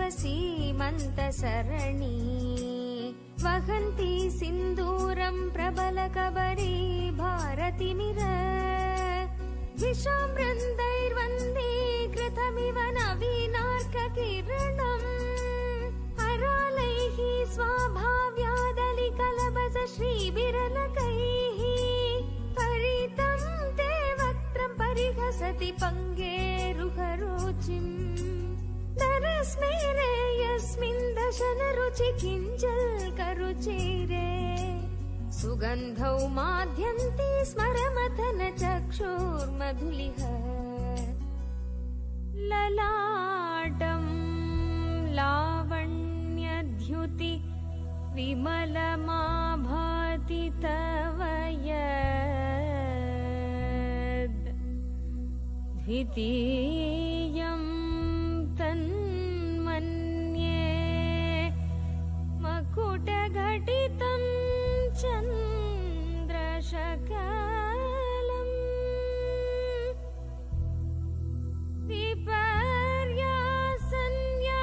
विपर्यासन्न्यासाद् उभयमपि सम्भूय च मित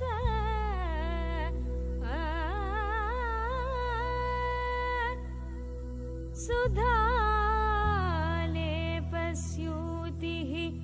परिणमतिराका हिमकर परिणमतिराका हिमकर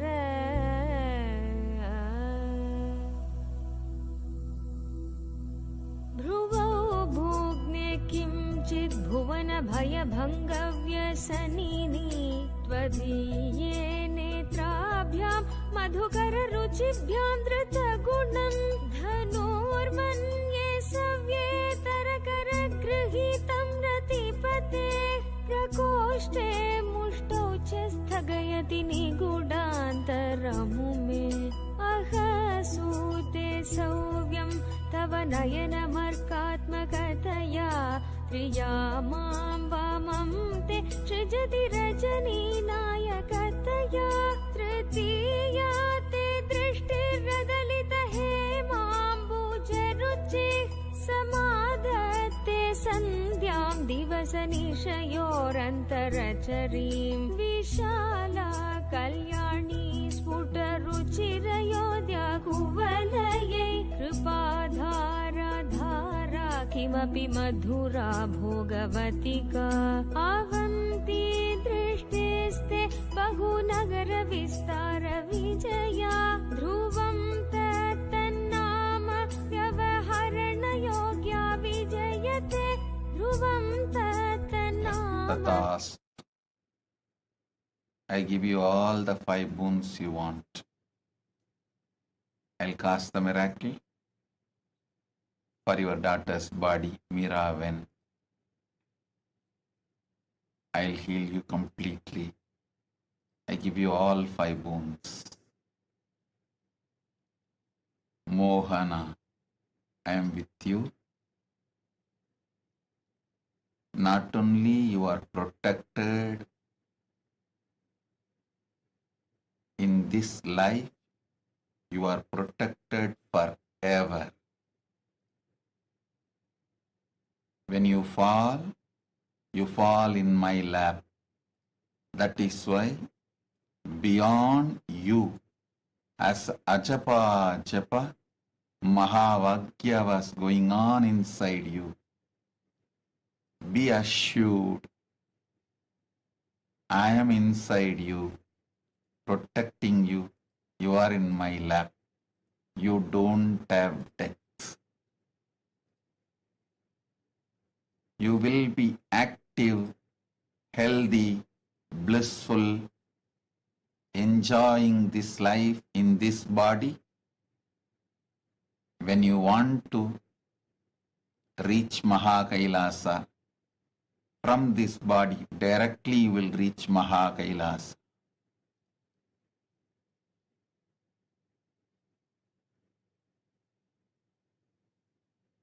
Akanda Smarana and Anayasa Marana. I give you both the boons. Unbroken remembrance. Akanda Smarana. Anayasa Marana. When you want, you will have death just like that, without any sickness, pain. You will have Ichcha Mrityu. No disease, no old age can touch you. Devi is here to shower you with energy, blessings. Remember, even when you fall in my lap. So nothing to worry.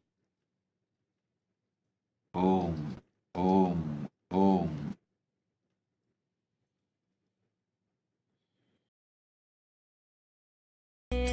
पवित्री कर्तुं नः पशुपति पराधीन हृदये. I give you all 5 boons.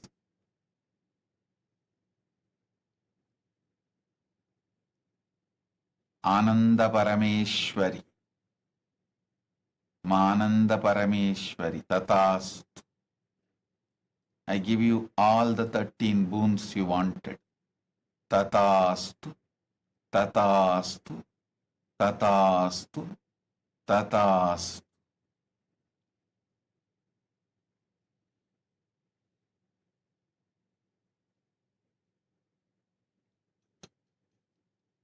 Each one of you sitting here with prayers, boon requests. Parameshwari, I shower myself on all of you. Sarva Mangala Praptirastu. Let all auspiciousness be showered on all of you. Om, Om, Om.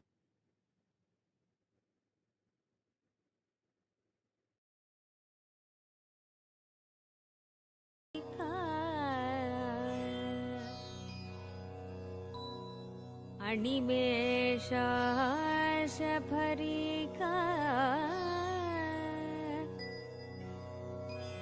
इयञ्च Shri भद्रच्छतपुटकवाटं कुवलयो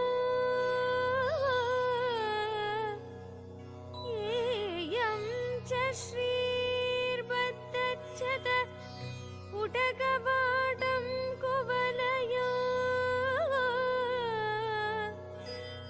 जगोति प्रत्यूषे निशि च विघटय्य प्रविशति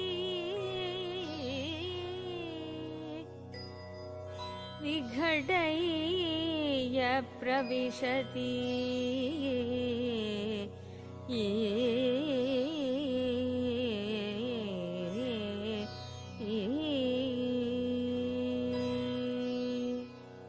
दृशा द्राघीयस्य दरदलितनीलोत्पलरुचा दवीयां संदीनं श्रपय कृपया मामपि शिवे अनेनायं धन्यो भवति न च ते हानिर्यता Arun and your husband, whole family will be part of Kailasa. Tatas, I give you the boon as you want. Your husband, Arun, and you, all three of you will be part of Kailasa. Arun will have a happy married life, successful medicine training. My blessings. I'll heal your husband. Om.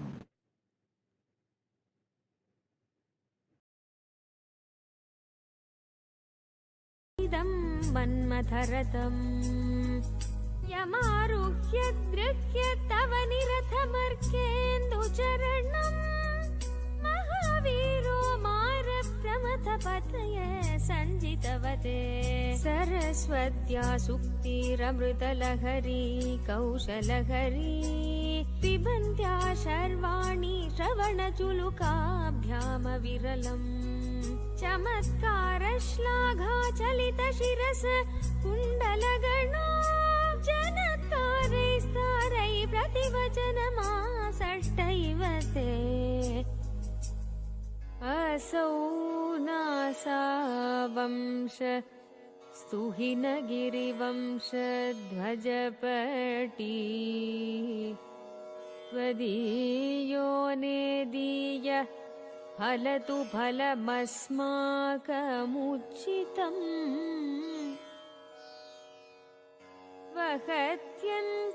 वहत्यन्तर्मुक्ताः शिशिरकरनिश्वासगलितम् समृद्ध्यायस्तासां बहिरपि च मुक्तामणिधर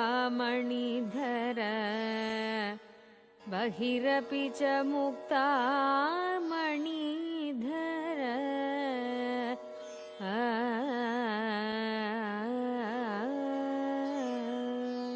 प्रकृत्या रक्ताया स्तव सुदति दन्तच्छदरुचे प्रपश्ये सादृश्यं जनयतु फलं विद्रुमलता न बिम्बं तद्बिम्ब प्रतिफलनरागादरुणीतम् तुलामध्यारोढुं कथमिव विलज्जेत कलया तुलामध्यारोढुं कथमिव विलज्जेत कलया स्मितज्योत्स्नाजालं तव वदनचन्द्रस्य पिबतां चकोराणामासीदतिरसतया चञ्चुजडिमा अतस्ते शीतांशो अमृतलहरी माम्लरुचय पिबन्ति स्वच्छन्दं निशि निशि भृशं काञ्जिकधिया अविश्रान्तं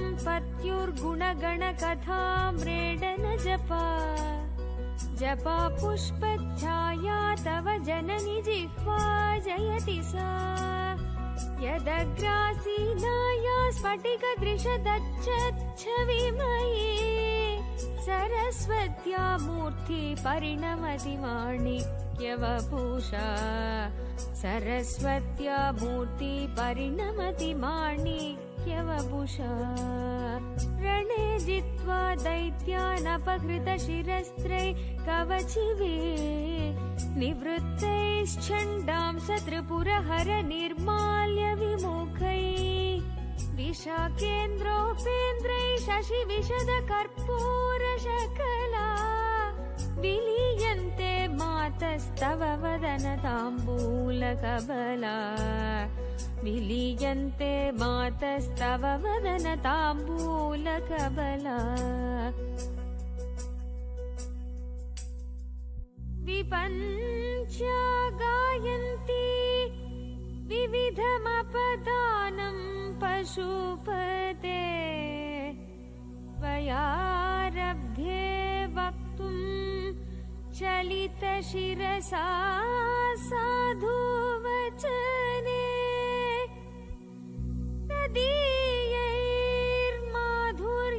तदीयैर्माधुर्यैरपलपित तन्त्रीकलरवा निजां वीणां वाणी निचुलयति चोलेन निभृतम् निजां वीणां वाणी निचुलयति चोलेन निभृतम् निजां वीणां वाणी निचुलयति चोलेन निभृतम् कराग्रेण स्पृष्टं तुहिनगिरिणा वत्स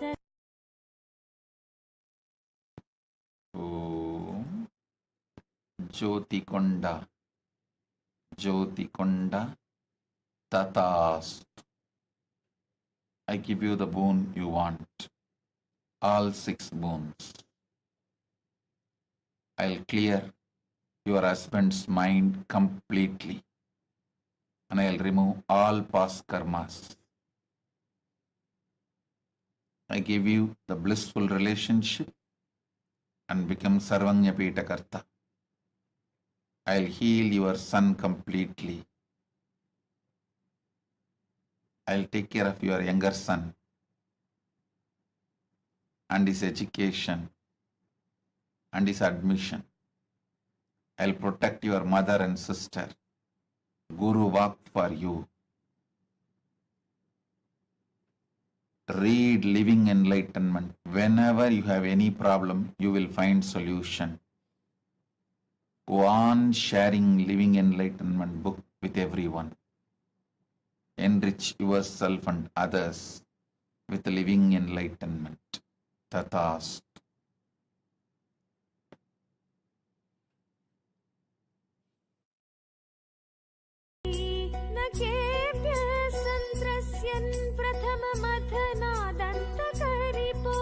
चतुर्णां शीर्षाणां समम् अभयहस्तार्पणधिया चतुर्णां शीर्षाणां समम् अभयहस्तार्पणधिया नखानामुद्योतैर्नवनलिनरागं विकसताम्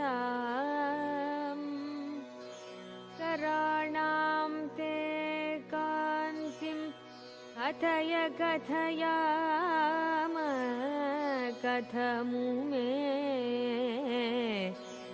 हे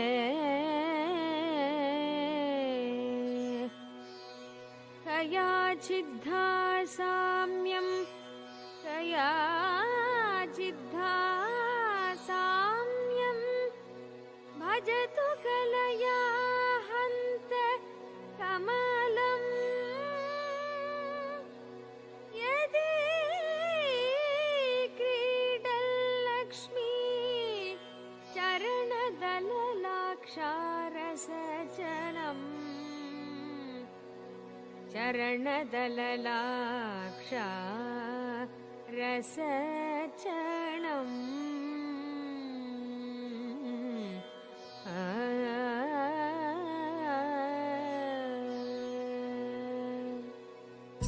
समं देवी स्कन्दद्विपवदनपीतं स्तनयुगम् समं देवी स्कन्दद्विपवदनपीतं स्तनयुगम् तवेदं न खेदं हरतु सततं प्रस्नुतमुखम् यदालोक्याशङ्का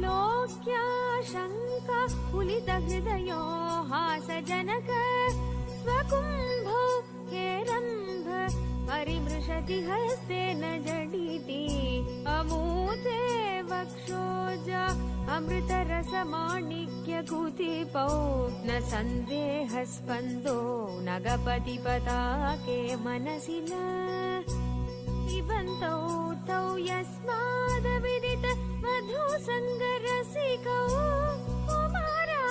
कुमारावद्यापि द्विरवदन क्रौञ्चदलनौ वहत्यम्बस्तम्बेरमदनुजकुम्भ प्रकृतिभिः समारब्धां मुक्तामणिभिरमलां हारलतिकाम् उचा भोगो बिम्बाधर रुचिभिरन्तशबलिताम् प्रतापव्यामिश्रां पुरदमयितो कीर्तिमिव ते तव स्तन्यं मन्ये धरणिधर कन्ये हृदयत पयः पारावार परिवहति सारस्वतमिव यावत्या दत्तं द्रविडशिशुरास्वाद्य तव यत् कवीनां प्रौढानाम् अजनिगमनीय कवयिता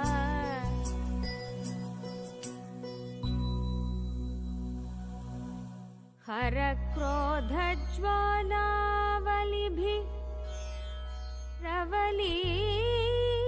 प्रवलीढेन वपुषा हर क्रोधज्वालावलिभिः प्रवलीढेन वपुषा गभीरे तेनाभिसरसि कृतसङ्गो मनसि जग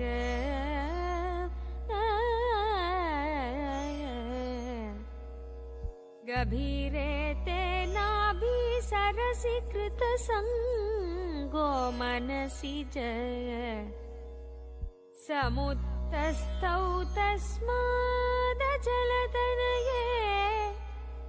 समुत्तस्थौ तस्मादचलतनये धूमलतिका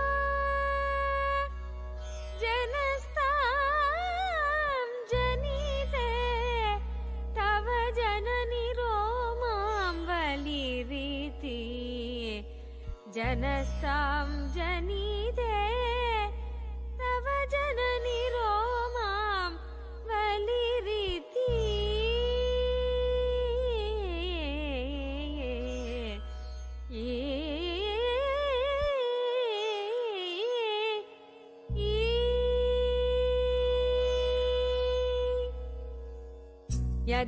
यदेतत्कालिन्दी तनुतरतरङ्गाकृति शिवे यदेतत्कालिन्दी तनुतरतरङ्गाकृति शिवे कृशे मध्ये किञ्चिज्जननि तव यद्भाति सुधियाम् विबर्धादन्योन्यं कुचकलशयोरन्तरगतम् तनुभूतं व्योम प्रविशदिवनाभिं कुहरिणीं स्थिरो गङ्गावर्त स्तनमुकुलरोमावलिलत कलावालं कुण्डं कुसुमशरते जोहुतभुज रथे लीलागारं किमपि तव नाभिर्गिरिसुते बिलद्वारं सिद्धैर्गिरिशनयनानां विजयते निसर्ग क्षीणस्य स्तनतटभरेण क्लमजुषो निसर्ग क्षीणस्य स्तनतटभरेण क्लमजुषो नमन्मूर्तेर्नारीतिलकशनकैस्तृट्यत इव चिरं ते मध्यस्य त्रुटिततटिनीतीरतरुणा समावस्थास्ते नो भवतु कुशलं शैलतनये कुचौ सद्यस्विध्यत्तटघटितकूर्पासभिदुरौ कषन्तौ दोर्मूले कनककलशावौ कलयत तवत्रातुं भङ्गादलमिति वलग्नं तनुभुवा त्रिधानद्दं देवी त्रिवलिलवली वल्लिभिरिव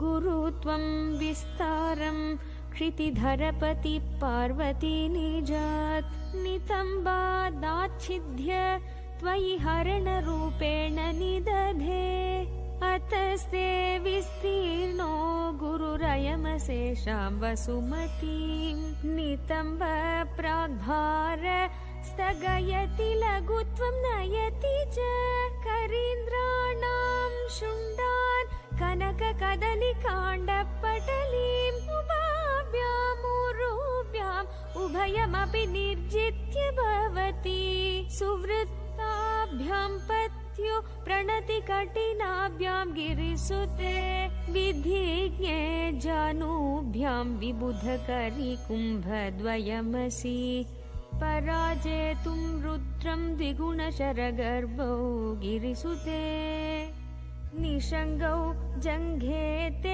विषमविशिको बाटमकृत यदग्रे दृश्यन्ते दशशरफलः पादयुगली नखाग्रच्छमान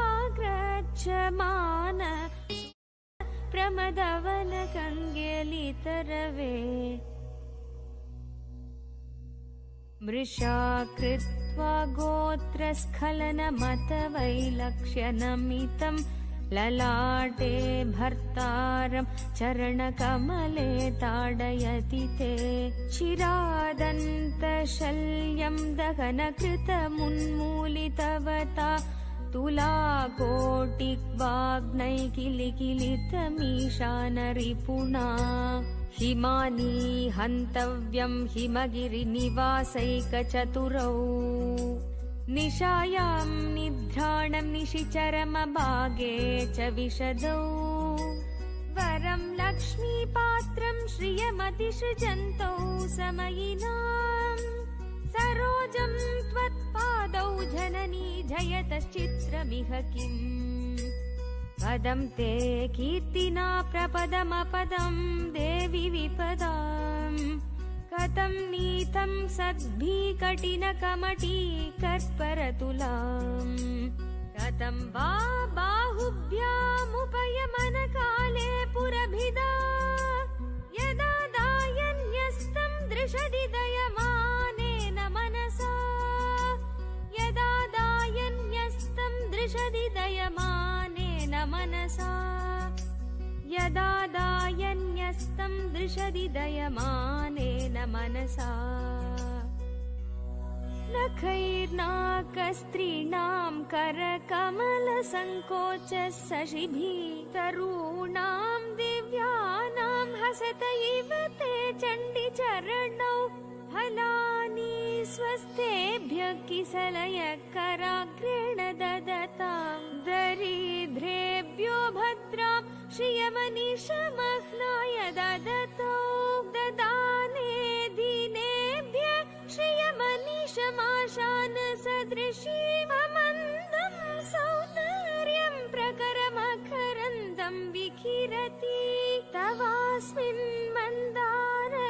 Hang Gao Tatastu. I give you all 5 boons. Health, wealth, your own team, blessings for your daughter's career. I am with you. Hang Gao Tatastu. Wang Yang Li Tatastu. I'll eliminate all the karmas for your daughter, for you, your daughter, son Yu Sin, husband Sun Dei Cheng, brother and sister Wang Yang Hang, Wang Yurong, Wang Yu.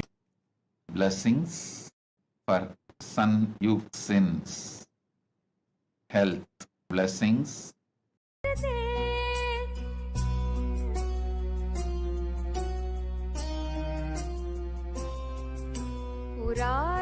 पुरारातेरन्तः पुरमसि ततस्त्वच्चरणयोः सपणानाम सुलभा तथा हेते नीता शतमखमुखा सिद्धिमतुलाम् तव द्वारोपान्तस्थितिबिरणि मध्याभिरमरा कलत्रं वैधात्रं कति कति भजन्ते न कवय श्रियो देव्या को वा न भवति पतिकैरोऽपि धनैः महादेवं हित्वा तव सति सति Om, Om, Om. Vivek Bansal, I am with you. Birthday blessings for Amani Shiv Bansal. Amani Shiv Bansal, with all the auspiciousness, with health, wealth, long life, you will live blissfully. I am with you. Vivek Bansal, I give you complete protection. Do not worry about anything from outside or from inside. I give you protection. I'll give you detailed guidance how to handle the whole situation. I give you complete protection. Vivek Bansal, I am with you. I protect you. Om. Wang Yang Li, I give you all 5 boons. I remove all your karmic obstacles for you, your daughter Sun Yuek Sin, your husband Sun De Cheng, your brother and sister Wang Yang Hang, Wang Yurong, and Wang Yang Fu. I shower you with health, wealth, and enlightenment. Blessings for son Yuk Sin. I'll shower you with wealth. I'll always be with you. Tatast, tatast, tatast.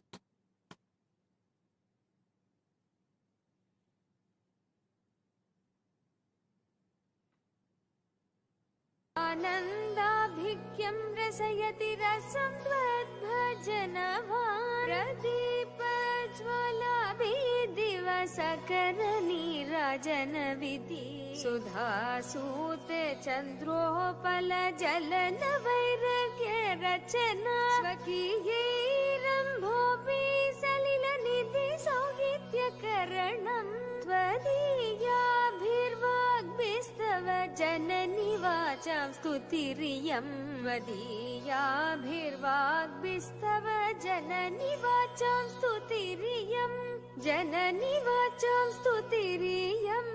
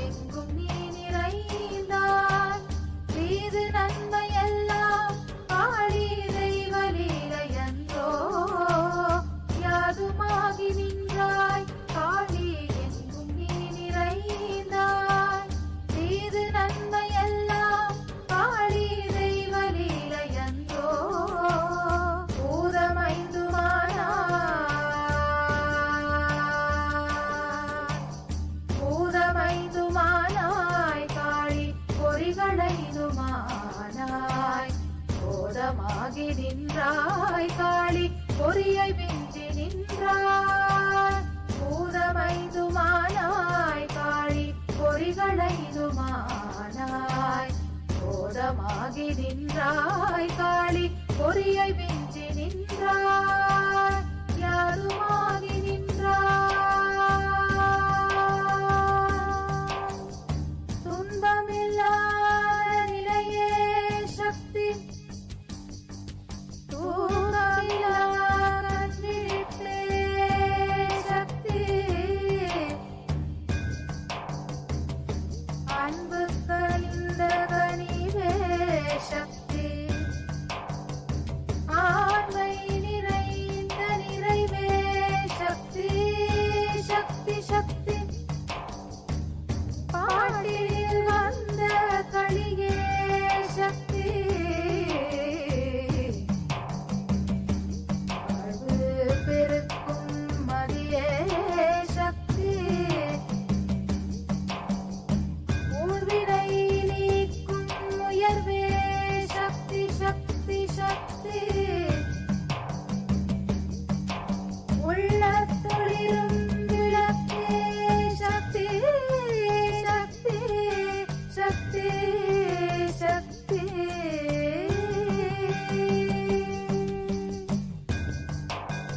யாதுமாகி நின்றாய் யாதுமாகி நின்றாய் யாதுமாகி நின்றாய் காளி யாதுமாகி நின்றாய்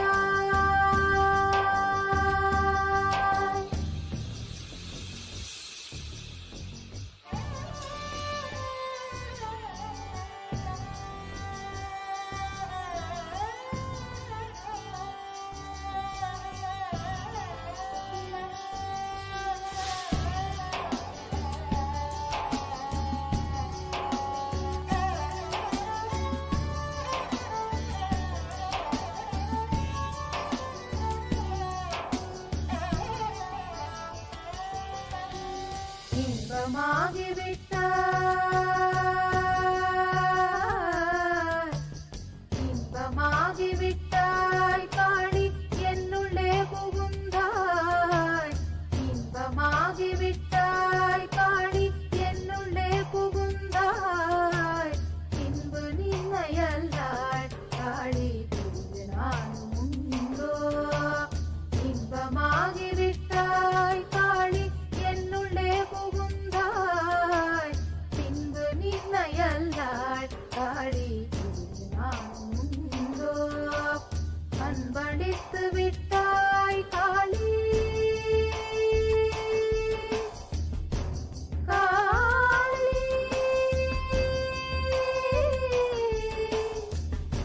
காளி காளி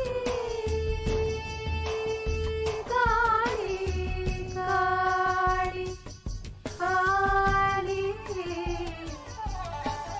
அன்பளித்து விட்டாய் காளி ஆண்மை தந்து விட்டாய் துன்பம் நீக்கி விட்டாய் துன்பம் நீக்கி விட்டாய் காளி தொல்லை போக்கி விட்டாய் துன்பம் நீக்கி விட்டாய் காளி தொல்லை போக்கி விட்டாய் தொல்லை போக்கி விட்டாய் காளி தொல்லை போக்கி விட்டாய் யாதுமாகி நின்றாய் காளி யாதுமாகி நின்றாய் காளி ஓம் காளி ஓம் சக்தி ஓம் காளி ஓம் சக்தி ஓம் சக்தி ஓம் சக்தி ஓம் சக்தி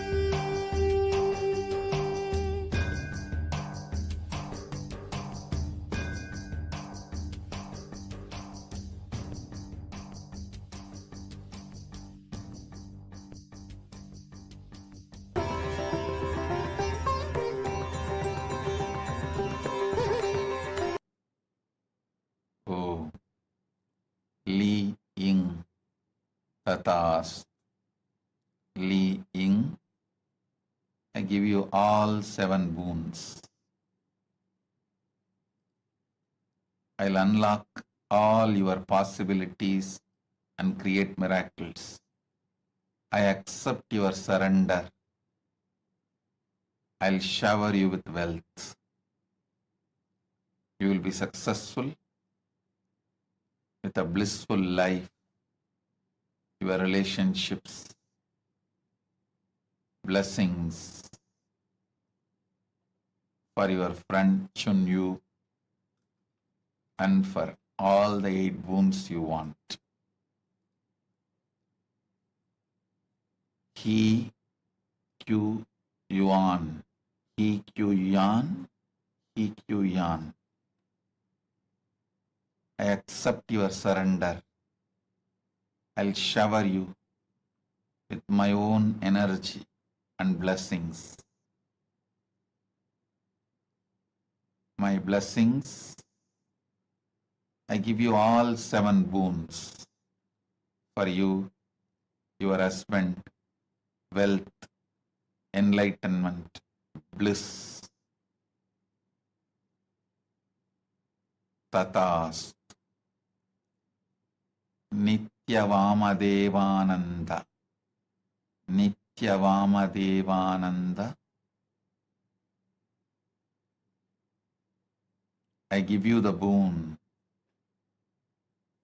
Ma Nityavamadevananda. Sharmi Patel, I give you the boon you want. I'll completely heal you. I'll protect and bless your whole family. Connect them with me. Tatast. Tatast. Tatast.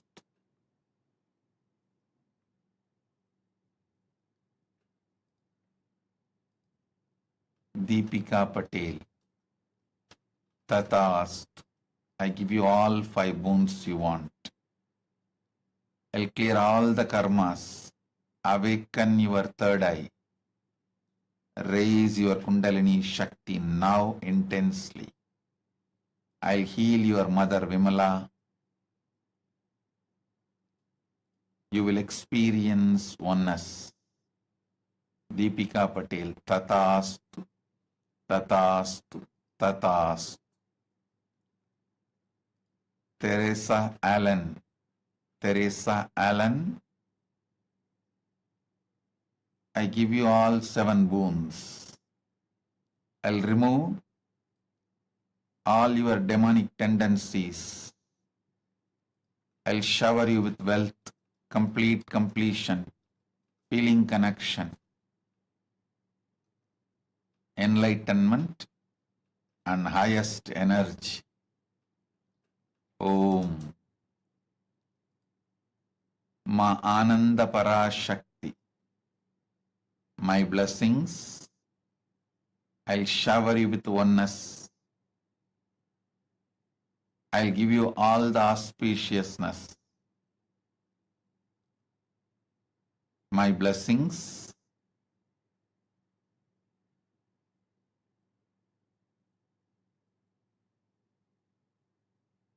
I give you all the glory you want. Third eye,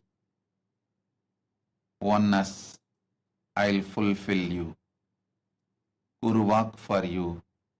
Hold on to the deep feeling connection, the love you are having. Ananda Parashakti Tatas. Om, Om, Om. Juana Cabrera Tatas. I give you all 10 boons you want. I accepted your gratitude, health, abundance, wealth, complete completion, blessings.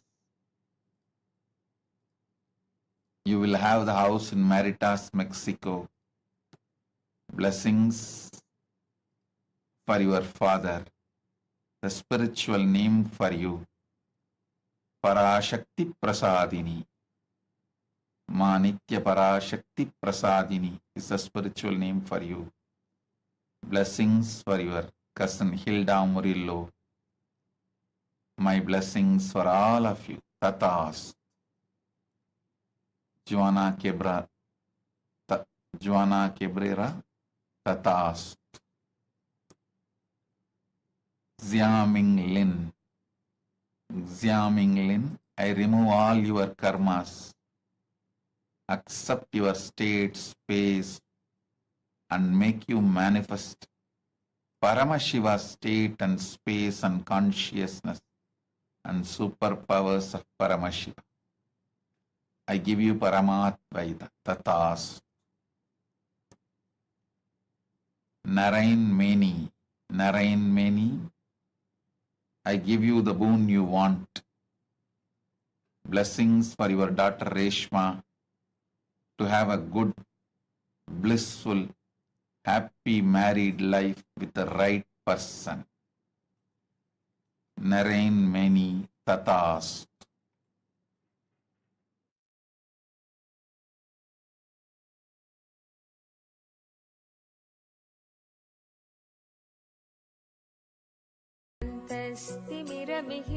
स्तिमिरमिहिरद्वीपनगरी जटानां चैतन्यस्तबकमकरन्दश्रुतिजरी दरिद्राणां चिन्तामणि गुणनिका जन्मजलधौ निमग्नानां दंष्ट्रामुररिपुवराहस्य भवति वदन्य पाणिभ्यामभयवरदो दैवतगण त्वमेका नैवासि प्रकटितवराभीत्यभिनया भयात्रातुं दातुं फलमपि च वाञ्छासमधिकम् शरण्ये लोकानां तव हि शरणावेव निपुणौ हरिस्त्वामाराध्य प्रणत जन सौभाग्य जननीं पुरानारी भूत्वा पुररिपुमपि क्षोभमनयत् सरोऽपि त्वां नत्वा प्रतिनयनलेहेन वपुषा मुनीनामप्यन्त प्रभवति हि मोहाय महताम्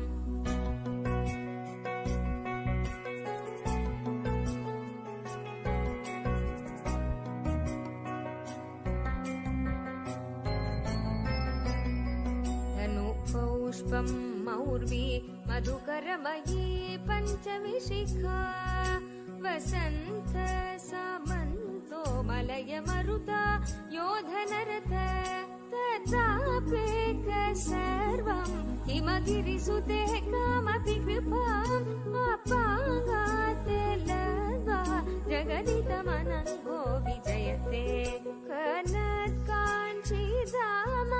करिकलभकुम्भस्तननथा परीक्षीण मध्ये परिणत शरच्चन्द्रवदना धनुर्बाणान् पाशं शृणिमपि ददाना करतलै पुरस्तादिगा श्यामला पीठारूढा श्रीमीनाक्षि सुन्दरेश्वरा भिन्नस्वरूपा परशिवपुत्र रत्न कुमार गुरुमण्यतुल्यावतार श्रीपार्वती स्तन्यपानलब्ध दिव्यज्ञान विश्रुत सकल निगमागमसारभूत द्राविड वेद प्रवक्त्रे श्रीमत्परमशिव करुणा समधिगत मुक्तामय चतुरश्रयान गीयमान छत्र चामर श्रीचिह्न काहलादि समस्त बिरदावल्यलङ्कृत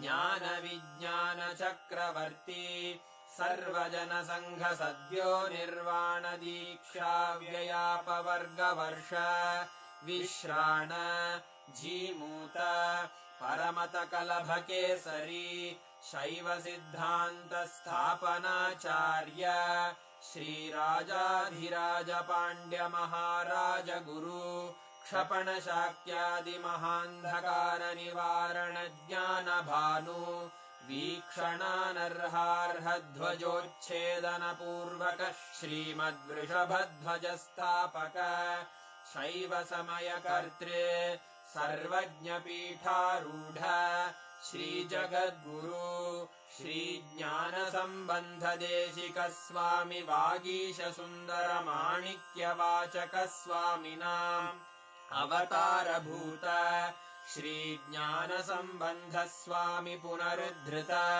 श्यामलापीठ सर्वज्ञपीठ त्रिनवत्युत्तरद्विशततमगुरुमहासन्निधान अरुणगिरियोगीश्वर परम्परागत अरुणाचल सर्वज्ञपीठ गुरुमहासन्निधान कैलास परम्परागत काञ्ची कैलास सर्वज्ञपीठ त्रयस्त्रिंशदुत्तरद्विशततमगुरुमहासन्निधान नित्योत्सव नित्यमङ्गल नित्यकल्याण नित्यरजित कैलास परम्परागत आदिकैलास नित्यानन्दपीठ महासंस्थान महासिंहासनपीठकर्तः साक्षात् श्रीपरमशिव समुद्भूत कैलास परम्परागत वैवस्वतमनु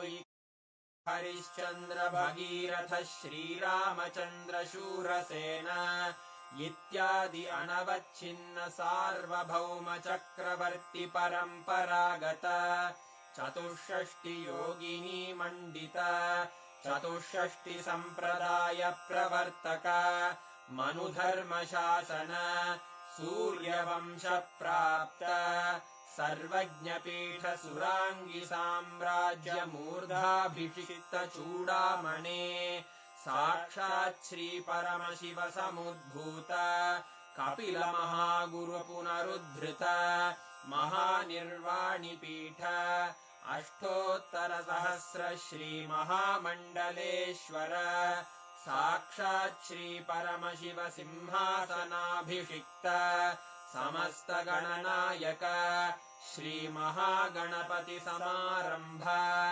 अनवच्छिन्न पीठाधीश्वर गुरुपरम्परा प्राप्त अटल पीठ अष्टोत्तर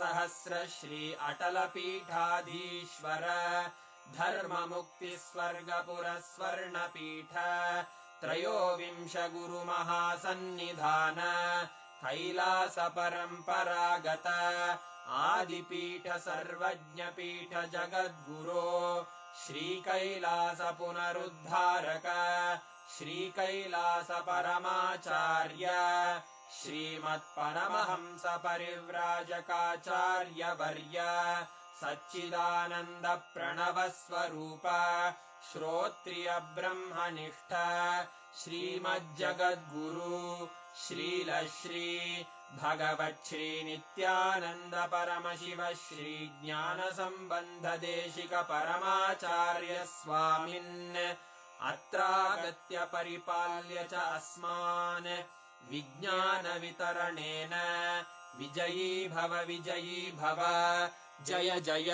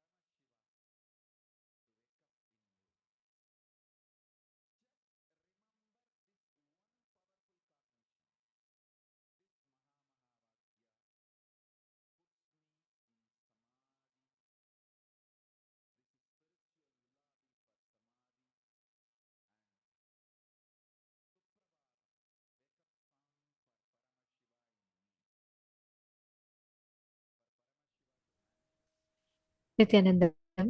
After this very beautiful darshan, every time we see the divine cosmic mother, Devi Parashakti, Paramashivashri, Parameshwari, she is the mother of the cosmos, the mother of the universe, Janani.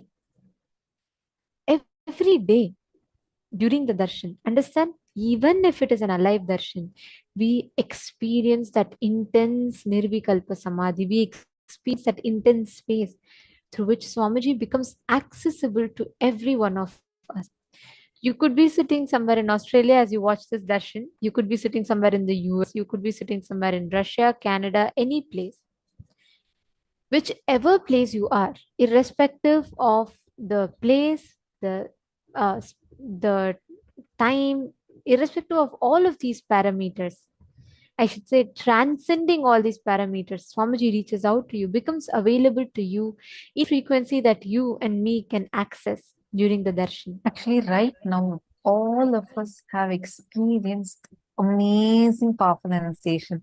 The bliss tears that's there in the corner of your eyes, or the bliss that's just oozing from your Anandagandha chakra, which is below your heart center and above your navel center. Understand that is a source material from which you are going to be able to manifest these powers. All of us, whoever witnessed this amazing, profound, powerful darshan of Devi Parashakti, the divine cosmic mother through Swamiji, each one of us are literally in her cosmic hug right now, manifesting her through us. Understand, as Nithyananda was just mentioning, it is not about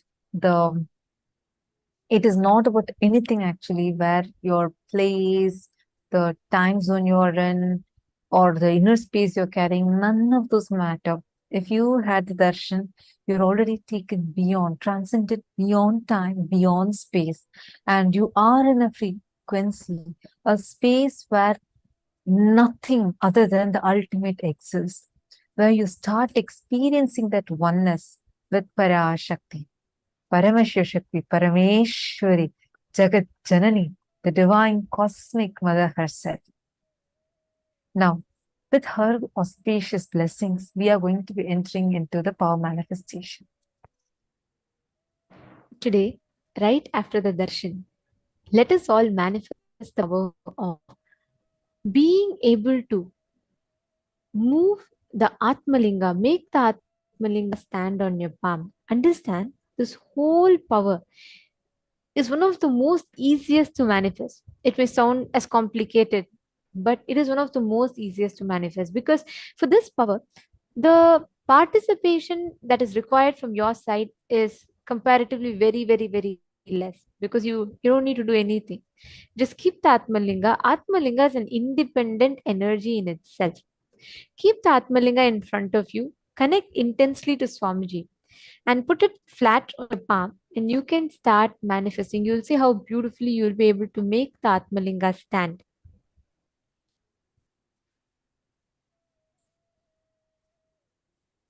Every one of that are sitting here, please keep your Atmalinga. Understand, right after the darshan is the most conducive ambience to manifest powers, because that is a time your inner space is ready to ferment, to process anything, any information that is received. That's why it's like one of the most your not just your body, not just your mind, but your being consciousness is in one of the most malleable state at that time, which means you can be easily groomed, or you can easily mold it into whichever shape that cosmos wants, whichever shape that you conscious will. So you can sit now and start manifesting the power.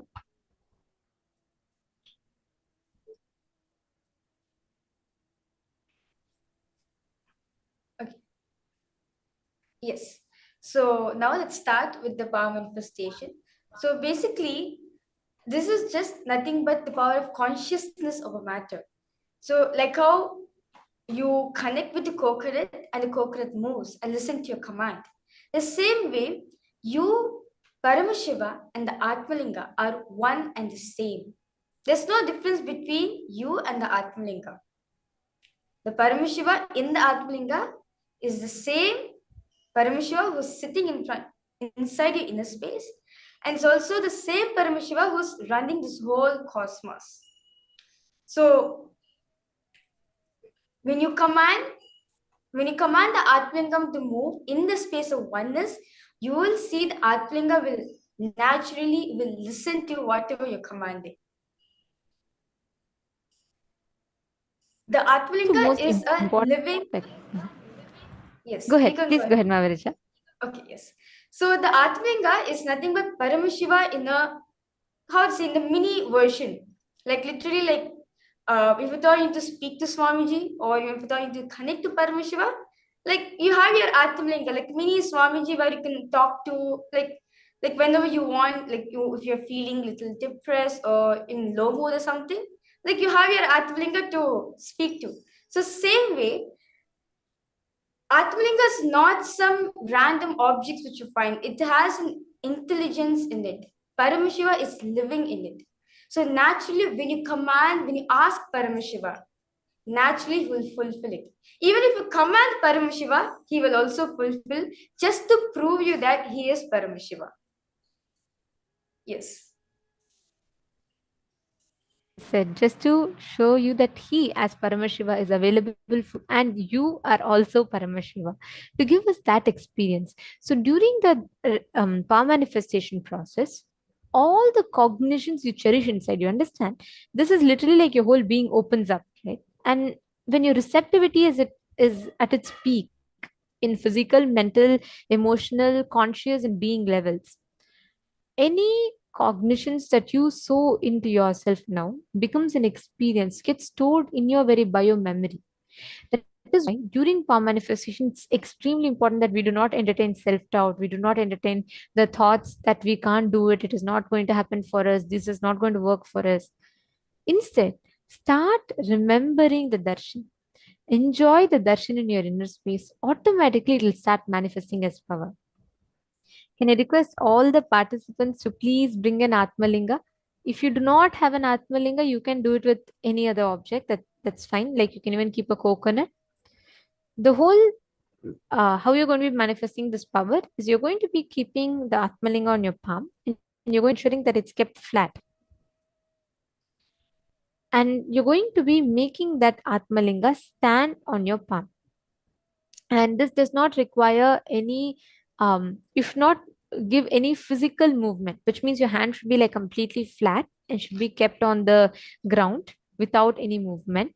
And the Atmalinga on its own, because your Atmalinga is an independent intelligence, remember, it is not an ordinary matter that you need to put some extra effort for. It has its own independent intelligence, and I should say it's supremely intelligent, much more than us. So we just need to relax and leave it to Swamiji. Sit and remember the darshan in you. Leave the results of this manifestation unto Swamiji. I request every one of you to sit straight. Please sit with your head, neck and spine in a straight line. Keep your palm flat. Make sure throughout the palm manifestation, you're not moving your palm. Your hands should not move. You should not be moving your palm. Just be relaxed. Allow Swamiji to flow through you, manifest through you. We'll also be showing you all how one of the Balasans manifests. If you see this, his whole hand is flat on the ground. Like there's absolutely no movement whatsoever. And you can see how the Atmalinga on its own, without any external support, is standing up. I request every one of you to chant the Mahavakya intensely. All of us will be able to do this. Just sit now and remember Devi Parashakti in this form of Nijavatara as our beloved Swamiji, the darshan we all just had. Take a few minutes, just meditate her form and intensely connect to the Atmalinga. Just look at it with your third eye. Like how you feel a connection with your hand, like to move your hand. You just use that will, like how much ever is needed to move it. Like you will it and automatically it moves. Same way, you will feel certain connection with the Atmalinga, where you yourself will be able to will it to move. Just meditate upon her, easily you'll be able to manifest this power. Please start now. Chant the Mahavakya, requesting all the participants to keep your palm flat. The manifestation happens here in this video. Connect intensely the same way and start the manifestation.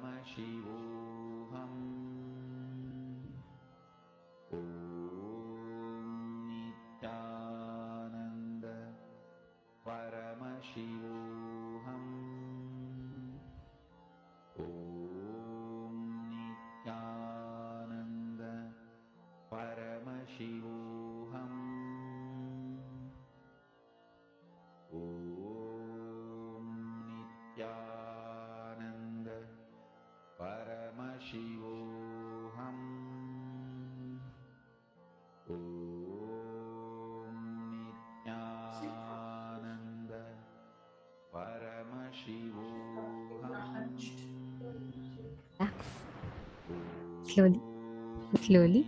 Please settle down.